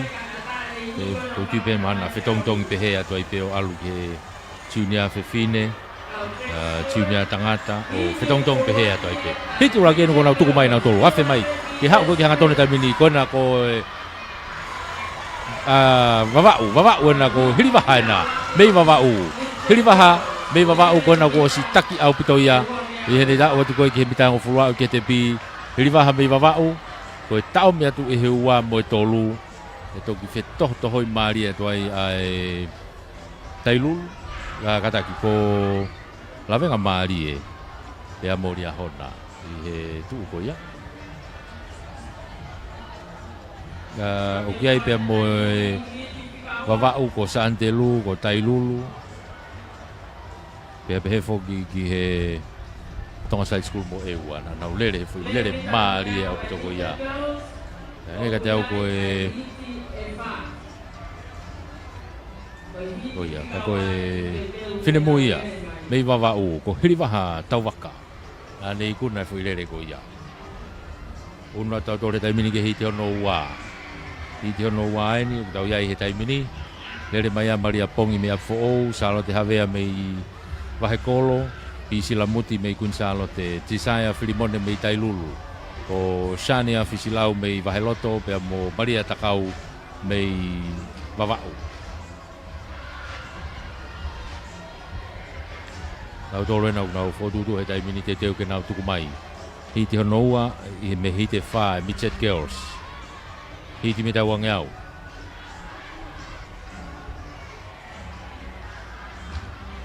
Tuku mai he tai mini nau kamata mai urak mida tau nau ke mata tatau mai pe he tai mini.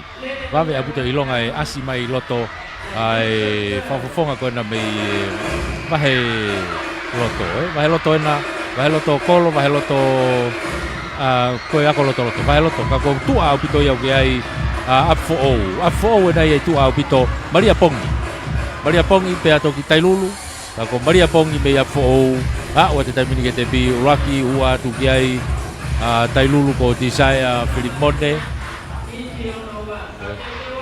i hoko ato ai pe me ai ka ko up for o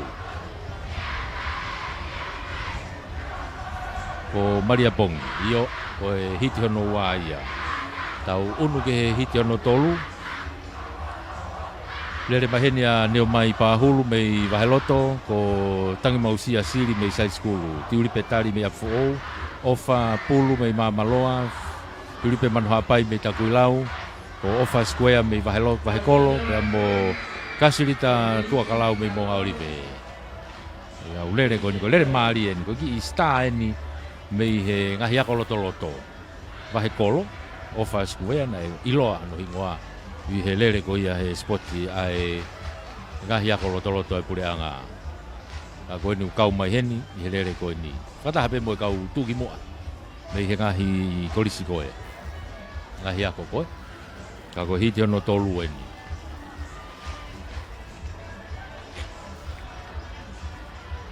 whanau whiwhine iki au pito Midget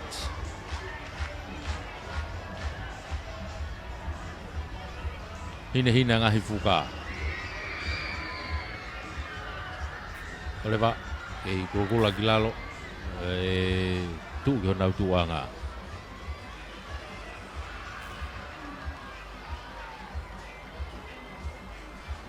Tuku mai tai mini hau. Mata tatau mai pehe uraki mita e te au pe. Au mai ko ki afefa mai kun salo tena wawe ne asi mai ko ia i he monga orive. Reini ko ia loto au pito. Afefa mai ko ki pua tai mini. Ke taki mai tai mini ku hauai e mo ako loto taki mai tai mini ku tsalo te ia o si wahe au pito mai i bua pigaua mai a fo tau toki whakaua o tu koe tai mini o si taki au pito mai ku tsalo te ia i fika ulua ki ia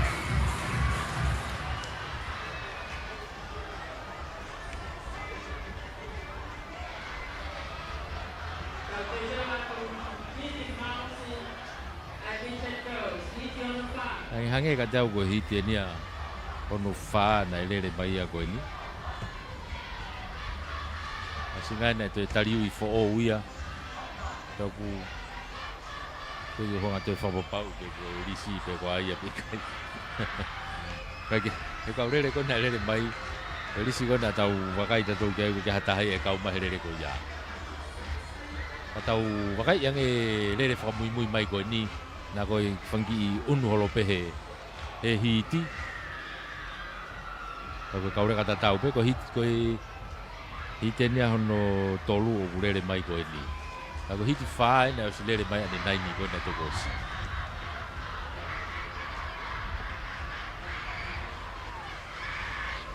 Apau ko apfo ou. Pau ko kunsalo te ia ko loloahi hafoka ia. Na ni ikuna mai koe whai hiti ko ia. Ko loloahi hafoka ka pau ko ia ko kuna unu na tolu ki he unu aki ko e risi Hake he unu mai tai mini ka ko na kuna hau he tai mini ofa pulu na mei monga orive mamaloa hake he ka ko ia ko na wafe mai ko ki hau ko ki hanga tonu mai ko ni ke tau mi mai pe a fo ti pe pa tali pe mo Munga Olive na io ko na ko ia kasilita tua kalau o ke te pina mina fo finga ke atu tuli petari le hoka tu ia kasilita tua kalau mei Munga Olive tau fio tu pe tau fio tu pe he nga helisi goni o lave ipe o pai pe fangi fe unu aki ai na toloi ka goni bo ko kwantu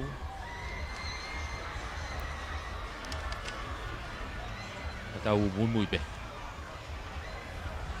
ko hiti raki ko wi heni o bai hite fa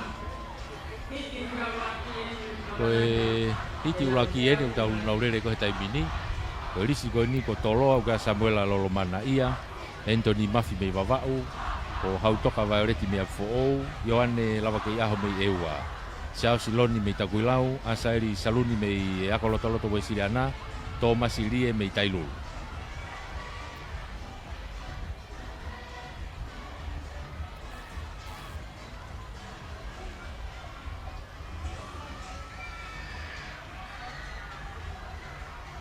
toki wakai be kia he nau tuku mai pe ko fe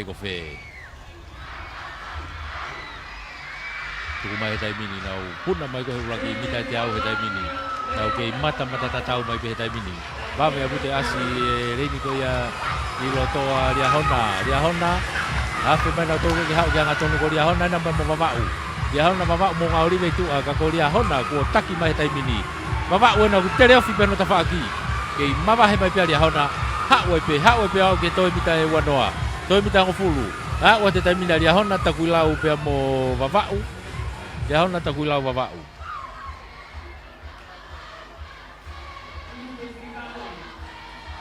hiti ene ulo taulo tonga iai he taimini hiti hono ua aini o e hiti e wha Ulave peo ke ngai hingoa ko nipa mo tau mui atai pe ai. Ko kai ke ulave e au kai ko ia. Mahalo pe fa fiofi pe ai. Ko Ioane Manu me tu bo hai, William Langi me side school. Stanley Mafua me Mamaloa. Filipe Fahulu me Moga Olive. Paus Folau ke tu me Lavenga Marie, Sione Pakola Vaka me Gahona. Ko Setkia Junior Vea me Ewa. Atau ki lere aki pe apiako ke pau pe anga ko e tau fononga ko ia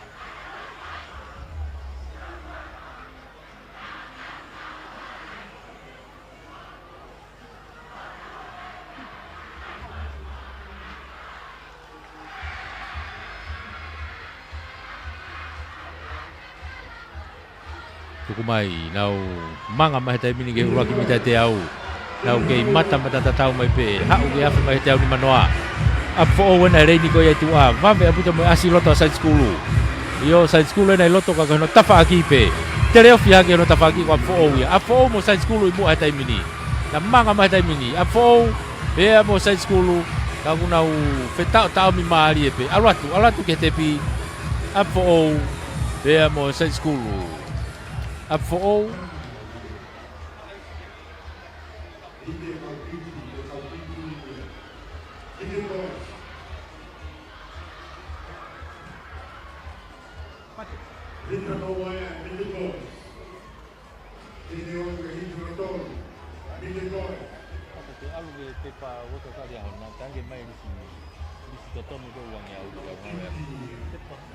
uang yau. Ai gilalo, kofeba. Gilalo me ko vai faita. Tangue mai te pataton ko na te liu o tira fo o. Te pa uang yau.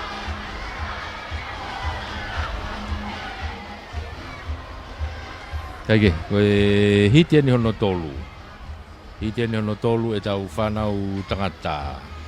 Iki au pito ko Mitchet. Ia tau iai he taimini. Ai ko feunu aki holope ka ureka ko nika ko ngahi hingoa pe ni ofi holope hen. Ko hitia ko di ko asi ai ko uruaki afu me lia hona lousa ilangana me vaheloto. Freti fualalo me toloa. Sebastian Faremaka me lavenga maari. Ko tu holoaki me vavau. le mna ata me tu bo hai be mo Rodney Matakaiongo me mamaloa afe mai ni ki hau ko ke hanga tonu mai tai mini I mata tatau mai ko afo o nai ku ki ova mai ki mua afo I mua va he loto I loto pe mo tu bo hai ni ka ku va ve turia e wai be tu ai ta va ko ni na mata tatau turia ka mo dia hona alatu ke te pi tai mini ke ulaki be afo te na ki o hopo ke mo dia hona pe mo va he loto pe mo eua na uia ko to be mo tu bo hai Ako lau tau toki vete be me he whainoro. Mana tu iko e taimi le rei taha pe valu. Ko e taimi e ave. Neo ko hite e wha ko ni. Neo ko toko tolu noa e neo rere ko ni. Ka ko fui toko valu pe. O to me he ni ke whainoro. Hit whakause ni e whanau tangata iki au pito. Michet. Ko risi pe tau he ni. Ko Timote Foriaki me afo ko Sione Kalapa me side school te vita maake me tailulu Filipe Aho me Vahekolo Christmas Kores me Mongorive Fina Uparei me Tagulau Fufu Katari me Vaheloto o kia pe kaure kaia I he ngahi hiti ko ni o kunau iai ka lahe fetongi o kia pe fangi fe unu akipe e koni ukei fai mai pe tari ui mai ia ke nau hu mai ki loto ai o kei lere pe hono wharere I ngahi risi ia o ngahi o e kau whi au I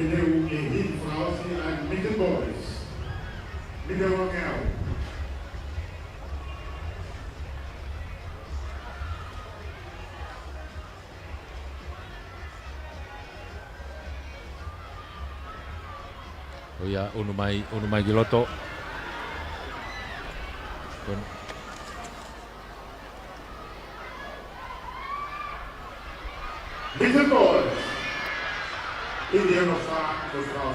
Kai ke koia ko e unu atuena. Pa se na tau whanau tangata taki mai tamini tua ko va heloto na tua. Io o e mari e taha na ia va heloto I loto mo nga orive ki loto mo eua mava upena I loto pito ko va he uta va heloto na ku rotonga taki ate tamini ke te pi hua tu kia eua tolu ata va upe mo e tipiko ia mo nga orive. Ego hiti wha o siena u tau iai he taimini. Tau unu rewa he taimini he tau whanau whewhine. He tau whanau whewhine.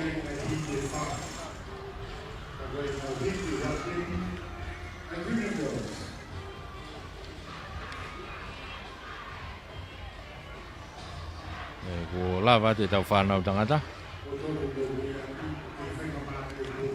Tau unwa tai pehen ke tau whanau whewhine. Ko e tiunia e ni tau whanau whewhine e ni. Mi tau wangau e tau whanau whewhine tiunia kwa hite whai.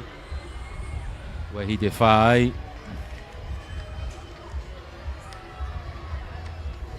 Hiti ulaki enu urere a Luisa Vuki mei tonga hai ko Losana Tonga mi Santelu Silipa Mafire o mi Monga Olive.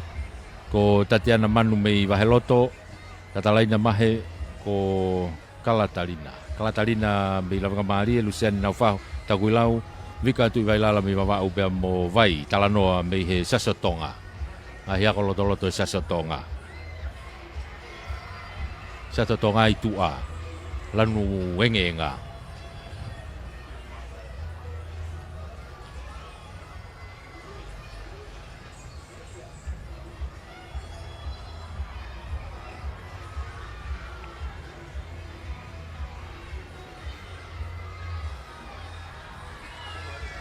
Kumahe taimine ragi hiti ko ni. Iyo Junior Girls na mata tatau ma peta mini. Tu a pito ko vavau. Vika tu Ivailala be vavau ere ni ko ia tu a. Loto pito ko Vaheloto. Ko Tatiana Manu me Vaheloto. I loto pito ipe ko tonga hai ko Luisa Vuki. Ka kuna wafe mai ko si motu mano mai Vika. Tu Ivailala be vavau. Vika tu Ivailala be vavau. Fika ua tu pe loto ai ko Monga Olive ko Silipa Mafireo. Ka ku kei ma vahe au pito be vavau. Vika tu Ivailala be vavau. Ono tafaki pe ko Silipa me Monga Olive. Ka kuraka vavau a Monga Olive. Tolu ata Taguilau. O kia ia Luciane Naufahu. Kako Vika tu Ivailala mei vavau ia. Ko lere mari e ko ia. Kako hiti pe, hiti raki.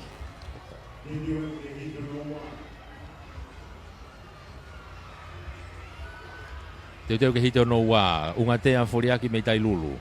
Ko taina siare me side school o faloto moala me vahekolo. Mansi uvea me ria hona. Wairea lolohea me tonga hai. Kathleen Helu me sa antelu. Nesi o tupo me akolotoloto we siriana pe mo meritiola aolot me afo. Ko hito no wa ai whanau fifine junior. Uangea ueni. O utau iai he taimini. Ako lau ko to hake ne tau ki risi o feunu aki ki ai. I ngari te tau ki mui ofi ato ai pe ai. I he tau kau fe auhi.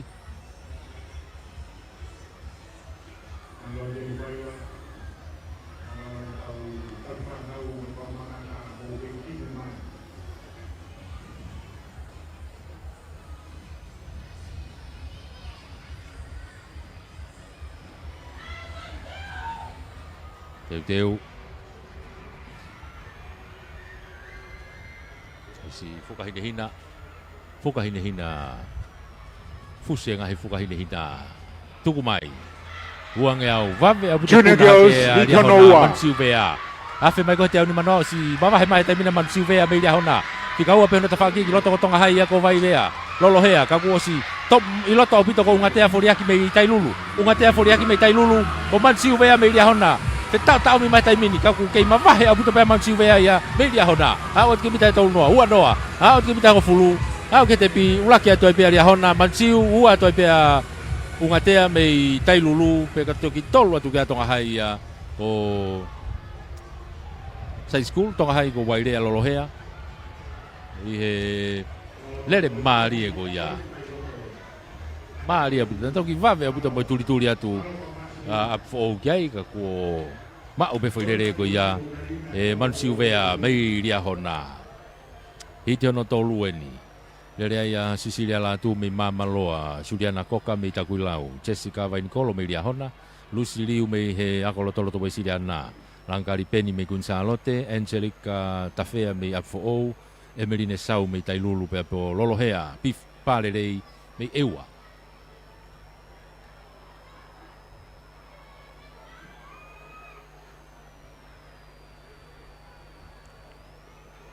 Oia ko ne tu uia.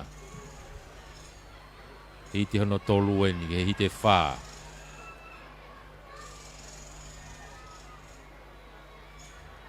Asi tu ki hona ungahi tuanga.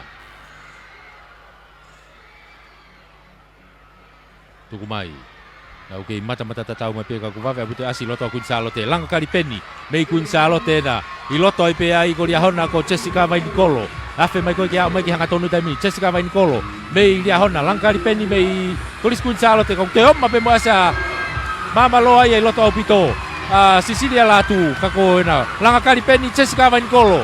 Langa kari penni Jessica Vainkolo. Jessica Vainkolo. Pe mo langa kari penni ko ulaki wa ya toki tolu atu ki ai Sicilia latu ya mei mama loa kako ria hona be mo kun salote. Ai ko lau toki vete be me final lo ngai lere mari e ko ni. Ka ko hite no toluia. Tau unu ta toke hit fraus ai tau fana fifine junior. Lere mahenia ilaise o fahulu me monga olive. O ringi pere frautoki me eua me laia ului me tailulu. Marina maafu me kunsalo te sausini kenke me lava mari e. Siutiti fonua mi mamaloa. Josefina toutai ore po mei Vahekolo pea mo simina lupe itu mei side school tonga side school ko ni unau fotu tu he tai ilo pe ngai hingoa ilo ia o ngai kriti ko ni ange pe ko ia ko tau fono mai hiti ulaki ua tolu pe pe fo ke hiti ko no fai ni tau ia ka ko tai mi te tau I he final lo ai to mari ange ai fe tau tau mi ai fe to hoia ka urere ko ni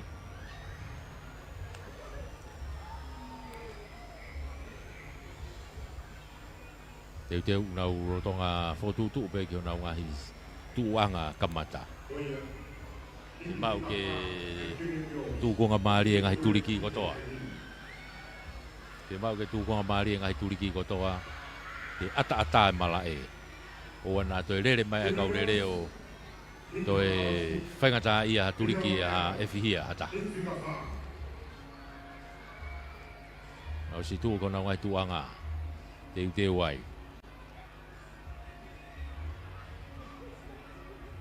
Ko ia tuku mai. Ha o ko ni ki ilonga puna hake amarina maafu mai kun salo te tai mini o si vave au puto ne tuli mai. I loto ai pe ai ko eua ring pere. Fautoki. Eua na ko ring pere i loto ai pe ko marina maafu mai kun salo te. Kai tua na te tau mi mai mini ko ia. Marina maafu kun salo te ring pere mei eua. Marina pe mo ring pere. Kona na te tau mi te mini. Marina pe mo ring pere eua mo kun salo te. Toki fica tolu atu a fo be mo monga orive. Ia nga fetok ta o mi mari e nga hingoa iloa ko ni. Ringi pere whakautoki mei eua, marina maafu mei Gonzalote. O si e tau hiti koia e whanau whiwhine, Junior. Tau ki una turewa ki he tau whanau tangata. Ia e fwy hiti ai e nimaia, hiti e nimaia e tau whanau tangata i he Junior.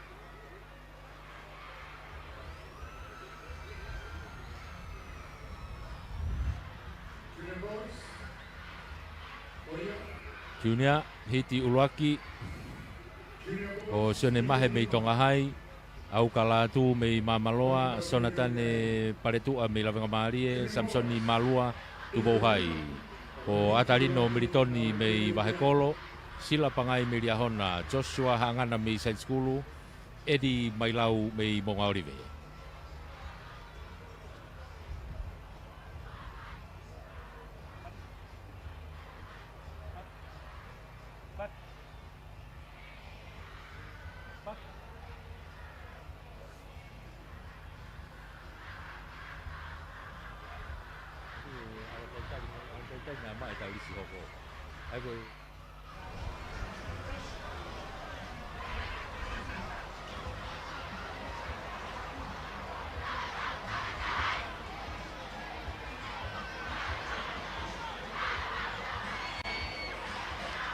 Oh ya, hiti ulaki ia me hiti nima. E tau unu maamari atu pe.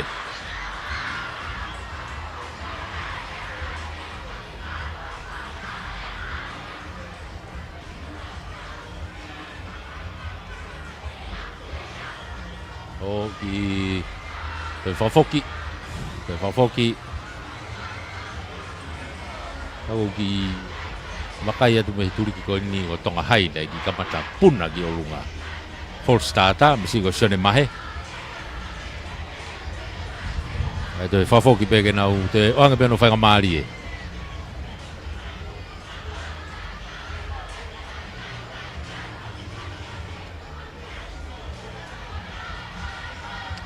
Yop, alu tonu lere foi puna ke kaku vave aputi asa mamaloa au kalatu mei mamaloa pea kona ku afe mai koni tai mini ko mamaloa na ia au kalatu mei mamaloa itu ape ai ko ria hona ia ko sila pangai ka ko auka mamaloa auka latu sila pangai mei ria hona auka latu sila pangai ria hona na wa te tai mini ke tepi sila pangai mei ria hona auka latu mei mamaloa.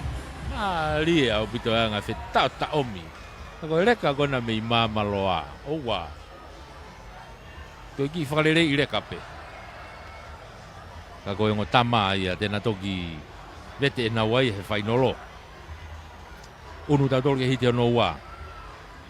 Lere mahini a tari whatawhehi me ria hona. Ko uho iongi mei Sandelu.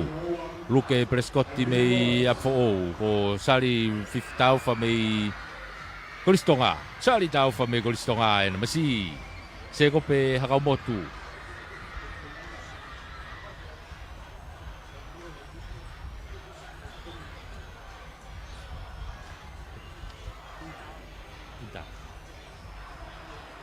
Oke. Alo e tau ko se ko pe Hakamotu Matayasi Foriaki tonga hai o Briami tui whangaloka toloa Pualuka. Mei Sasatonga, ahi ako Sasatonga. Ko ena, asi ko Charlie round taufa. Hoko ki he neongo kuina, keki hoko ki he neongo kuina na lele tangai na waia. Lele tureke masi ia ko ini.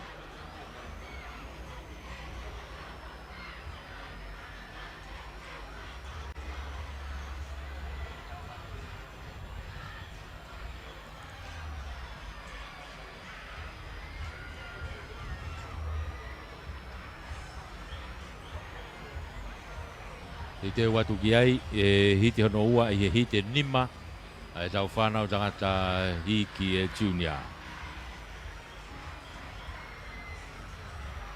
Tau turi pe ki he taimi foki, oku kei whainga maari e pe. Tau turi pe ki ai, osi peni, ai ko tau lere i ni ai whanau, tangata whanau pewhine, ko e tau au peni ki junior, tau unu ki he intermediate, tau unu ai ki he openi bea mo e senior.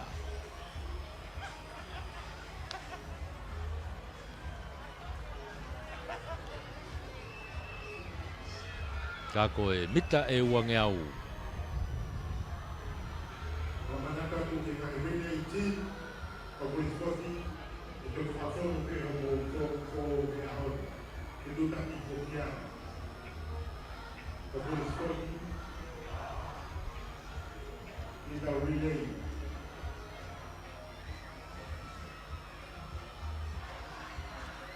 Unu atu hiki hono ua.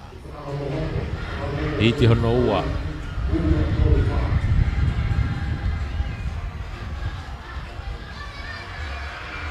Tuku mai. Hiki hono ua na mata tatau vawe aputi asitua. Reka kona mei toka hai. Matayas Foriaki mei toka hai. Kaku iloto ai ko saso tonga se ko pe hakau motu. Iloto pe ai ko atere. Ia sali taufa ka ko ni ko masi tonga hai. Matayas se na ia. Kuo mua au pito ko tamatolo abena no tuliki vremi. Tui whakaloka. Io ka kona ko na uke te pita mini tonga hai. Ko Matayas Foriaki toloa vremi tui whakaloka. Hangai ka tau ko Charlie tau whaina na whika tolu atu ai. Maari e Charlie. Eke, ka ko Matayas Foriaki tonga hai. Hiti ono tolu. Tau unu ki ai. Koe whanau tangata iki. Sione tau malolo, Sandelu. Soane reo toloa. Tangi mesia toke wawau. Sione Vikila, Sione Vatikani. Lawenga Marie. Emos Moala, Side School. Samuel Antu Ineau. Akolo toloto Wesiriana. Matiu Kaufusi, ko Ewa. Ea mo Paula Whakautoki Mamaloa. Nau tolu ia gulere mai heni.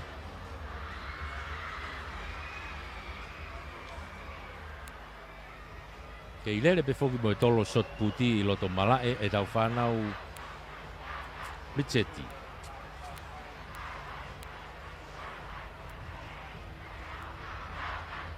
Ai ko e tolo shot puti eni o ku mai mo ai e tama ko Prince tau whahau man matao ngo.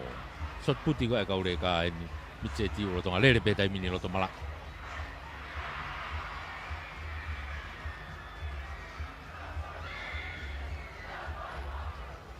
Ake koe hei te hono tolu eni e tau whanau tangata ani. Tuku mai he tai mini. Puna mai ki mua ko masi wawau. Masi wawau na ko tangi mei sia toke. Oma au puto ni asi. No tafa kipe ko soane reo mei toloa. Soane reo mei toloa. Ko tangi mei sia toke mei wawau. Na whetao tau mi maari mai. Whalaka mai tai mini soane reo. Mei toloa. Soane mei toloa. Tangi mei sia mei wawau. Na hau loa peka kuki. Whalaka puto soane. Soane reo mei toloa. Whika uraki mai tai mini. Aurato au ke te pi. Soane reo mei toloa. Tangi mesia toke mei wawau. Unu ate masi Side School Emos Moala whika tolu atu. Maari. Maari aputa foi lere ka masi wawau.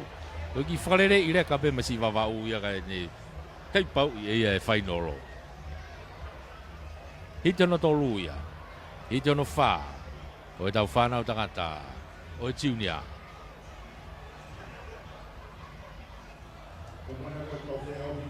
Ko Pentiketo Mailau Tailulu.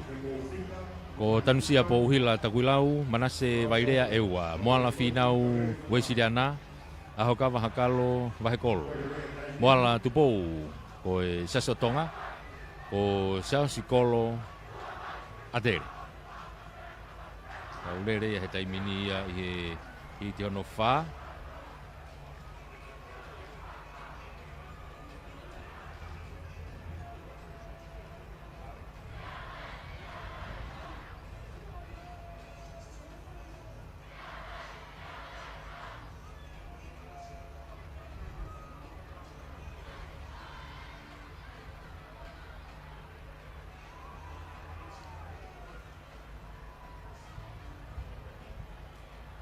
Hiti hono wha o kutau ia I he taimini.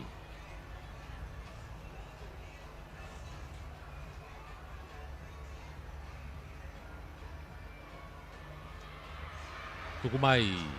Mata tatau mai na ulere he taimini. Sase o tonga e na kui loto maari e he taimini. Asi mai tua e Koristonga. Koristonga e na tua upito ko Siao Sikolo. Siao Sikolo me atere. I loto upito ko takuilau. Pentiketo. Hoko mai takuilau. Ko eua ia ko manase vairea ka koe kautamana. Vahe loto ena. Vahe kolo ena ko ahokawa hakalo. Nau ala tuke te pika ko ulaki be masi atere. Siao Sikolo. Mei he Koristonga. Maari e.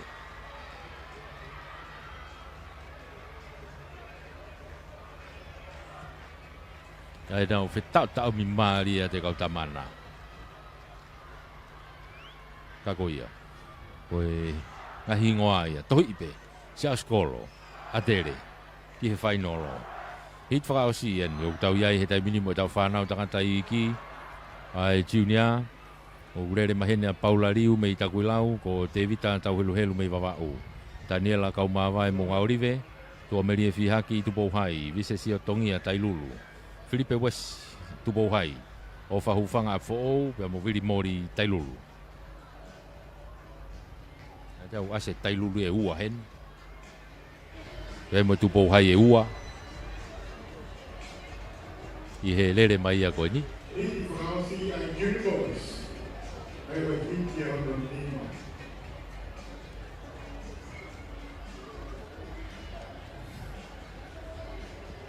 Hit whaosi ka koe whanau tangata iki, Mitchet.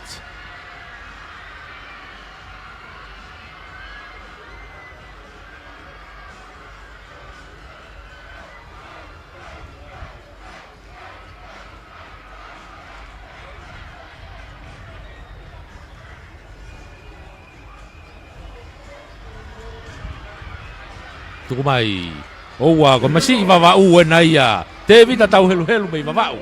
O ko si motu manoa mai he taimini ki mua. Afe mai ke hau ki hanga tonu. Kai ke te whelawe hame ai a wawau. Te vita tau helu helu mei wawau. Ma wahe au pito. A po au ena ka ufa hufanga au te ki whenga mai. Ka ko si ma wahe au pito. Mita he hongo fulu e uraki ia. Ko masi ko te vita tau helu helu mei wawau. Fika ua toa ofa hufanga mei a po au. Me toki hoko atoa i pe ai. Oua wawau. Tiunia ia. Masi ia ko te vita tau helu helu. O matu.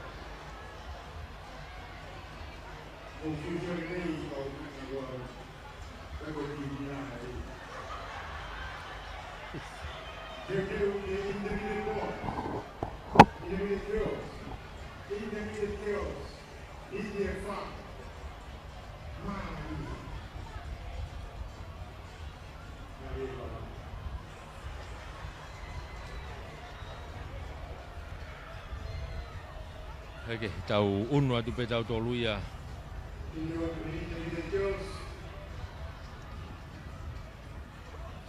I he taimini ko intermediate.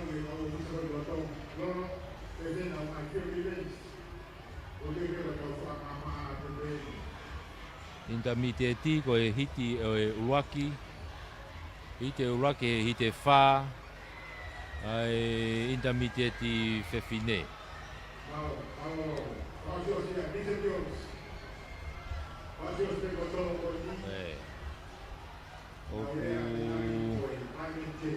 Tau ki si ofra ofi begi ai. Whanau whewhine tuku mai, raki hiti e nai e intermiteti.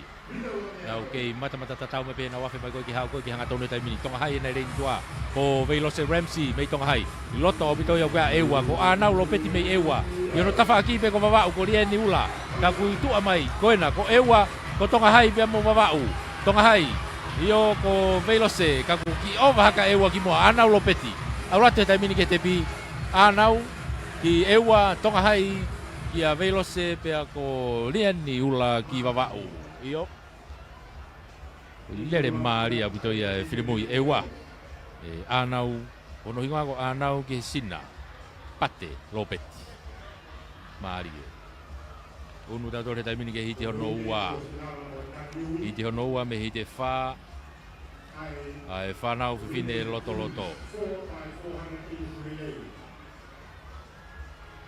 Hiti honi urere mai ai a manatu hafoka me kunsalote. Vasari va freti me lia hona. Susana kaufusi me tailulu. Line ni kutu me afo. Ana Maria vahe me tongahai bea mo lau ese leo me sa antelu. Au ki unwa vasari va ki lia hona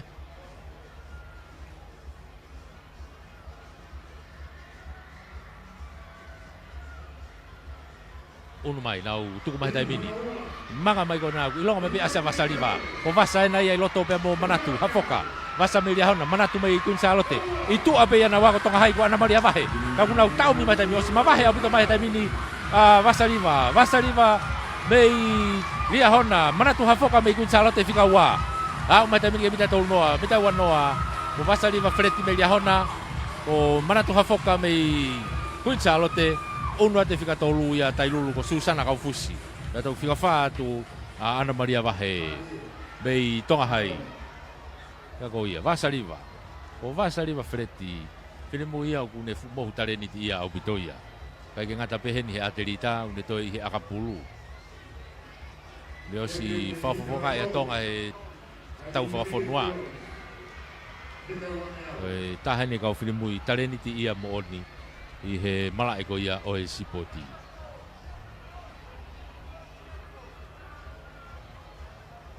Kapten ia timi toko fitu ko ia e tau tahano vavau. Ko ia o vasari vai ia. Kage kako e hiti hono tolu eni. Langa kali hala tau mi santelu alis tupo mi lavenga mali e tupo ahafi me itakulau me musi e freti me lavenga mali e. Marian Kiokata me tupo hai mo Mariana Tangulu me tonga hai.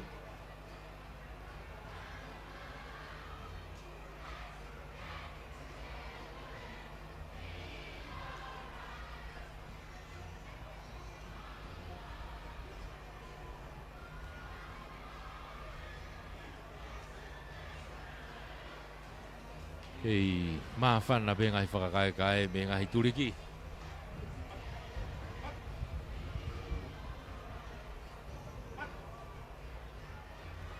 Maafan na be ngai whakakae me ngai turiki kotoa.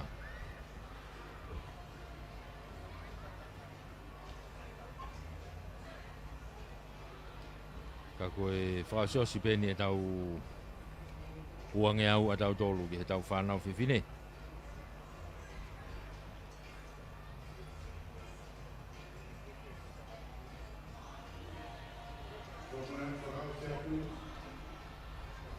Na ko hina mga hifuka.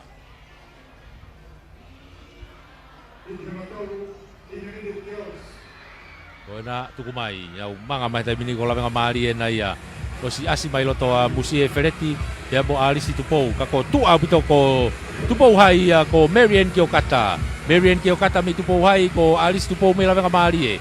Ulaki wa tai mini Marian Kiokata me tupo hai na turi ha ka alisi tupo me la mari e. O kai ke te whelave Kiokata pea mo tupo Marian Kiokata tupo hai alis tupo me lavenga maari e tolo atu pe kia musi e freti be me lavenga maari e be e nau e ta omi atu ko ia mahino bito lere ko ia tolu ia me fa intermediate ia fa ni me fa intermediate o kia ia ereni fa hivalu me sasotonga masina lereifi me mo orive ke asi whakawai me mo orive ko orinei liutai me riahona Jane mafire o me sandelu ki whatonga i pia he hingoa orinei liutai me riahona na re toki ma upe na fui ngai fui lere koini i he tolo ane nai koini uto lere be wange au hen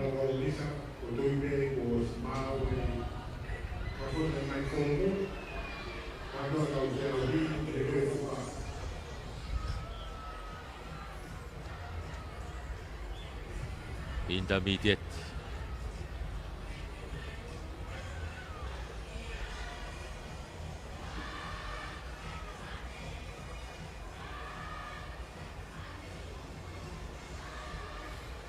tuku mai vave apu te asi ko ia ori nei liu tai ko era ko si mahino au pito e tunga ia kunau iai ma vahe au pito mai pe au te kai ke o si mai pita te au raki ia ko e fika ua ni o ki tau mi mai ai monga ori vena ko ke asi mawai ki ai ka ko si ma vahe au pito mai ori linei liu tai mei lia hona au i he tai mini unua te tai mini masina le reifi o fika ua unua tai pe mo ke asi whakawai o fika tolu unua te mo Jane mawhire o mei Sandelu o fika whātu ia ka ko Oril nei ko e star ia ia hona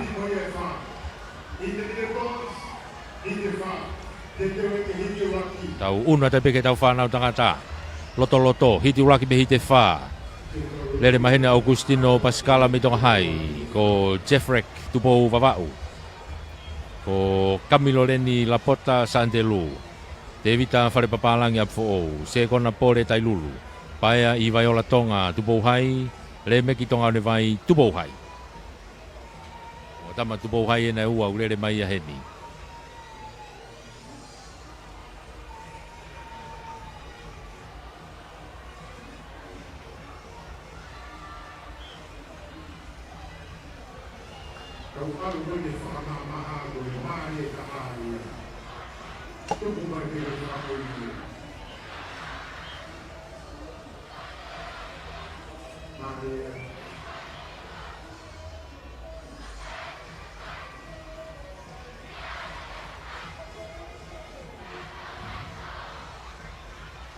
Teu ke hiti uraki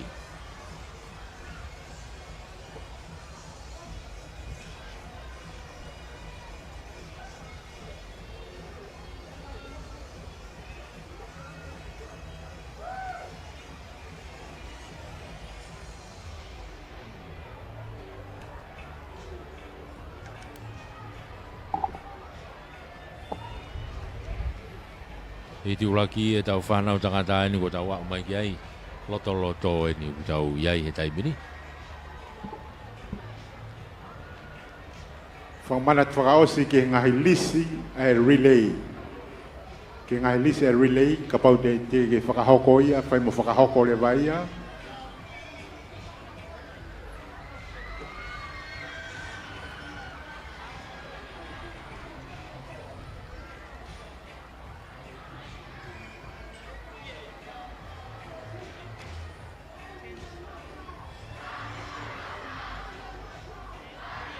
kei mawhana pe ngai whakakae ia me ngai kuriki kei whamalo ia before ke tau kau sponsors i he whainga maari e ko ia e tau whamafola malo e popo Intermediate boys Intermediate Hidiwaki mita wange au reini lota puta fo te vita whare papalangi me a fo yo ngo tama tupo hai reini tua homma puta asi bai pe mo paia tonga te vita i lota puta ko vavau na ku lota ko Jeffrek tupo ka ko fala ka puta matu hai ia Viola Tonga io a watu ke te bi tai mini tupo hai vavau ko ya tu ke mo fo we ka ko masi ia ko paia Tonga ko Jeffrek tupo vavau ko ngahi lere mari au pitoia ai na lere mai ko na te vita fare papalangi mi a fo e ngahi hingoa ia maga e ngahi hingoa ko ia ka ko e hiti uraki e hiti fa ai intermediate ia hiti ua ele mahena te vita lantu me eua fonua moyaki me lia hona amberia sa hokava me toloa Wilson vai angina me monga olive mau malanga alatini me takulau ko antelu vai rea me vava u pe mo penny musie me monga olive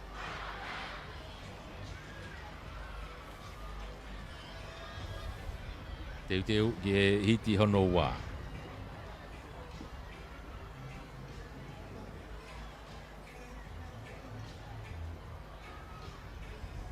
Saya abito spot ya tere tau ni.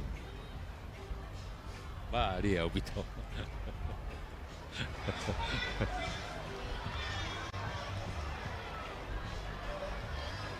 Hiti hono wa ni. Mau lere imai ko ni mau na me lere imai be foi leine valu foi leine fitu. e nau tuku mai ko di e ko bita uang e au fugenia le vave au pito nia tuku mai punna mai masi ko na mai monga olive virisoni mai angina ki asi mai ki mo hata mi ko vave au pito na feta ta omi ke tu abe foki pe amo atere ka kona na wafe mai ko ki ha ko ka tonu ta mi ke taki mai pe unu mai a toloa ia ki loto ta mi amperias mai toloa itu au ki ia atere amperias mo atere la o te ta mi ke te pi unu atu ko ia toloa atere pe toki eua ha ke ta fa ki loto ko te vita tali la tu ia me eua ka ta ko masi e nai ko mausia ko mausia na ugi ai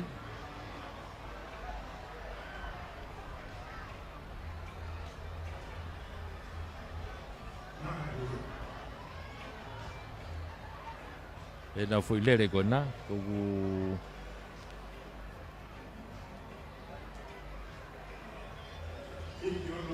ko mantiesa e masi ia e kai masi ke he na ia ai o ke o ku i holomui kai ai ke ka ko ne tu ia ko i he taimini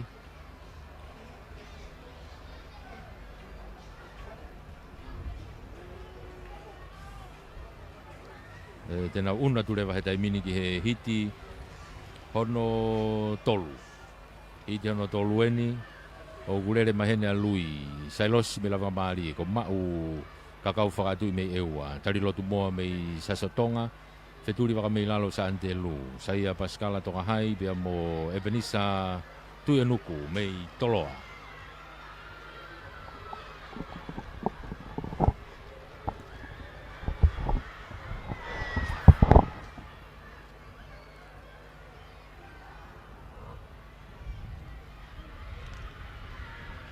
tuku mai he taimini mata tatau ko na urere ka kola venga maari e lui sai losi be loto opito lui sai losi be mo ewa mau kakau whakatu be mo lui sai losi ka ko tu opito ko toloa ia epe ko Espania pe mo to ewa mau kakau whakatu i tua ko toloa tuanuku kakau whakatu i toloa ewa o tuanuku mei toloa kakau whakatu i mei ewa na fetao tao maari au pito na foi unu adu ko ia toki tau ada be mo tonga hai ai masi ko saia Pascala ofia te tepi katau unu da tol ke hiti frausi ai intermediate o kuhenya semisi patolo me afo suriasi ongoloka me tailulu paulito ne me liahona o feina lomo me sandelu rea nan seni me taguilau sao si mafi me atere pe mo siaki taufa me lavenga maari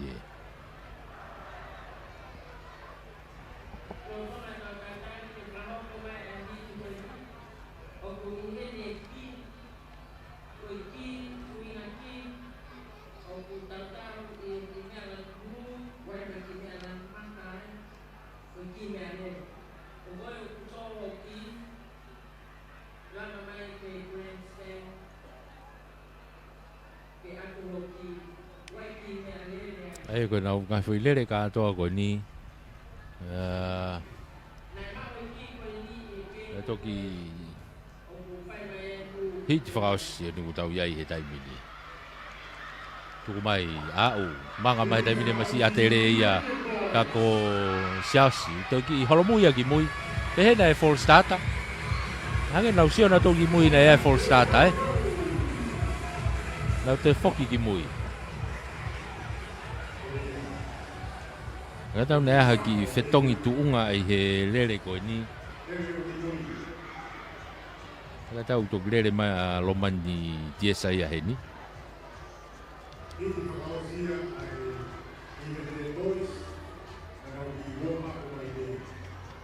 vakai gerisi ngani ali na ki fetongi gerisi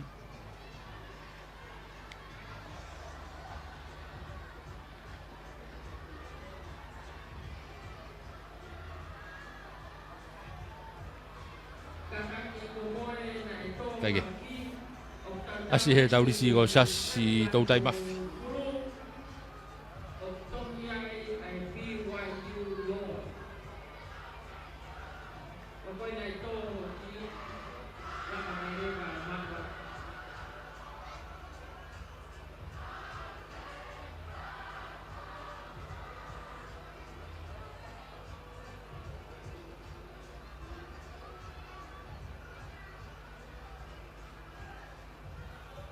Teu kenau toi tuku mai whaos.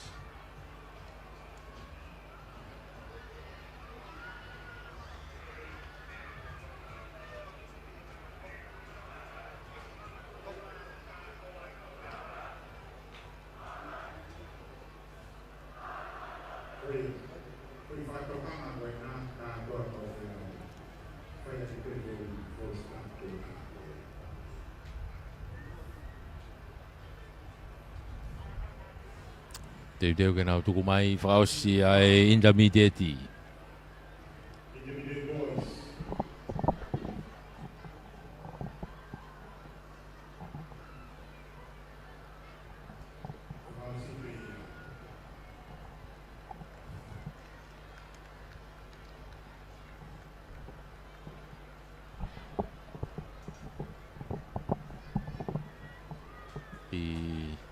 Ake uki longo noa mai pe. Ai feitu uko iau whai mea starter. Koe ngahi ako. I longo noa pe ka nau ki i whakapapau i. Ai starter mai nau kau whiau hi.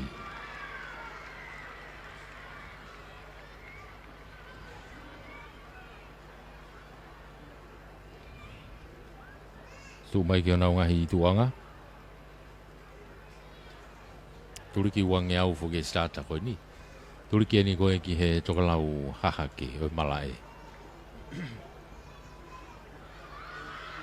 Tuku mai. Nau ke vave au pute puna mai ki moe masi atere ia. Afe mai ka kui loto a fo, James Bartolo me a fo. Ria hona nai loto ko Pauli Tone. Pauli Tone me ria hona. Nau hau fetau tau mi mai bia mo Sasi Mafi me atere. Kako Tone, Pauli Tone me ria hona. Na unu ate taimini, unu atu ke te pi. Pauli Tone me ria hona. Sasi Mafi me atere. Bea mo fika tolu atai bea semisi Bartolo me a fo. Maria kuto e toki unu mai masi ria hona i loto.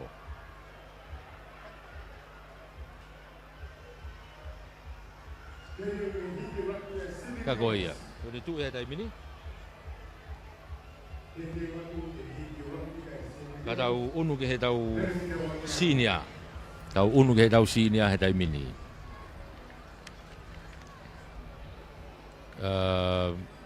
Open? Koe open. Anga tau ki raki pato e... Au koe open ni mahalo iau fo i lere pe ia e... Hi te ua open ni. Hi te ua open ni.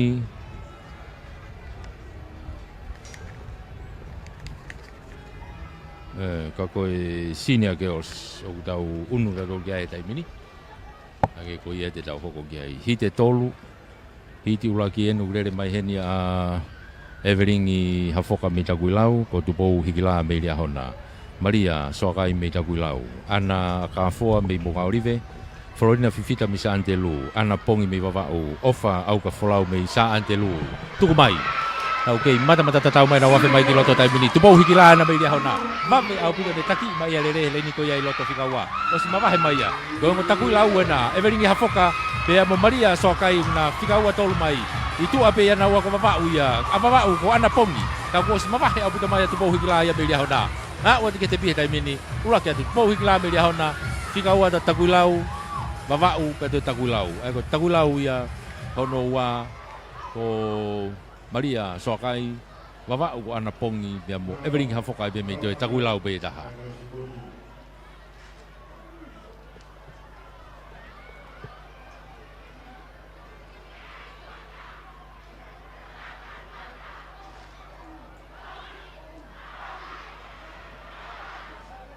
Ake una ta tole tai mini ki he hiti hono ua.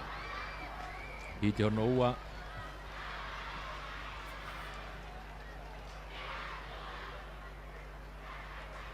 Kui ke lotu mate alona me i tonga hai. ko siulolo vai te kiu me eua ana pe ki paki me lawenga mali e sela pese me kunsalo te o fala tu me kunsalo te mo ameria hanga na me tonga hai i te no wai ni unau ia i he tai mini te ke nau tu mai whanau whiwhine lalahi senior.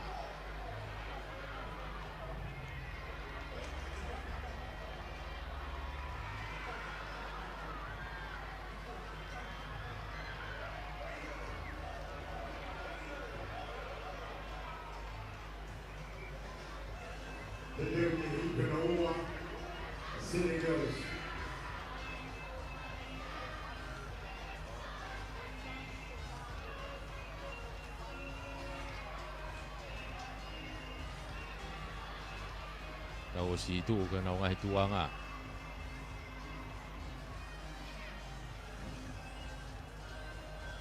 Mau kiai tu mai. Mita te au ula ki va me puti asa fala tu me kunsalo te reini ko ya i tu a. E fala tu ko sela pese me kunsalo te va puti mo asi ko ya wike lotu mate alo na me tonga hai. Wike lotu mate alo na me tonga hai. Ko si fala ka mai tai mini ko nau ape be mo o fala tu, wike lotu mate alona, o fala tu kunsalote, wike lotu mate alona tonga hai. O naua pena i mua, o fala pea mo wike lotu, ha uke te pi wike lotu, tonga hai. O fala tu kunsalote. Na te tau mi mari.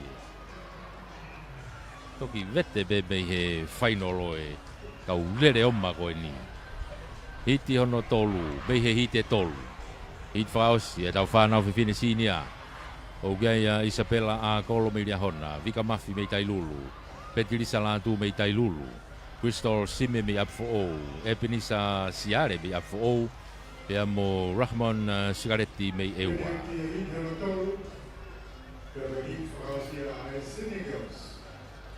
Sinia, ye tai mini, loto malae, ye sta tai wangeau. Situ ke ona ngai tuanga.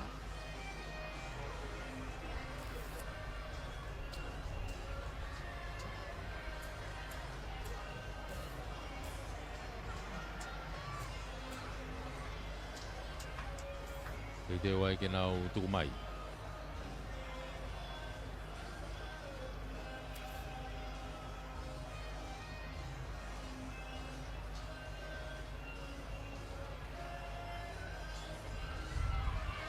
Tuku mai he tai mini. Wame apu te asi ko he reini loto opito ko up for o ia ko Crystal Sime me up for o. Pea he foki ki loto i pea ko Petit Salatu me tai lulu ka koena ko ria hona. Ko Isabella a kolo nei loto i ria hona ko si. Kamata asi mai loto Isabella a kolo ria hona. Crystal Sime up for o. Ko a kolo mo Sime up for o ria hona. Ka ko mawahe mai Isabella a kolo ia me ria hona. Ala te tai mini ka o ke te pi Isabella a kolo me ria hona ulaki Crystal Sime up for o ua. Tika tolu atua Petri Salatu me tai lulu. Hoko mai ai eua ko Rahman Sigaretti. Maria opito. Ai te tau mi Maria kau lere koni. Ege whapapau i mai me he starter pe ko e hokata pe ke whanau tangata sinia. Pe te tau ki unu tau tolu ki he openi. Tangata.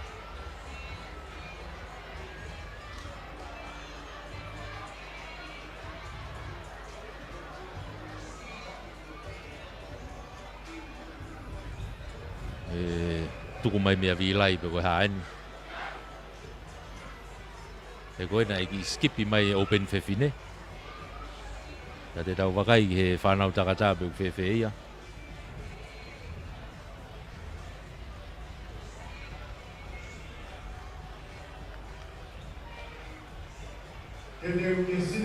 Oh, tako ia.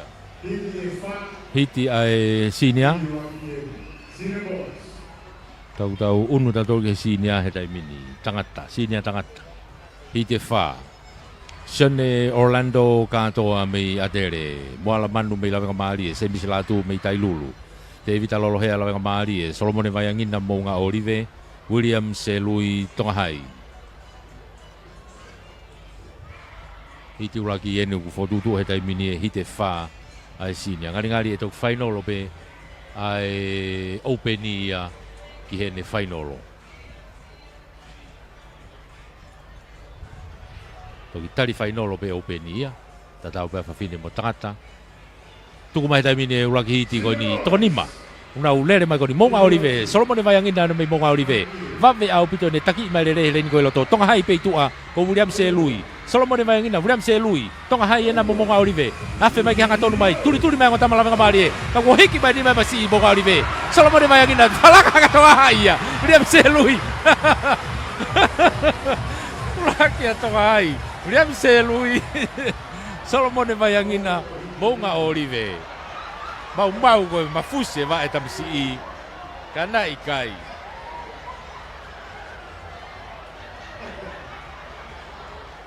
Kana ikai me hano vai. Tala atu monga olive. Solomon vai angina ia. Ka ko ikuna fuire ko ia e Ramsey lui o tonga hai. Ko ne hiki ni mabe ta fa ko Ramsey lui ko ne ita ia Ramsey lui.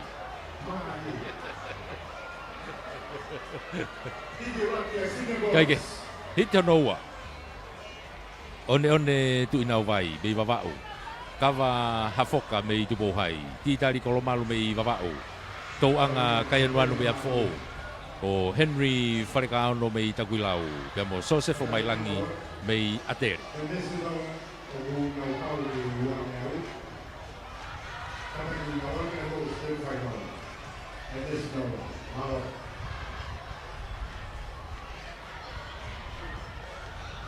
Koe hiti hono ua e ne urere mai koe ni.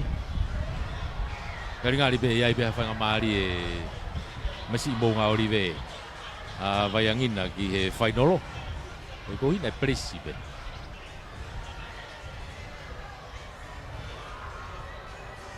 Kaike, hiti hono ua e ne utau iai.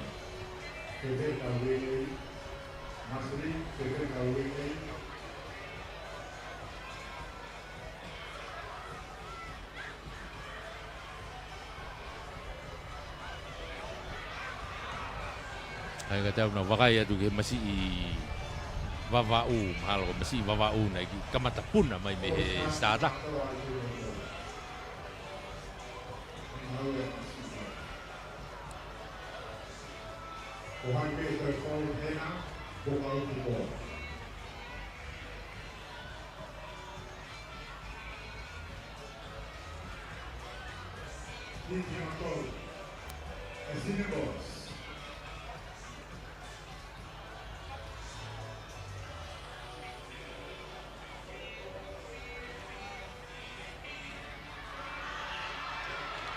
Tuku mai mata tatau mai na ulele baba puta asi ni lota puta masi wawau. One tu ina vai na bei wawau. Afe mai ko ke hauka ngatu ke taki pe tu ataku lau. Henry Wharekaono. Te asi mai bo wawau I loto. Titari kolomalu na bei wawau. E Kristo ngai tu ako Sefo Mailangi. Titari kolomalu mei wawau. Oua. Mau ia wawau. Fika ua ke Sefo Mailangi mei Kristo nga. Tako masi ko na ko titari kolomalu. Oua. To atu moni lele masi. Falaka mai me masi he mita te au. One alu anaia. Mari wawau. E to mari ha lele masi wawau me masi monga olivea bongbong e whainoro Ege. Unu ate taimini hita no tolu eni. Sasi kaloni hea meiria hona ko Simon e tonga mei tupo hai. Ilaya si tep me monga olive. Soape hungalu me ewa. O me tari koula pahulu me takuilau pe mo Sefo Stefano mei tonga hai.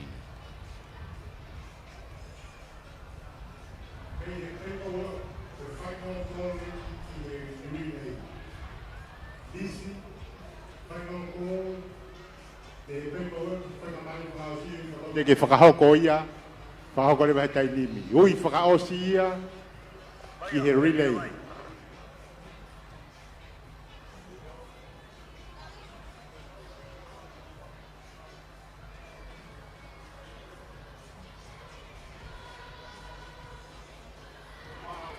Oia, te watu ki he tau hiti hono tolu ena.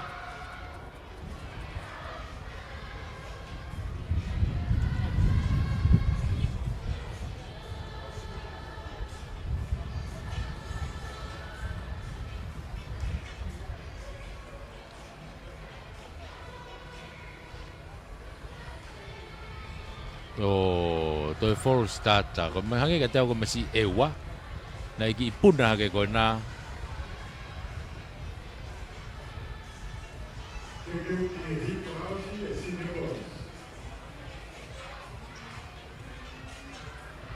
ikai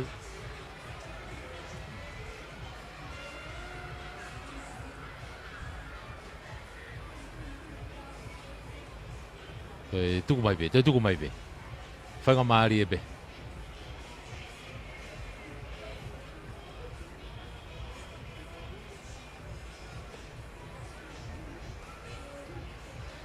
te teo ke tuku mai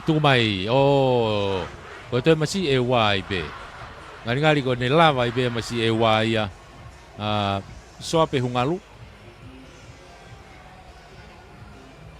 ko ne lava i be ana ia ko ne toi foi full starter tu oua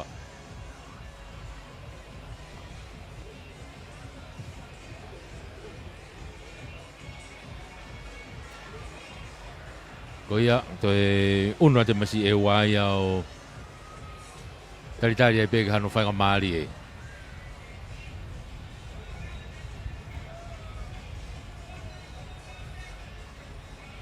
ai hoko te toi ngā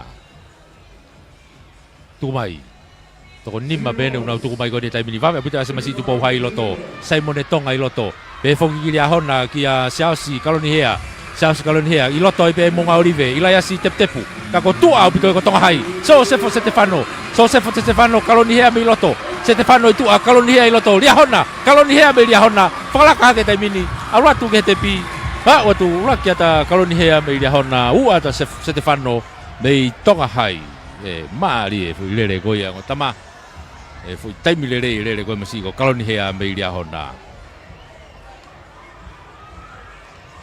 figa uraki ai be ia hit house o e tau whanau tangata lalahi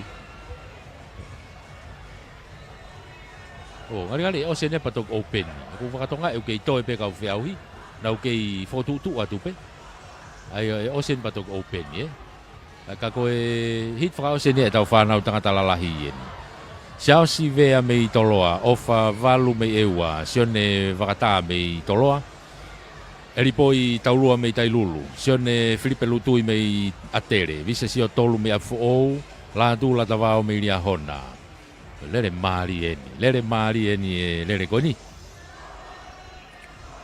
age kone o masiko sione Filipe Lutui me i atere masiko na ko la tu la tavao me i lia hona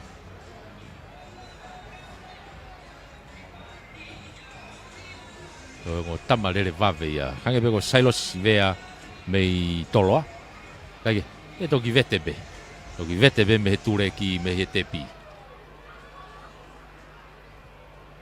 tuku ke he ka full starter tu oua hata haia he ko ne malo loi pe ana iai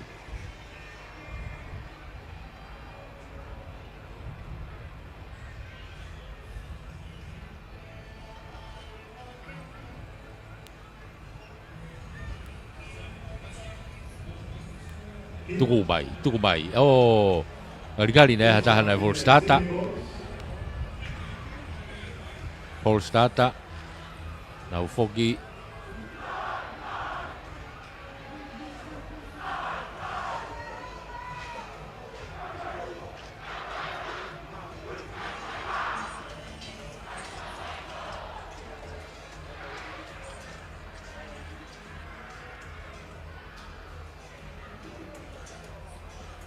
nau foki ki ho starter e termino tu ki ai ki full starter ko ia ka nau toe fotutu fo ke hoko atu ke toe kamata fo mai ai uang au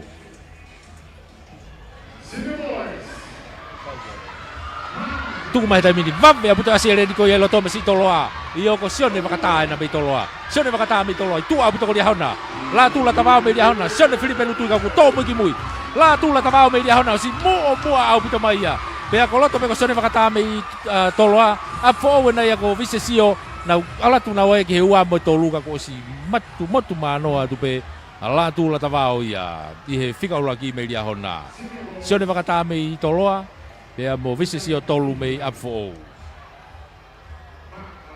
to atu moni na urere na tolu ia puna mai masi gona ko star ya lia hona.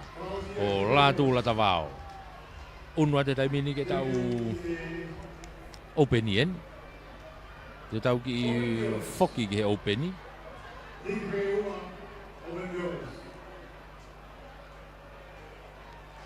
Ai ko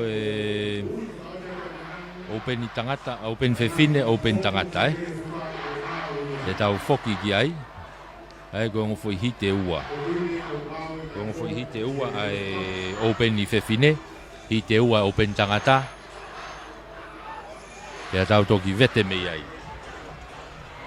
Whamalo lahi foken ke kauta whetuta ki atonga TCC mo Yuko. Pou mai. Tau te he tau kau sponsor. TCC mo Yuko, malo e toko ni malo e pou. Koe hiti uraki koe ni o kurere mai unai se whakahua. Mei kunsa lote Solin whangwhangu mei eua. Kalolaine loni mei tupou hai. Mafi whangatua mei lia hona mo mere wakalahi mei wawau. Koe ngahi hingoa koe ni, koe ngahi hingoa ilo aia. Te nau ki i. Te teki mai be mei he tureki.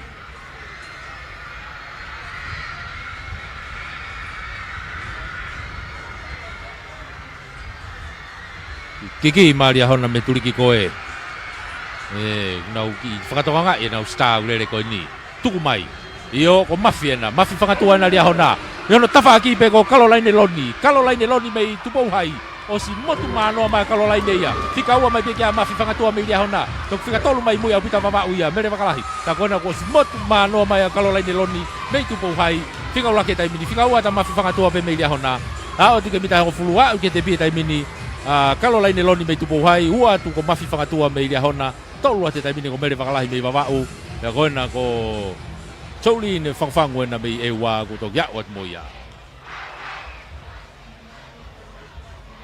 Maria buto koe hange ko lau ka hingo i loain Kalolaine loni kau ia kau fune mui ko ne fafofonga e fonua i henga spoti fawaha pureanga hiti honoa ni ai openi fefine Olivia Vereika mei wawau le seri tai mei tupou hai laisane tuta whaiva mei kun salote ko kaini ko kainia kapu iwai Vaitai, mei lia hona, ko ofisi ahi junior talamai mei ewa. Hingoa ko niko hingoa iloa moia, kainia. Vaitai ko ni mei lia hona. Kaike, kako nau lere anau tolu mo te kau tika keheia, lere ko ni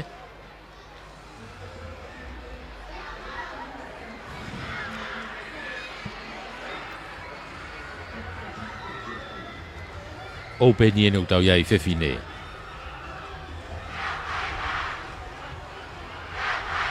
Tuku mai. Manga mahe taimini loto a tupo hai. Reseri tai me tupo hai. Wafe au pito. Ene lere mai anai ako ne tuku mai ai kau lere ki mui he taimina. Wafe mai kianga tonu. Wafe puto mo turi mai ala sane tuta whaiwa. Kakos mawahe au pito mai reseri tai ia. Mei tupo hai. Io fikaua me peheno tua tuta whaiwa mei kun salote lia hona na ko vaitai. Turi ma vaitai ki he ua. Kako mawahe au puto pe reseri tai ia ki he ulaki. Reseri ko vaitai pea mo tuta whaiwa. Io tupo hai lia hona kun salote ia. La vai e tau whanau fefine. Tau unu atu ke whakause e tau whanau tangata he openi ai be. Hiti e ua e openi mi tau wange au. E tau whanau tangata. Hiti ulaki o ki ai Sione Lutui mei toloa. Ko Sareke o Tuhoma mei wawau. Oscar Hoglan mei atere. Christian Tupo mei ria hona. Kiunga o Whahulu mei ria hona.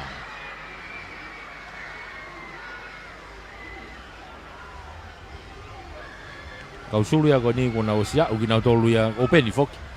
Na wa o gina toluia ki he temi ko na u nga hitareni te na mau ke nga tape aterita na to kau fok na tolu nga hi timi akapulu ko na fa fo nga ya tonga ke nga hi fiau hi fa fa puria nga akapulu Hake ko tau ngai tim ta uanoa ko ni ai Agapulu.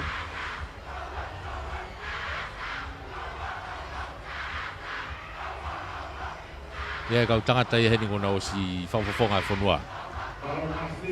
I he mala e o isi poti.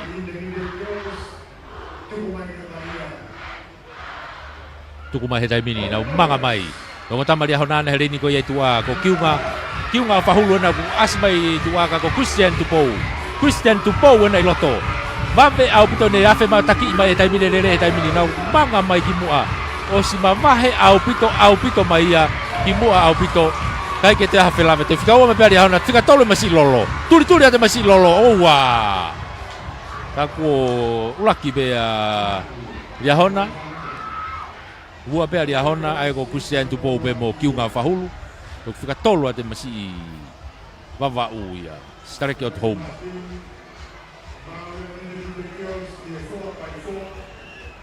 Ako e lere maari au pito e kautama. Maari e. Toi e tau fo hite taha whakao sieni e tau whanau tangata lalahi au pito ai openi. O lere whakao si e wange au. Lere maheni a Atonio halasima me a fo'ou. Samuel Aisea me i tonga hai. Ko Robertson Vaha me i vavau. Lole si o Sailosi me a fo'ou. Ko Murinuu tu ine au me i atere. Lere maari e au pito nia. Lere mai masi i kona mi a fo'ou.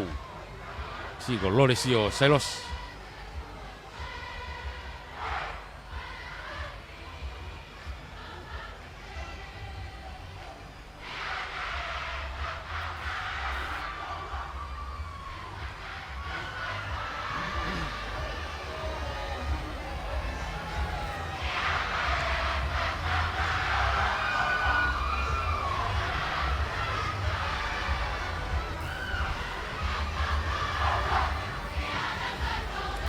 Ma whana au pito e whakakae ia.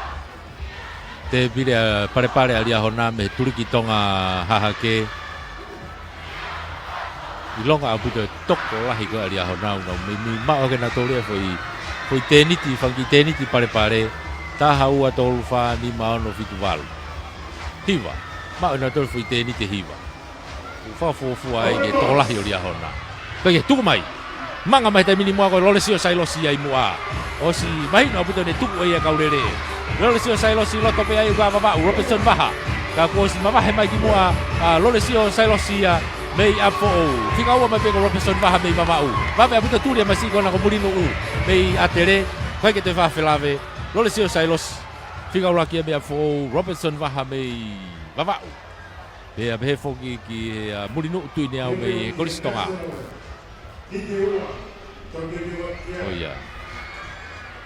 Oh, toi ki lere mo national lo heni. I lere mai national lo meni heni. Okay, hite ua. Tapu tau lere agi pe ai ngahi ako ka pau ase na utenga. Kai ki to ya ha ki lisi heni ki ase mai ai.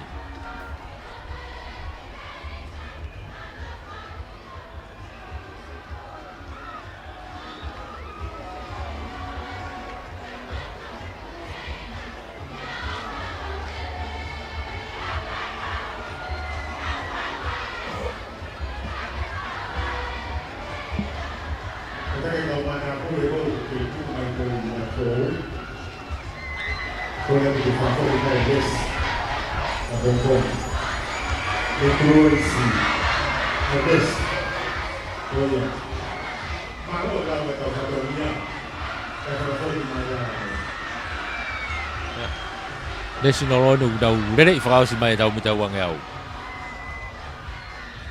Ai koe ngahi kalapu ia.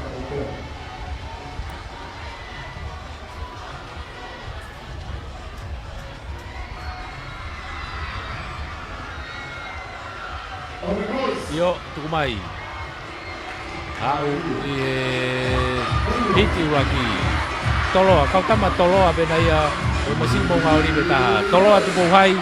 Pea mo e toloa, pea mo e monga oribe. Kau tama na ulere ko he tau timi lere whafonua e na ulere pai koe ti.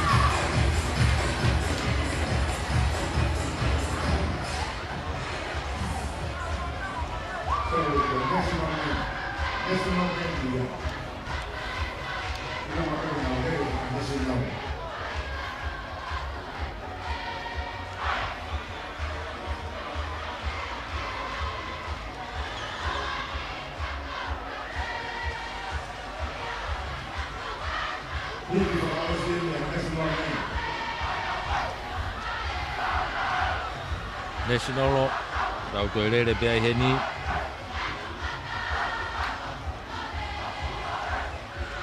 E ko nau lere whao sena nau tolu.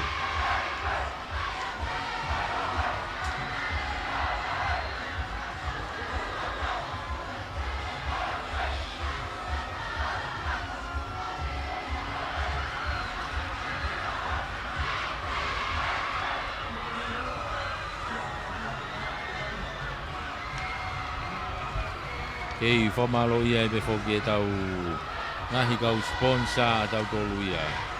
I he tau whamawhola. Aku lo tau lotonga ia i he lotonga ni. Whamalo at. Malo ki he kau whafofonga. Whamalo at ki kau whafofonga. Whafofonga o ia Honorable Sami Waibulu. Whafofonga ia wawau tanim. Malo e Popo. E whamalo lahi ai pe whoki ki he Honorable Johnny Brayton Taion Tangata Pwalu ia National Law eni Kausi mai ene ala tolu Kasi ena ko koka Na toho maali e mai Hau e pe ki heni Hau e Pauwhia di te pi Ikuna pe mo ia e toloa.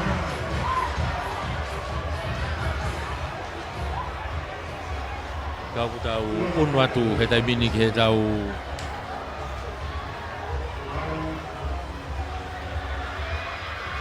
Ai ko tau unu atu tai mini ki he tau lele fuka takaitaha.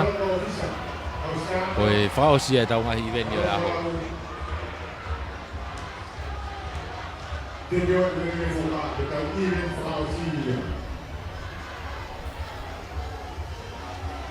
Iwen whakaosia ho ngari o tariui mai e ngā iweni koe ni ke tau hoko ki ai. Ai e ki ai ki taimia ai. E ai ki taimia. Maha peko ki mini te hongo fulu ke wanoa. E toi ki taimia ki. Tau ke i heni pe. Tau ke i heni pe i teu whaiva. Tau ke i kakato pe heni. Ke i lere pe pea mo e... O e tau whakaosiosi koe e tau whiauhi. I he ahoni whamalo lahi atu, whamalo lahi ki he whamofonga Honorable Moare Whinau Hapai tahaua ia Malo e popo mai Whamalo whokeni ki a Sonevei Koso Pea mo e Kautaha whetutaki a tonga TCC E whoki ki a Mafi tō ki he sopo tau whaahau Malo e popo mai mi hena I he kautaha whetutaki a tonga TCC Whamalo lahi atu Whamalo ai pe ki e Tonga Cable Limited Tonga Cable Limited Ki a James Panuve Sioneu tātu mo kau ngau e koia Malo e poupou E whoki ki e tau kia Semisika Pea mo e 5 Stars Group of Companies Mo e Finance Tau whamalo ai pe whoki heni Kia Meriane Vekit Pea mo e tau kau star Matu whoko na nau ke hingoa mei teni whoku E naimi na nau ke star Toki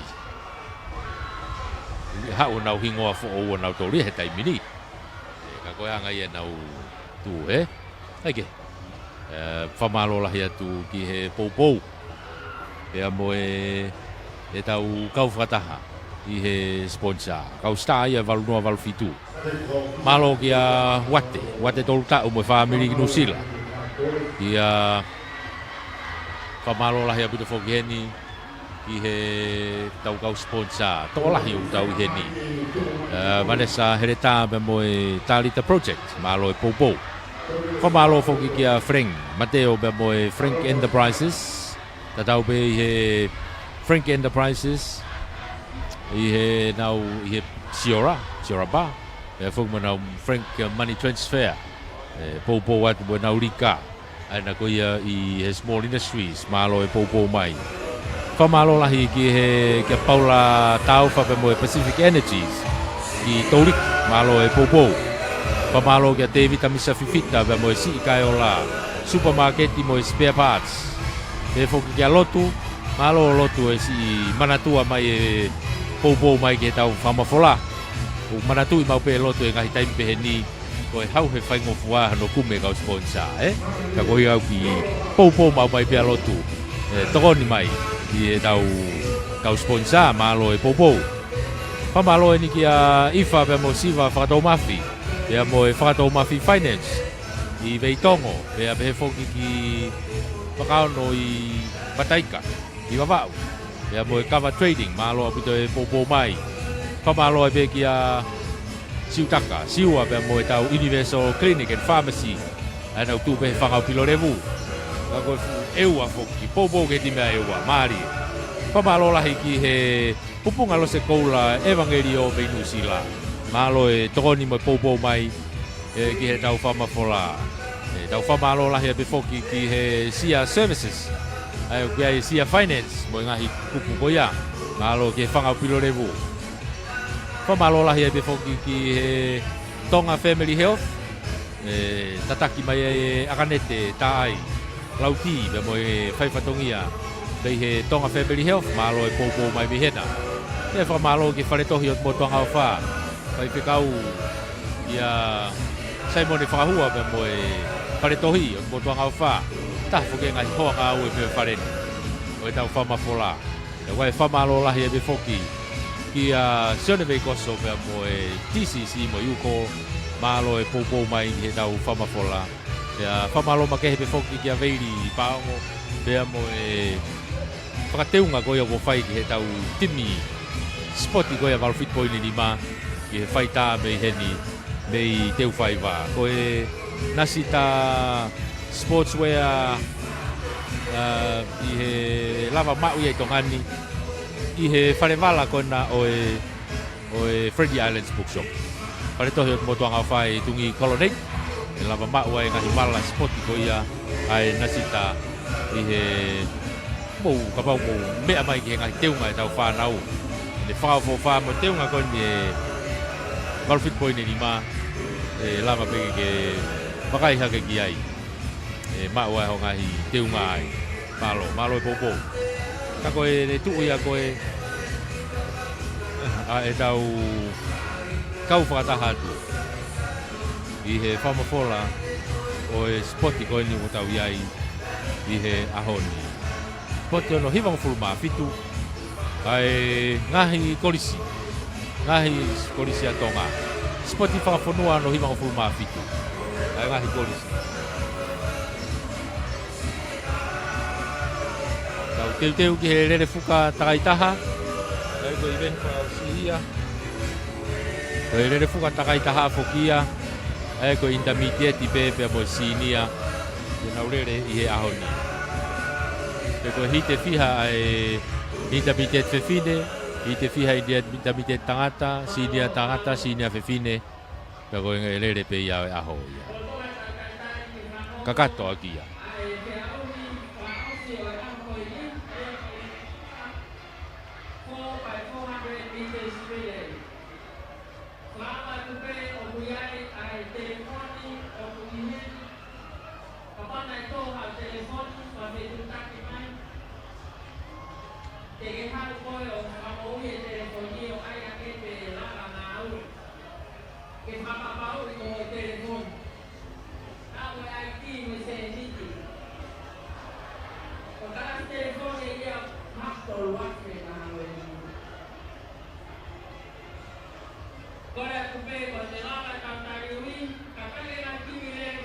About ke moa mai ke te niti koe ni o fire and marshalling.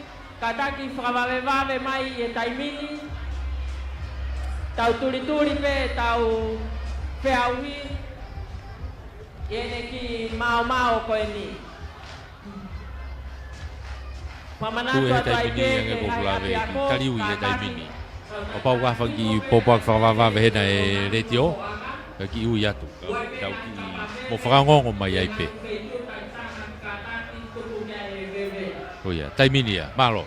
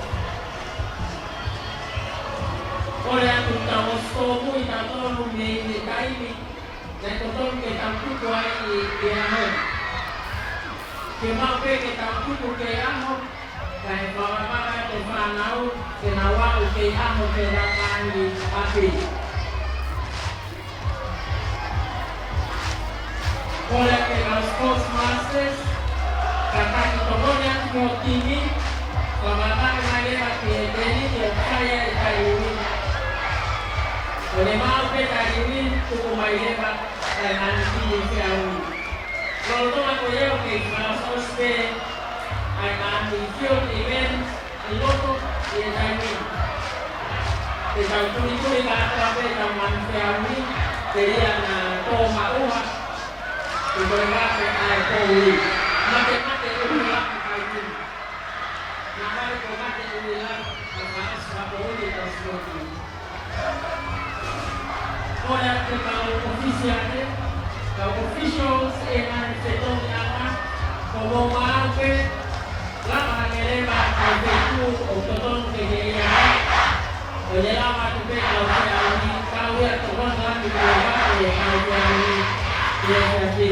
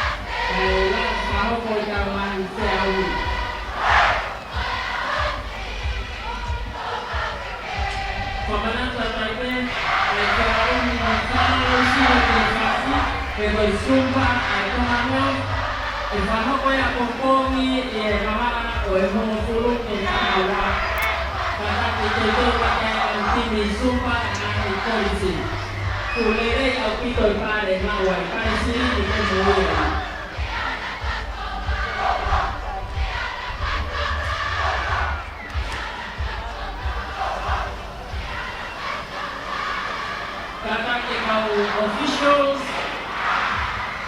legal drink stewards,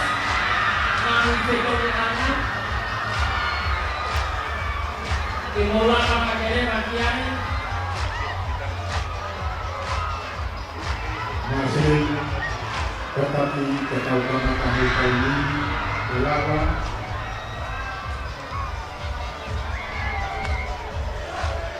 usiamo i nostri genitori e genitori kita tahu bisa masih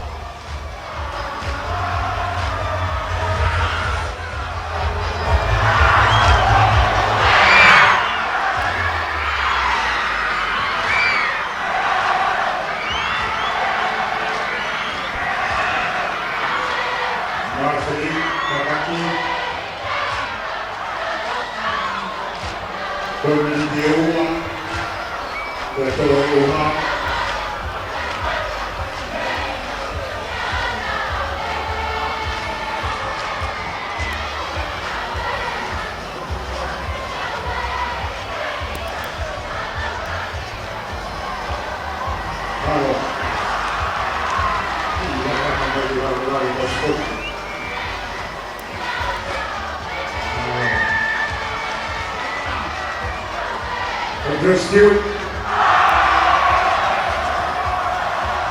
masih Yasena atau rescue tetapi bola dengan Yasena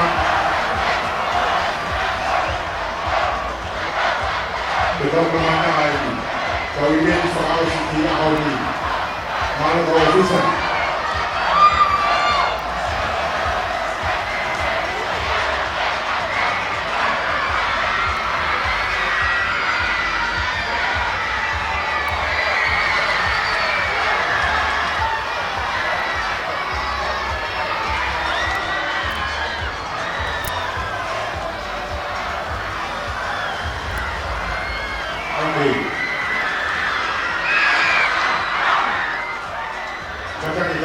Stewart, who's a good work around the Apple. And for my first work in the great line, Pinahina.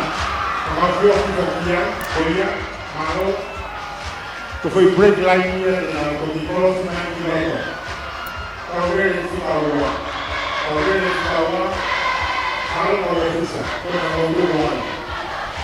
Already to our work, and I was great man,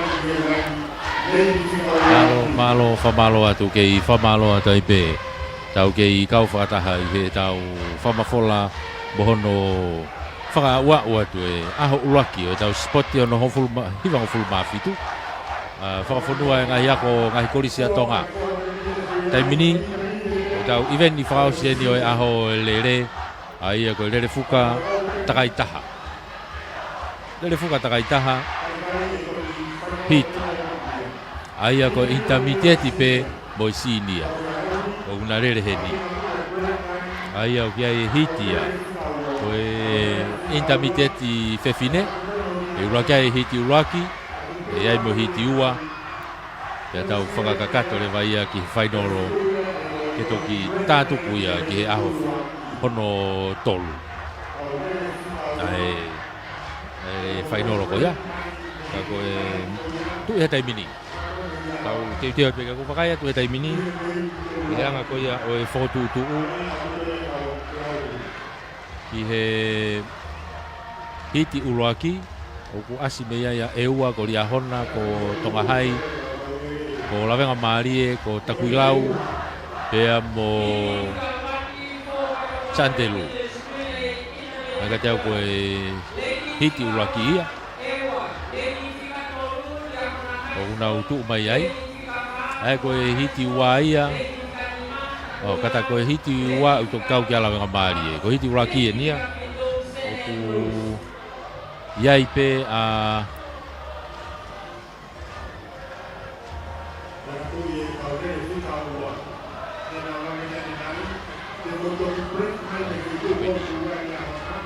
ko inta sinia pe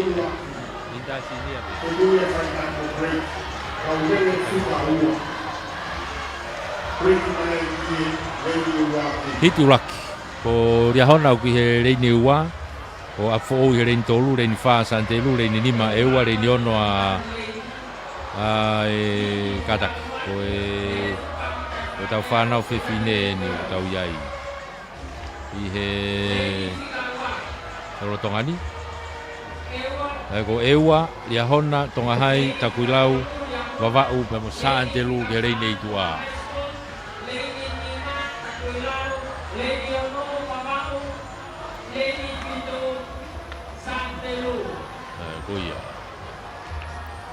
ko ne tu ia i he taimini ko e ua o ku lere mea ia anau lo peti ko mere loni ante ma tau pe mo karina vaipu ko ria hona ko ofatu ifua tiweti lauhingoa vasari va freti mo oril nei liutai ko tongahai ko Veilo se Ramsey en uvea ilai se songomori mo salo te muri takuilau o kurere ia lotana kiu o vika feremi vai moana awafi pe mo tubo awafi o vava urere mea se la paea meriana newspaper o moani fava o rosaline Wolfgram Santelu urere mea ia lau esereo o Jane Mafireo Kathleen Helu mo Tayen Lutun o kau lere ia ko whakahoko ko i loto o kai ki honga lave i ko whakahoko ni tahau atolu whako ni pe ko e ka koe risi ena. Ko kina tolu ko toa ia kurere koe nā. E ko whea e uraki ua tolu whā, ka koe ia. Lere fuka takaita. Lere fuka takaita. Intermediate girls, 4 by 400 meters relay. Fred Stewart.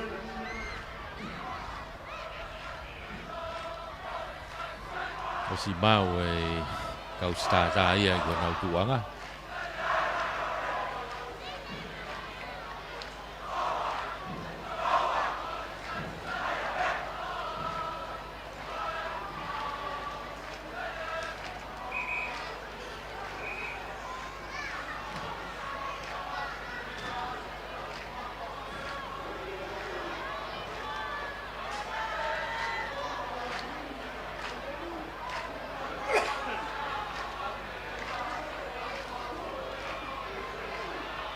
Tu ko nau ngai tuanga.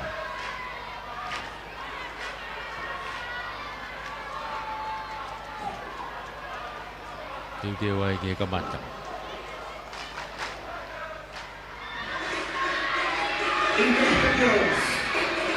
Yo tu kuatu. Raki takai na vave aku te asia dia honaya. Ireni ko ya iloto. Si manga to dia honaya. Patu ke takai tahaen. Ka ko si vave aku te manga dia honaya.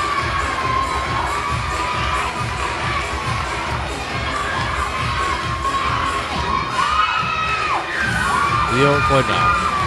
O si fala kata mina dia hona ia. Au mai ke wang yau. Dia hona na o ki ai pe mo Babau. Babau na o kaua tu mo takulau.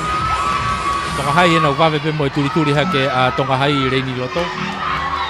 Na wa fe mai ki hau ki hanga tonu si mama he au puta mai dia hona ia. Tonga hai na turi mai ke fika wa takulau ai pe mo babau. Ta ku si mama he mai dia hona ia ka mita nai wanoa.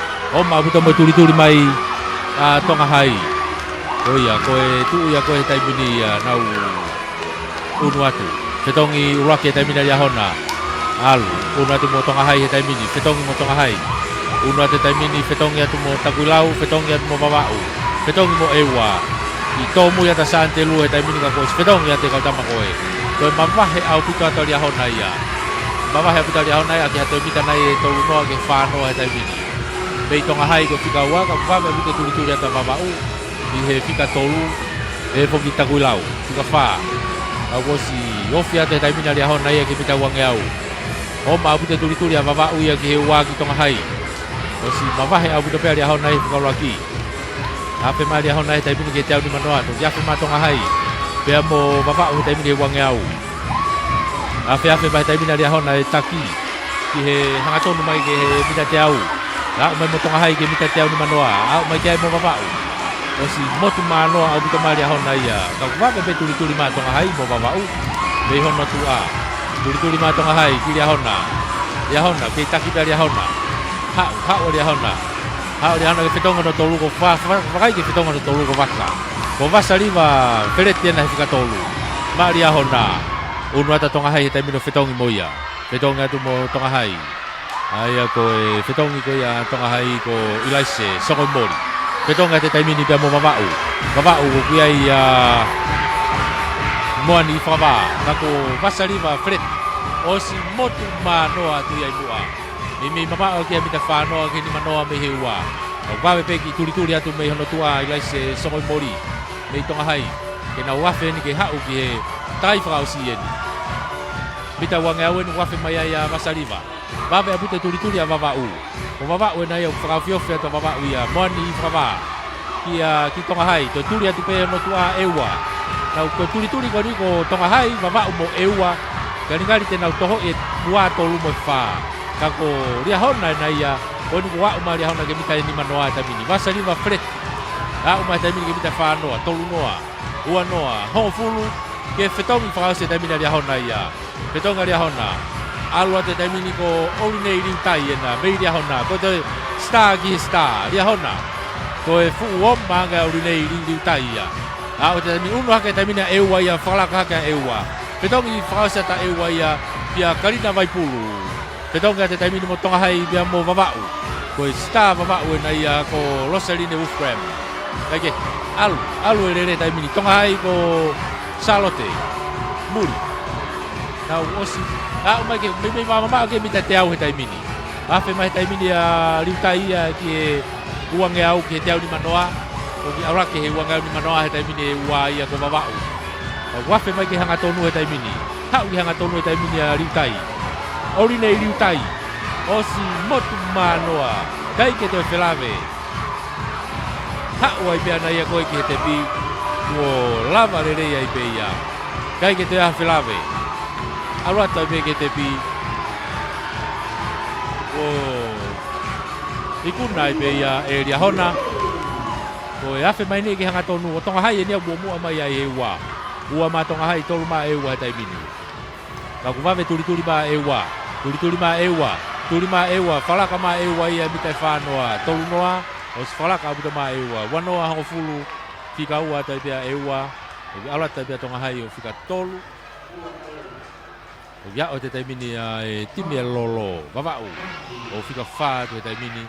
Alu vavau ke au ke laine goia. O ta vavau fika wha. O saan te lu o ku kei motakuilau. O kuna kei lerepe. Takuilau ena ku unu mai koni ka fika ni maia. Turi ki hiki masante lu ia. Ki hiki masante lu ke ne turi mai takuilau. Turi masante lu ki takuilau. Ia fika ni ma mo ono ena. O kai pe ke te whelave ha mea. Takuilau ena mo sante lu. Whaka ua o atai pe fo i lere whakao si ko ia. Lava ia ai hiti uraki. Tau unu atu ki he hiti ono ua. Ai whanau whiwhine i loto ai pe. Hiti whakao si ia. Ko Queen Charlotte, o kuihena Queen Charlotte, ko la venga Marie, Tailulu, Tupouhai, pe mo apfo. Nau tolu ia kuiheni. Timi ko ia Queen Charlotte, ulere mea ia ko Karesio Kei, o Veti Karesio Kei, o Ruf Kalmeti, o Faloto Frimoehala, pe mo manatu hafoka. Timi ala venga Marie, o kia ia Seilo se mounga, o si e Freti, o Feiloaki mei mate yampaki, pe mo sofa ia finau. O Tailulu ko Quincha Tapaivalu, Alison Elone, Vinola Televame pe mo Airi de Fonua. Timi ko ia a Tupouhai, urere mea Charlotte Aholerei, ko Leiana Pousini, Loisi Otuhoma, mo Marianne Kiokata. Timi ko ia Fo'ou, urere mea Jennifer Ainuu, ko Marini Taula, ko Meresia Pousini, pe mo Vava he a New Palau. Stata e nau o si tu ka nau ngai tu anga he taimini.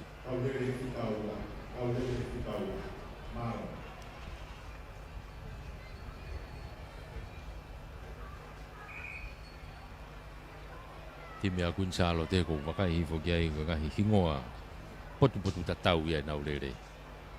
Kari ngari te nau ki toho maari e mo timi ko ari ahona. Ake, kaku toe ke nau lere na tore foi lere ko ni.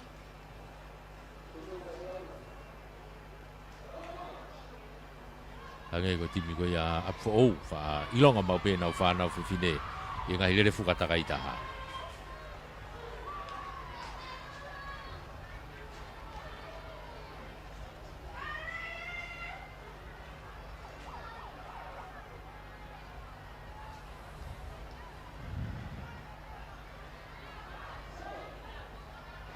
Yop, tu watu. Laki mita fa nge au ni. Nau kei lere ko ni apfo Tupouhai, Tailulu, la venga Marie, pe mo Queen Charlotte. Nau kei mata tatau pe. Ai nau lere. Ilonga puto pe lere reini ko ia mua ko Tupouhai, pe mo apfo Tupouhai mo apfo mua. Kami aku puto lere a Tupouhai. Os falaka ke taimina Tupouhai ia. Na wafe mai te au ni manoa o si falaka ma Tupouhai ia. Apo bena no tapaki ofi haka ke ai. Tai ni mai mo Tailulu. I to aputo ki muia Queen Charlotte ia. To aputo ki muia Queen Charlotte ia.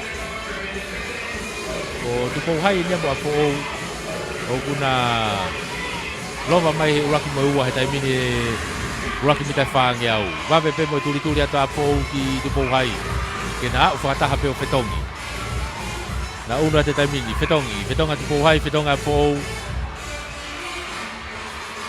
oia na ulere he tai mini ia una te tai mini a tai lulu ke whetongi o tika tolu ia whetonga tai lulu a mo la ngamaari e whetonga mo la ngamaari e to mu ia puta Gonzalote na ringari ko me a wa me ku hoko ke va e o ta hinelele ko ia Gonzalote ko tui pe ia ko to mu ia pito ia ke te aha to e fela veia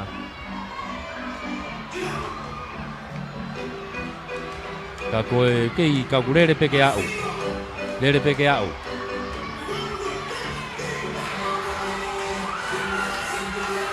e ha upe ka whetongi ia ko e o ma umai ke lere pe o apo o na ko mo ama he tai mini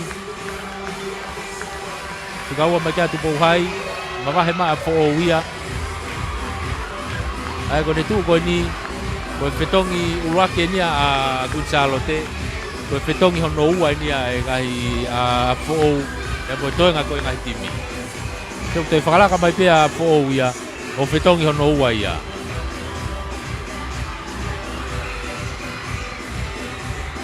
ai ko lele ko a Gonzalote a ko e o le stomu ia ke foi takai e taha kakato kai ke a ko ua ai ko ua he tai mini ko tu po hai ia ko ulaki ko apo ko ua ko tu po hai e na tu ko he tai mini ko tolu atia ko tai lulu ya fa to la venga mari e la to fika ni mare va Gonzalote ia ene tu ko na leo ko ia ulere fika ua he tai mini na ko ia o fika ni ma ake he unu mai ke apo o beto mama he apo ma apo ia ka te mita o noa valu noa me he ua ko takuilau turi ko ni a Gonzalote ko ni ke ne ma wala venga mari ke ne ma upe amo tailulu ke ne ma mo dubo hai pe to riu ma to ma mo apo kai ke ka ko whetongi a apo whetongi a te taimina Gonzalote ka ko nau tok whetongi ua pe nau tolu unu a te taimini ko whika ua ni au tokalatu ko ni a tu pou hai nau whetongi ko whika ua ia ko tailulu enu kalatu ko ni ke whetongi ko whika tolu ia ka po si motu mano a tu apo ia o si mama o ke a mita te au behe ua he taimini Gonzalote ku mama ma Gonzalote a koe o ke na ula na tol ko Gonzalote mu muitaha tai mini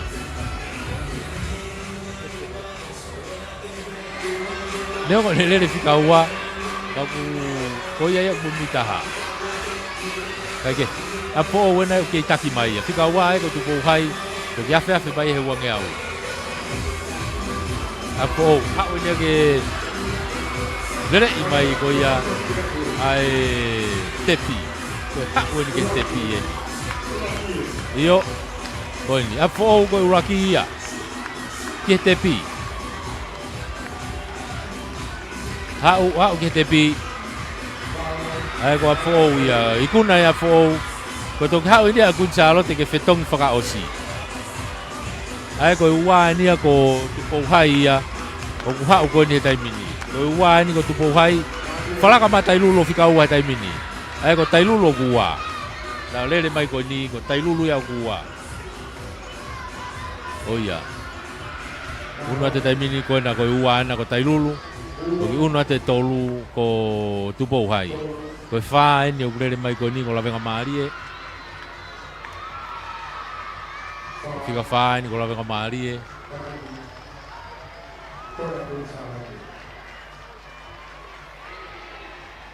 Oh ya, o tala venga mari ko fika faia. Ko to ki fika ni mai ni. Ko Gonzalote no ko ya fe mai ko ni ha o te au ni manoa.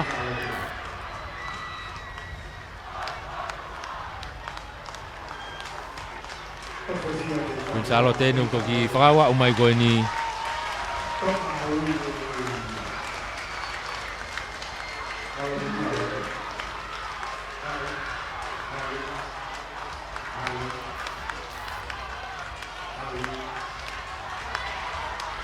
Manatu hafoka. O ia na une tepi mai ma kutsalo te. Yo, o tu kiai. O lava ia. Lava e tau whanau whewhine. Ai indamiteti. Tau unu rewa ki he tau whanau tangata. Tangata. Whanau tangata indamiteti. No? O, tau unu atai peki he whanau whewhine lalahi. Ai senior.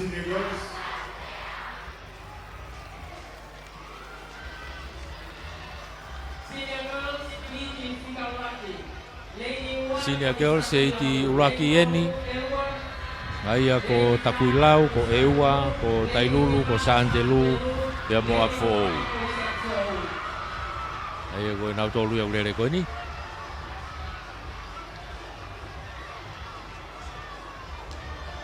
Te wai ki he hiti uraki me hite ua.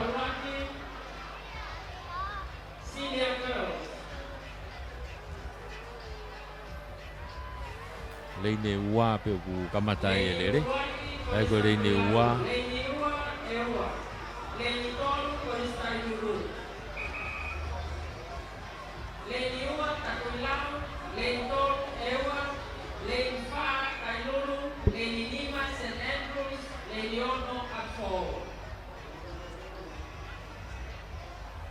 Tu ia e ngahi reini loto. Apo o itua Santelu hoko mai ai, hoko mai a Tailulu, hoko mai Eua Takuilau reini loto. Kau stata ko na Takuilau ko Maria Sokai, Eua ko Rahmon Sigaret, ko Tailulu ko Ferila Korotau, ko Santelu ko Emalantu, ko Apo o ko Crystal Sime. Crystal Sime.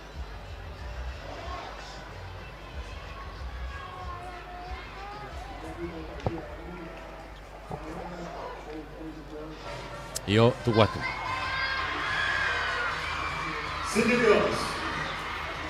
Nau kei mata tatau te uraki takai en. Vave apute asi ko ya Tailulu i loto. Tailulu oma au puto no laku mai Tailulu ka urere ki pui. Ai ko apo pena kei mua mo Tailulu ka ko sfaufe ta Tailulu ke maua ta apo ke tuka uraki he taimini. Takai uraki pe Tailulu osi a wa ke pita wangi au na wafe mai ai. Afe Matailu, afe Mapo, unu mai mo Takuilau, Santelu, mo Eua, na wafe mai. Hau koia ke te au ni manoa he taimini. Pau koia e pe ko Ferila Korotau, pei Tailulu, taki mai taimini. Wafe mo unu hakeia a Takuilau, Maria Sokai. Hau he taimini hanga tonu. Kei Pawhekiki mai pe tu a Crystal Sime, pei Apo o, tingaua mai pe a Crystal. Wafe aputa e te turi mai, a Sime, pei Apo o whalaka mai he taimini Tailulu. Aarua te taimini ke wak Fetongi, unu atu. Fetongi a Apo o Fetongi whakatahape mo Tailulu mo Takuilau. Nau unu atu ko ia. Nau lere hono wae nau. Kiai a Apo o, kiai a Siuti Taufa. Ko Tailulu ko lien Taufa ao, ko Takuilau ko Suriana Palanite. Mana i mua wido taimini. Suriana Palanite. Mei Takuilau ko Tailulu ko lien Taufa'ao ko Apo ko Siuki Taufa ko ki tō mai ki muia Eua ko Eva i po mana taria ko nga wafe mai koe ke te au ni manoa taimi ke taki mai ka Takuilau wawe buta mo turi ma Apo ko Tailulu. Kau kita hiki mai Takuilau ia Suriana. Hak wa buto ya. Apo na wabe buto ne turi mai ke wa. Mas mawahe mai Takuilau ia. Apo e ba mai Apo Tailulu. Apo Fetong ya Takuilau. Na una te tamine Fetong i whakataha pe Tailulu pe mo Apo. Fetong ia ai koe tika tolu eda. Alu ko resina, Takuilau ko resina na ko simu au bito ia. O resina kula, Vame a puta turi atua Maria Halapio mei a fo'ou. E foki ki tailulu ko wika mafi. Vame au pito. Ko sta na a fo'ou ena. Maria Halapio. Ai ke he wafe mai he wange au ki holo. Ai lele ko ia takui lau ale sina kula. Aku vame au pito turi atua Maria Halapio. Na wafe ko tau di manoa si unu mai tai mini a fo'ou ia ke whakalaka mai. E whakalaka mai fo'ou i takui lau. Hau ki hanga tonu whalaka mai tai mini mo tai lulu ia whikaua mai. E toi unu mai mo eua ia ke toi whalaka mai i takui lau. Ai ke ka kosi mawahe au pika mai tai mini Maria Halapio mei apo o ia. Hau tai mini ke alatu ke whetong whakausi. Alatu apo o tai mini whetong whakausi apo o. Whetong ia kia sala longpoa mei apo o. Whetong ia tai mini a tai lulu kia peti ki salatu. Whetong ia tupe mo eua kia maripolo lodi. Alatu mo takui lau. Whetong ia mo takui lau kia evening hafoka.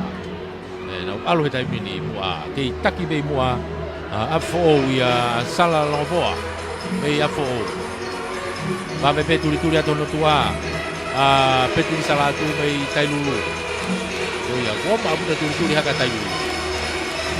Vame aputa turi tai lulu. Na afe mai ne wange au. Afe mai apo o. Doi afe mai pe mo tai lulu ia mo e oma. Vame pe mo turi ma eua i hona tua. Au ke te au ni manoa. Ke turi mai pea eua. Ofi mai pea eua. Petulis kataki ko tai lulu. Ke ofi mai pea tai lulu petulisa. Petulisa la tu apo ko sala longo poa na ibua. Turi mai e tai minia tai lulu. Ke taki be apo ko tepi eni. Ke taki be apo ngari pe ko eua ia tene ma mai tai lulu. E fika ua. Vape au te manga ma eua. Eua ki he ua. Wa po ke tepi. Eua ki he ua. Iyo fika ua eua. Fika tolu tai lulu. Apo eua tai lulu. Mari. Ai turi mai maripolo loni mei eua. Falaka mai ke tepi o fika ua. Hiti ua e fefine sinia. Hiti ua. O urere hena kunsa lote o tongahai lia hona mo vavau. Sinia anu tau iai. Ko rere mari ene nga hingoa iloa heni.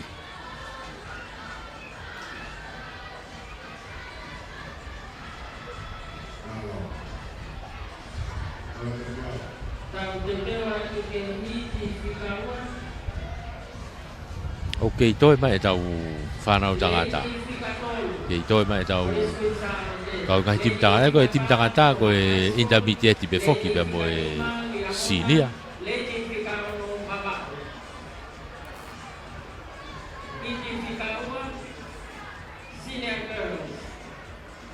Lane 3, Queenstown College. Lane 4, Tonga High School.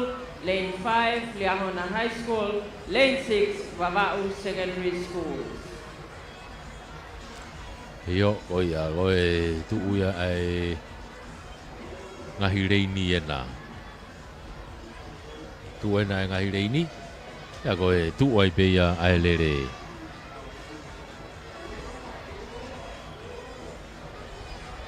Alfred Stewart, bienvenidos. Ataki Alfred Stewart.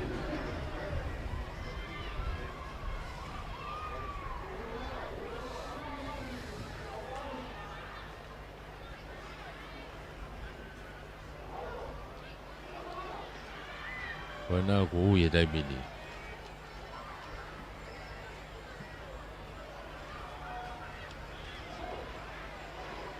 Yo, tu kuatu. Alwatu dai mini ku keimu ape ave puto Liahona ki uno Liahona vave. Ene turi ko ia ki Vava'u i fika ora kita bis falaka Liahona ia. Falaka Liahona dai mini ko niulini moli. Lele kamata ko ni Liahona. Ia abbiamo le serie lamba mei Tongahai, Veronica Taria mei Kunsalote, abbiamo Anna Pongi mei Vava'u. Kalaka abuta mai niulini mori ia mei Liahona. Ka wafe mai te au ni manoa he tai mini. Te au ni manoa. Afe mai ki hau ki hanga tonu. I kamata ke langa mai pia moongo kuitsalo te motonga hai. Ka kuosi. Tō mua au puto lere ia ria hona. Tō mai ai beke au ke whetongi uraki. Ke whikaua mai pia mawau. Niurini ke whetongi atu. Ki he lere hono ua. Whetongi uraki ai a ria hona. Aratu ki a Isabella a Kolo. A Kolo. Whetonga te taimini mo mawau ia. Ai ko Misi ula. Mawau ia. Ko kutsalo tena ko Serapese. Tonga hai ko wikelotu matea lona ena. Lere ko ena. Ka kuosi motu mano atu lia hona ia Isabella Kolo.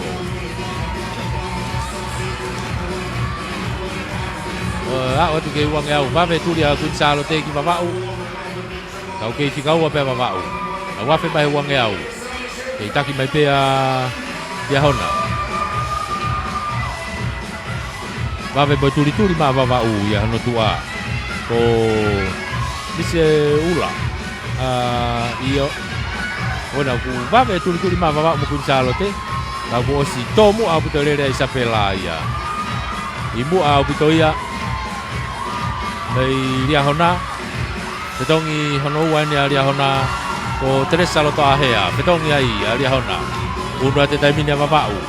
Petongi ata mawau ki a Lucy Taufo. Petongi ata kunsalo te ki a Fande Folau. Petongi ata tonga hai ki a Farefehi Sekona.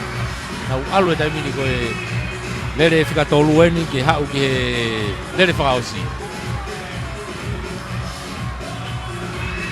Ko itaki mai pe taimini a lia hona. Loto ahea. Pakalaka mai taimini a kunsalo te ia Fande Folau ia Lucy Taufo o mawau. Kau una ke wangi au. Afe mai wangi au. Hau ke te au ni manoa he taimini ko si lere mua mai ai pe ia hona ia a loto ahea. Afe mai ki hanga tonu he taimini a loto ahea. To hiki mai ne lere ana. To hiki mai ne lere. Afe mai taimini ki hanga tonu mo mawau mo kunsalo te. Kako loto ahea nia mai lia hona o si motu manoa mai ia. Ye mitai wanoa mitai hongfulu ke whetongi. Whetongi lia hona. Whetongi ia kia tupou hikila. Lia hona ia. Whetongi te taimini mo mawau mo kunsalo te. Whetongi mawau kia mame tui. Whetongi atu kunsalo te kia ofala tu. Ona uta whetau mina he ua mo tolu. Whetongi te taimini mo tonga hai ia Ameria hangana. Ka kuosi motu manoa lia hona. Mei mu a putapea lia hona ia. O tupou hikila ia mei lia hona. Mame turi haka kunsalo te. Ofala tu. O ia whika ua he taimini. Taimini lere ka kuosi. O tuipe heka ke te whelawe ha mea ia. Kuosi mamao au puto e whakalaka ia hikila mei lia hona. Kaipe ke te whelawe. Nga tonu mai taimini koe ki hiki mai lere ia tupou hikila. Hiki mai taimini mo ofa. Nga tu mei kunsalo te ka kuosi. Wa mamao ia koni haka mitai ni manoa. O taimini ke te pi. O tupou hikila mei lia hona. Rocky. O te taimini pia mo ofa la tu. Kolis kunsalo te. Whika ua te taimini. O te taimini pia mo Sinimani. Tui o whikatolu mei wawau ka koe ni ko Ameria hangana ni mei tonga hai wa o atu moia i e whika whaa ia kakato ia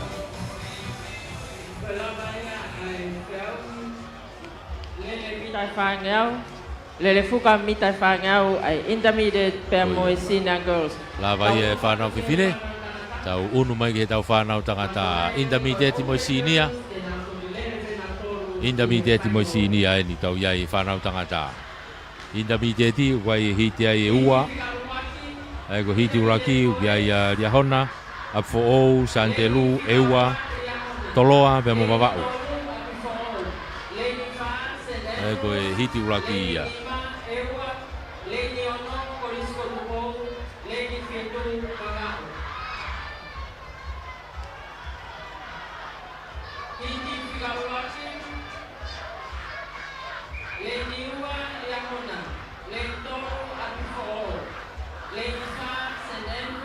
Kei alo mari e reike ai ahoni toi ki manifinifi atuange ngahi konga ao kai huhulu mai huelo la a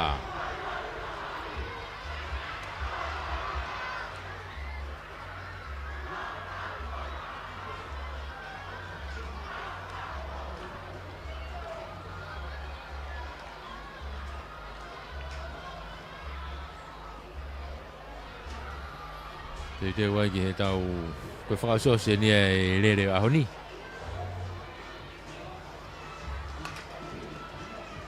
Ai koe ki fo i toloi lo a koe ade nai i he teu koe mi tau ange au.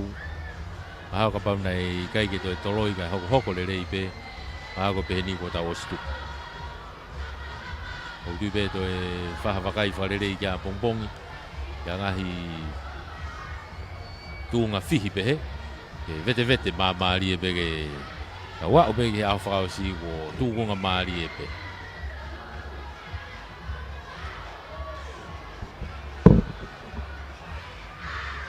kai koe kau stata koe ni ko riahona ko pauri tone ko afoou ko staki o wakauta Kona, kuna utuku atu, ko Santelu ko hingano tuafu.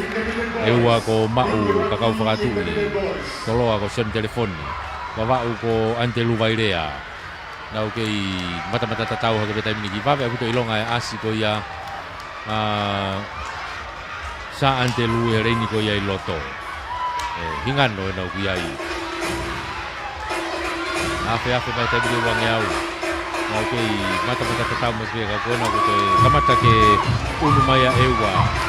Unu maya ewa ko toloa e nai a tapo wawau i tua. Toloa mo wawau, sone telefoni mo Antelu Vairea. Kalaka mai tai mina toloa ia taki mai, sone telefoni. Pei toloa. Hau ia tai mini mua. O se mawahe mai ia. Arate tai mini ke rak petongi.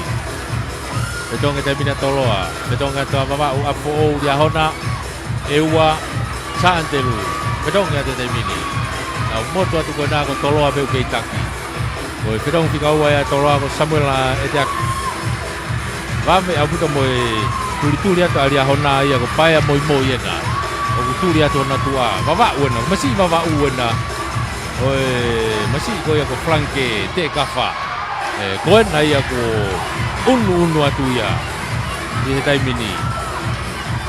Wha ave foki e kaurere ve e wawe. I he whika ua o whika tou. I mei ko ngofoi tūngai o kia kaurere wawe. Pau tuke hepe wawe au pito ia ko tukuweia ki e whaosi. Ako wawe au te turi maa lia hona. Lia hona au turi mai ki toloa. Nau hau ke whetongi. O si ofi au puto mai lia hona ia. Arate taimini ke whetongi ono ua. Whetongi a toloa. Whetongi a lia hona. Whetongi a te taimini a eua mo wawau. Whetongi a toa apfo ou. Arate mo Santelu ke whetongi atu ko motu mano a toloa mo lia hona. Wawau. Toloa lia hona wawau. Eua. Nau tolu ena uku nau mata waha tatau hake koe nā. Kau ki mawa o pea toloa i mua. Kei taki pea toloa i mua. Wawe puta turi a wawau. Koe masi ena ko Sefrik Tupou mei wawau. Oma au pito. Sefrik Tupou ena mei wawau. Me turi i hake pe ia. Ke ne mau hake a paia mafi ki e o ria hona. Afe mai koe hao teau ni manoa. Toe turi mai pe ia. Kei lere oma au pito mai ke mau mai ia. Amperi asi ahokava o toloa. Masi iena. Sefrik Tupou. Na unu atu ke whetongu whakaosi he taimini. Au ratu ke whetongu whakaosi. Whetongu whakataha pia toloa mo wawau. Whetonga te taimini mo ria hona. Au ratu e whetonga ria hona. Whetonga mo ewa kakuosi. Motu manoa te taimini. Ko toloa.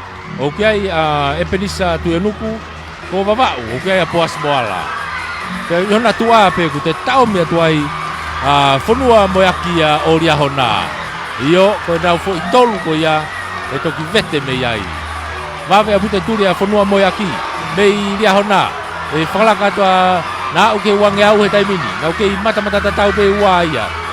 Nau ke taki pe mua. Toloa. Afu mai ke te auri manoa.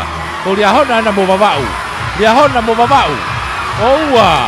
Toloa nau ke mua pe toi hiki ma toloa ia. Lia hona na ua. Toloa lia hona mo vavau he ua. O si mavahe au pito ma toloa ia ki mua mahino ia. Toloa, o vavau mo lia hona he ua. Vavau, whalaka ato vavau. Io whika ua vavau. Toloa, vavau, lia hona. Mari e vavau. Tō atu. Hiti uraki ia. O e whanau takata loto. Intermediate. Toloa, vavau, lia hona.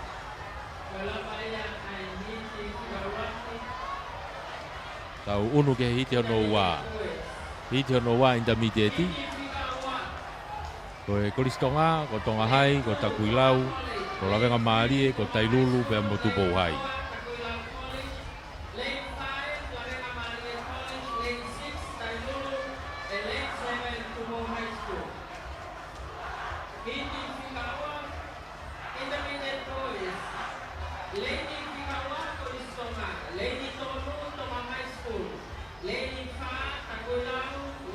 Lawenga Malie, Leini Ono, Tailulu, Leini Fitu, Tupou High School.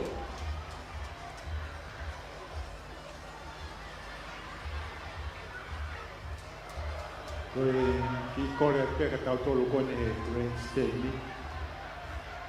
Ko hape o mouto e tua i ki olu. Tau tangotu rere i peo si o rere. Kala mai ngai hafo i uhinga maari e. Uku ke toi tua i ki olunga. Lolo tonga pe tau si o rere i. Ku ke toi tua i ki olunga. Malo Green State. Mao e mahino.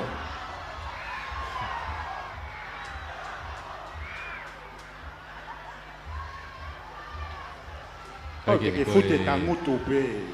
Hiti hono ua ni utau iai e taimini ke tau kau whakataha atu ai. Ake kona ulawe kei atere, tonga hai, takuilau, lawenga maari e tailulu mo tupou hai. Whai loto rei tau tāwe, koe ana o whapea na tūra. Na tawhia koe roa. Kamana peke tau ine tā tāwe konga ao, ke tau loto rei te. Ma tawhia koe konga ao. Maloro. Tu e taimini koe whakausi o si pēn. Tau kei whakaua o te pē tau whamalo. Ki he tau ngahi poupou mo tau ngahi hoa ngā ue.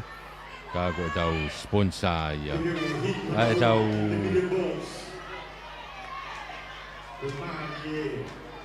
whamafola koe ni utau iai i he loro tongani.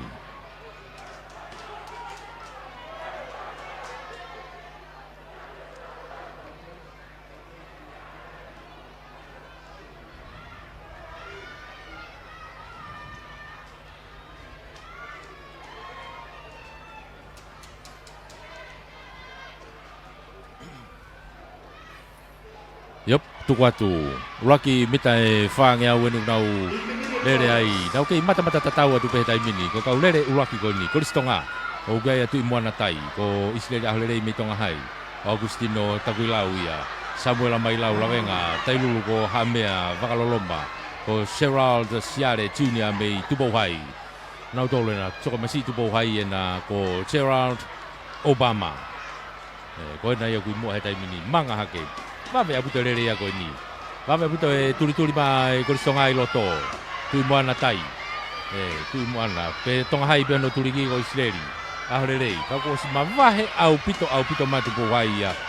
I he taimini. Nei mita e tolu noa mavahe ki e tupo hai. A tere pena uto whikau atu mo tonga hai mo Takuilau mo Tailu. Ala te taimini. Whetong e taimini tupo hai. Awat mo atere taimini. Whetong mo atere. Whetong ata Takuilau mo tonga hai. Whetong ata taimini mo Tailu. Ako motu mano atu. Whetonga te taimini pia mo lawenga maari e. ka ko si alu he taimini ko turi ata atere taimini vave apu te turi atere ko na wafe mai ko ke hau ke reine taha ku falaka ke taimini a atere ia ko felice na fa bei atere falaka ke ia paea tonga o tupo hai ka ihona tua turi atuai saya paskala bei tonga hai wafe mai ke te au ni manoa taimini falaka ma tonga hai ia vave apu te turi ma tonga hai ki atere hawe turi ki ko tonga hai to ki pamu i mai mana wa masi i mai tonga hai ha wi hanga tonu e taimini ke mo mai pe atere fikaua ma tonga hai ka ku turi ma ta ku lau pe mo tupo hai na wa mai ni ke fetongi hono wa unu atu fetonga atere unu ate taimini fetonga ta tonga hai fetonga te taimini mo ta ku lau mo tupo hai o si motu mano atu pe atere ia fetonga te taimini mo tailulu Whaka umai mo lama ka maari ke whitongi ka kuosi alu atu a atere mua atere tonga hai ena ku wave au pito e turi atu atere i mua ko io ko lere ko masi ko na ko Roman Tiesa na me atere tonga hai ena ko toti hei muri ena me tonga hai Roman Tiesa me mo toti hei muri me tonga hai na afi mai kona ko ke tau mano ate hiki mai a Roman Tiesa ia ha mai ko ke afi mai ki hanga tonu e taimini so hiki mai a Roman Tiesa ko toti mei tonga hai ha mai taimini ke whakawhio mai ke whetong whakawsi ene koristonga whetong whakawsi atere ki ai a mounga reao whetonga ta tonga hai ki a Augustino Pascala whetonga ta takuilau he taimini ki a Keso Mitufu whetonga tu mo tupo hai ki a Paula Tonga ka kuosi alu e lere ia mua ma mahe au pito lere ia masigo mounga reao io alu au pito ia mua au pito ko ua ni aku tau feturi atu tonga hai takuilau ka ku vave au pito turi atu tupo hai masigo na ko Paula Tonga tupo hai falaka hake taimina tupo hai takuilau mo tonga hai Paula Tonga fika ua he taimini kei taki mai pia atere ia a mounga reao o si afe ma mounga he taimini ki hau ki hanga tonu mounga reao mei atere ko tupo hai ena mo tonga hai i mui pe hono tua he fika ua bo tolu o si motu manoa mai mounga reao mei atere ya uma mounga taimini ke te pio fika raka atere unu hake taimini Augustino Pascala mei tonga hai o fika ua mai ia unu mai taimini Paula Tonga mei tupo hai o fika tolu fika fa tu ai takuilau o Kesom Tuf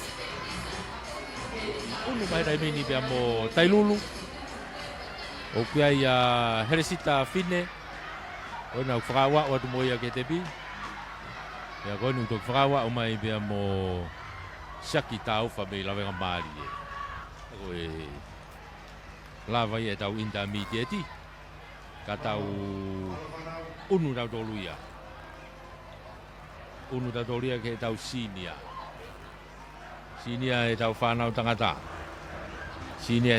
tangata ko hite ua i be moia hiti uraki eni o kiai tonga hai mounga orive e ua lavega marie sa antelu takuilau pe mo atere hiti fika uraki tau te wai pe ke kamata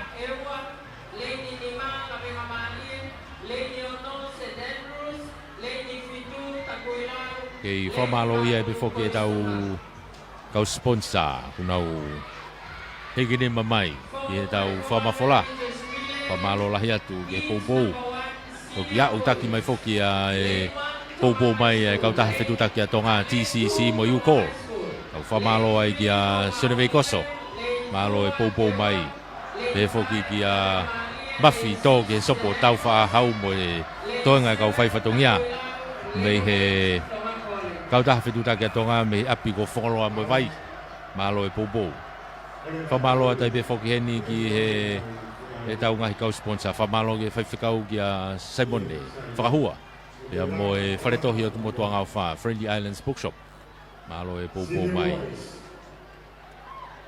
ki he Tonga Family Health malo e popo Sia Finance Services ko e pupunga lose ko lai Vangerio Universal Clinic and Pharmacy Whakato Mafi Finance mo e cover trading lotu, malo lotu e ofa mei Amerika.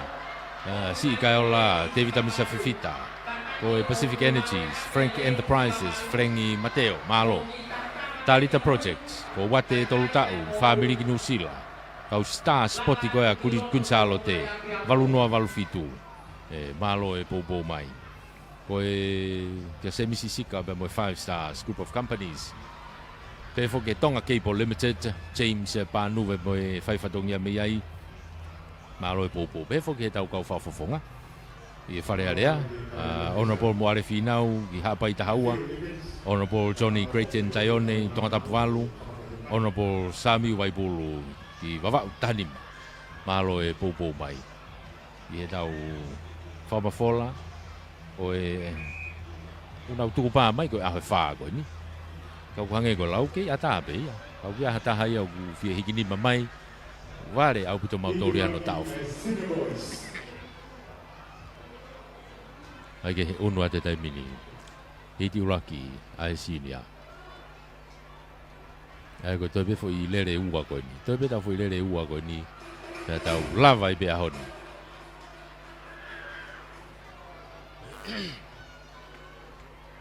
Ai ko ongo hiti whakaosi eni. Ko tau lere whakaosi ia. Ki he ahoni. Tuku atu. Io tailulu ena I mua ku osi. Mua lere I pea atere kataki. Koristo ngai mua. Ko Alexander Holla ena atere. Iono tua pe ko pate koula pahulu. Me tari koula pahulu. Me takuilau. Hoko tai pea e Santelu ko saya fonua. Ko moala manu lawenga maari e ofa valu mei eua. Ilayasi tep-tepu mei moka oribe. Toka vain kolo mei tonga hai. Ka koe taki mai ni e tawako ni. Ko Alexander Holla mei atere. Me tari koula pahulu mei takuilau. Me tari koula pea mo Alexander. I mua he tai miniu na whetau tau me heuraki mo eua. Unu atu ke heurak whetongi. Na whetong whakatahape, whetong a takuilau mo atere.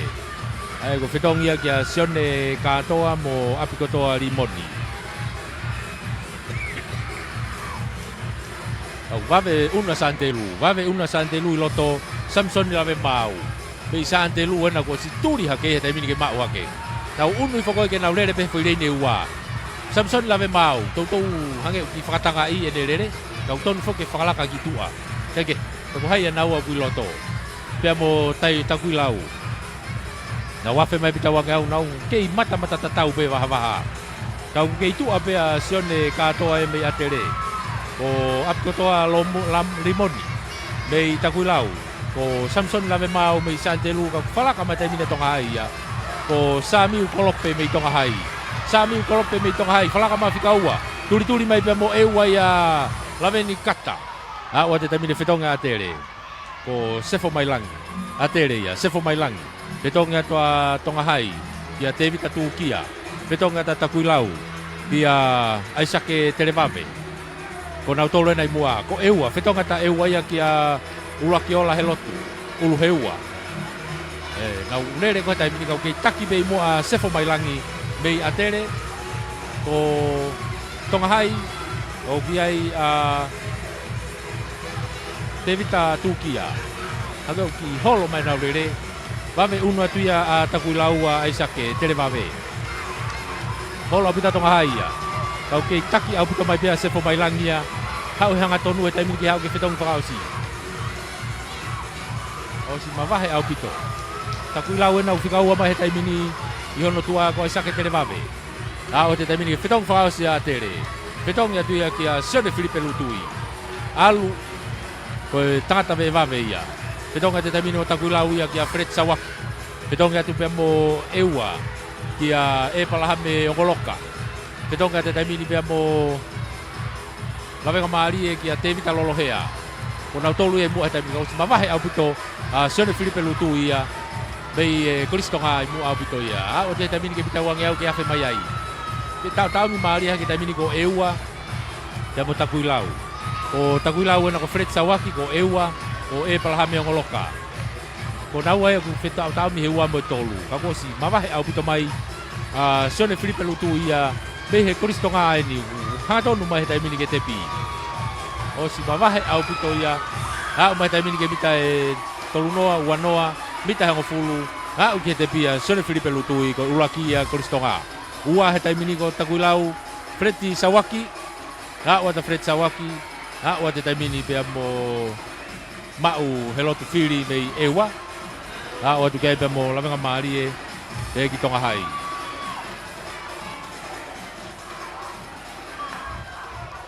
Toki whakawa o te tamini mo sante lu.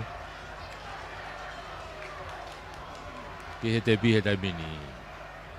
Io, ko ne kakato ia. Ai hiti uraki. Ka koe hiti hono ua. Ka koe rere whakaosia ahoni. Koe rere koni ukrere a wawau. Tupou hai, toloa, apfoou, tailulu, peambori ahona. Rere ia koe i heni? Leini olo, tailulu, leini fitu, liahona. Eke u lawe i pe osieni pe te whai ha whak me tari pe kofu tō muia. Ngari pe toki tari pe whak me tari ki au.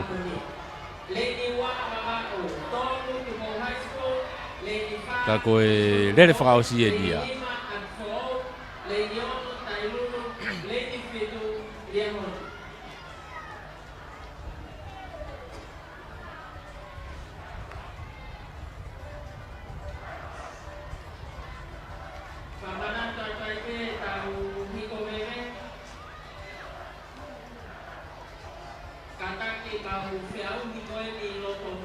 Kei whakatutu ki hana ngai tuanga. Whamalo ia toi pe whoki ai pou o tukumai me he tau ngahi kautaha. O ki nau tolu ai pou mai ki he tau whamafola. I he reti o, walfit poini ni mai whaima. I he tau Facebooka ai Broadcom walfitu poini ni ma. Broadcasting. Whamalo lahi atu. Ai pou mai.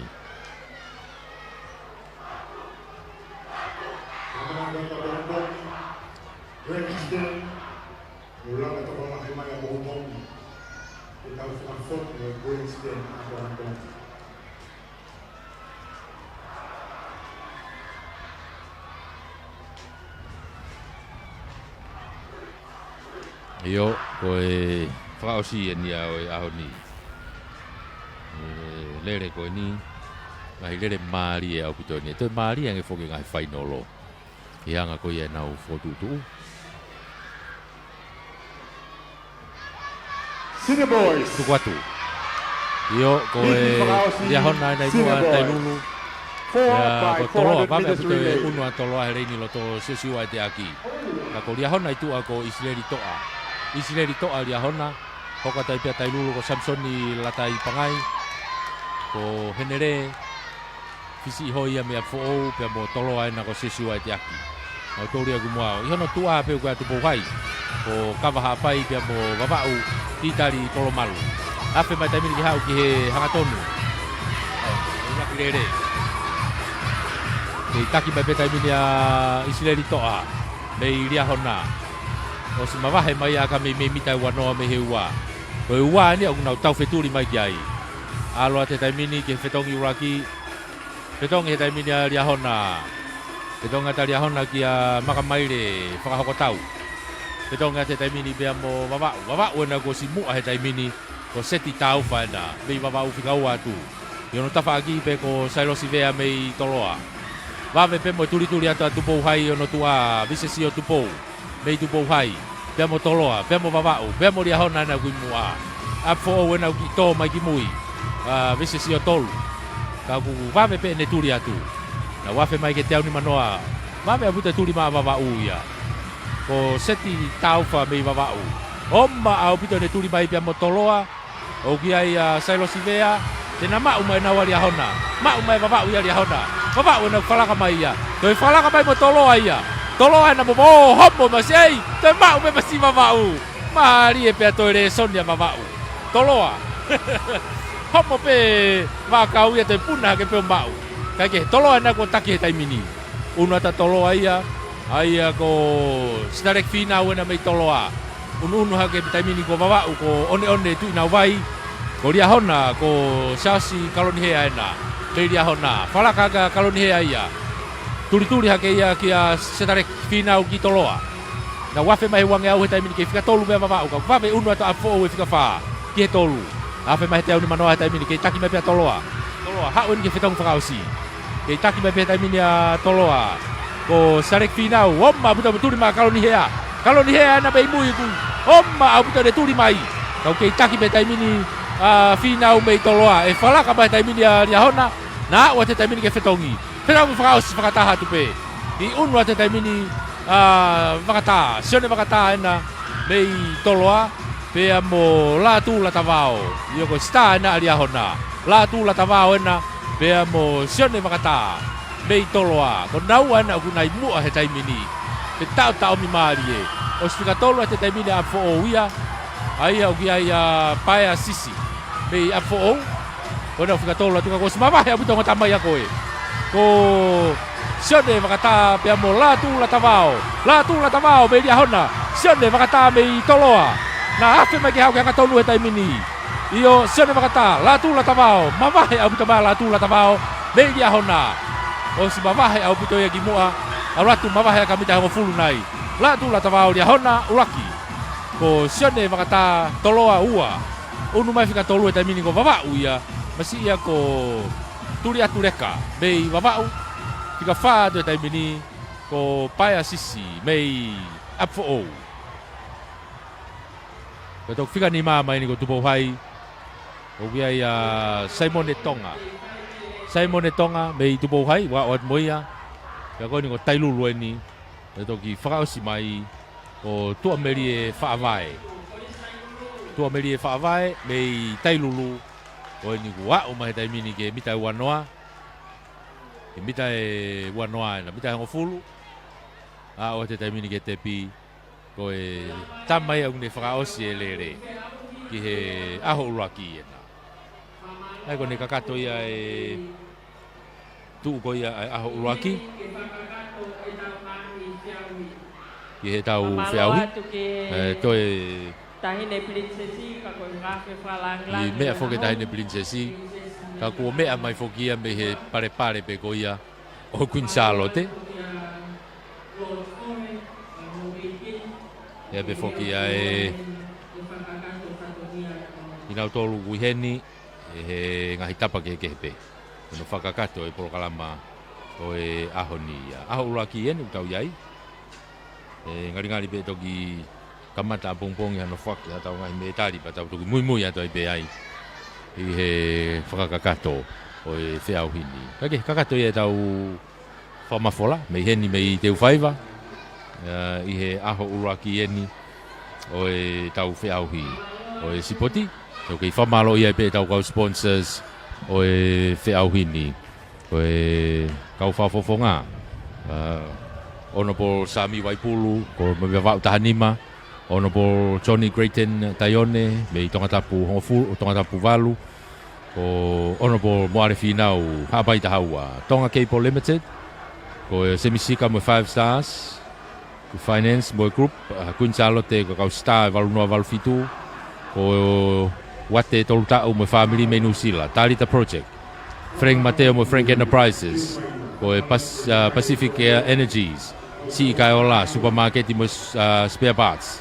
Kia lotu palanite mo family ka Amerika, Whakatou Mafi Finance, Universal Clinic and Pharmacy, Pupunga Lose Koula Evangelio, Sia Services mo Finance, ko Tonga Family Health, e foke wharetohi o motuanga wha, ko e TCC mo UCall, ko e Popo, ki e tau whamafola, pia pe foke ki he Nasita Sportswear Print, ko i ko tau teunga, malo e Popo, e tau tō whelonga ki mai auhu a pongpongi, tau tō i heni pe, taimta tau pe a pongpongi, ki he tau aho hono wa. Kau whai whatongi atu me i heni, kau whai tā, o ki heni a Pita Takafua, e whoki ki a Aripate ki Sina Tiunia, ko Wepirea Tiunia, ko Whiria Paea, Tupourea, e whoki ki a Fuatarevu Tuifua, me sake whahamo kioa, lisi a te tohi, mo au Meria Lau Manu, Koe kakato ia te wha. Ko tau kau ngā ue pei, apena i kei toi hata.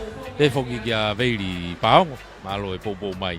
I he tau kau whataha mo timi i he ni. Kakato e tau whamafola, tau whoki atoa hei ke Vigilant House, ka mo mea.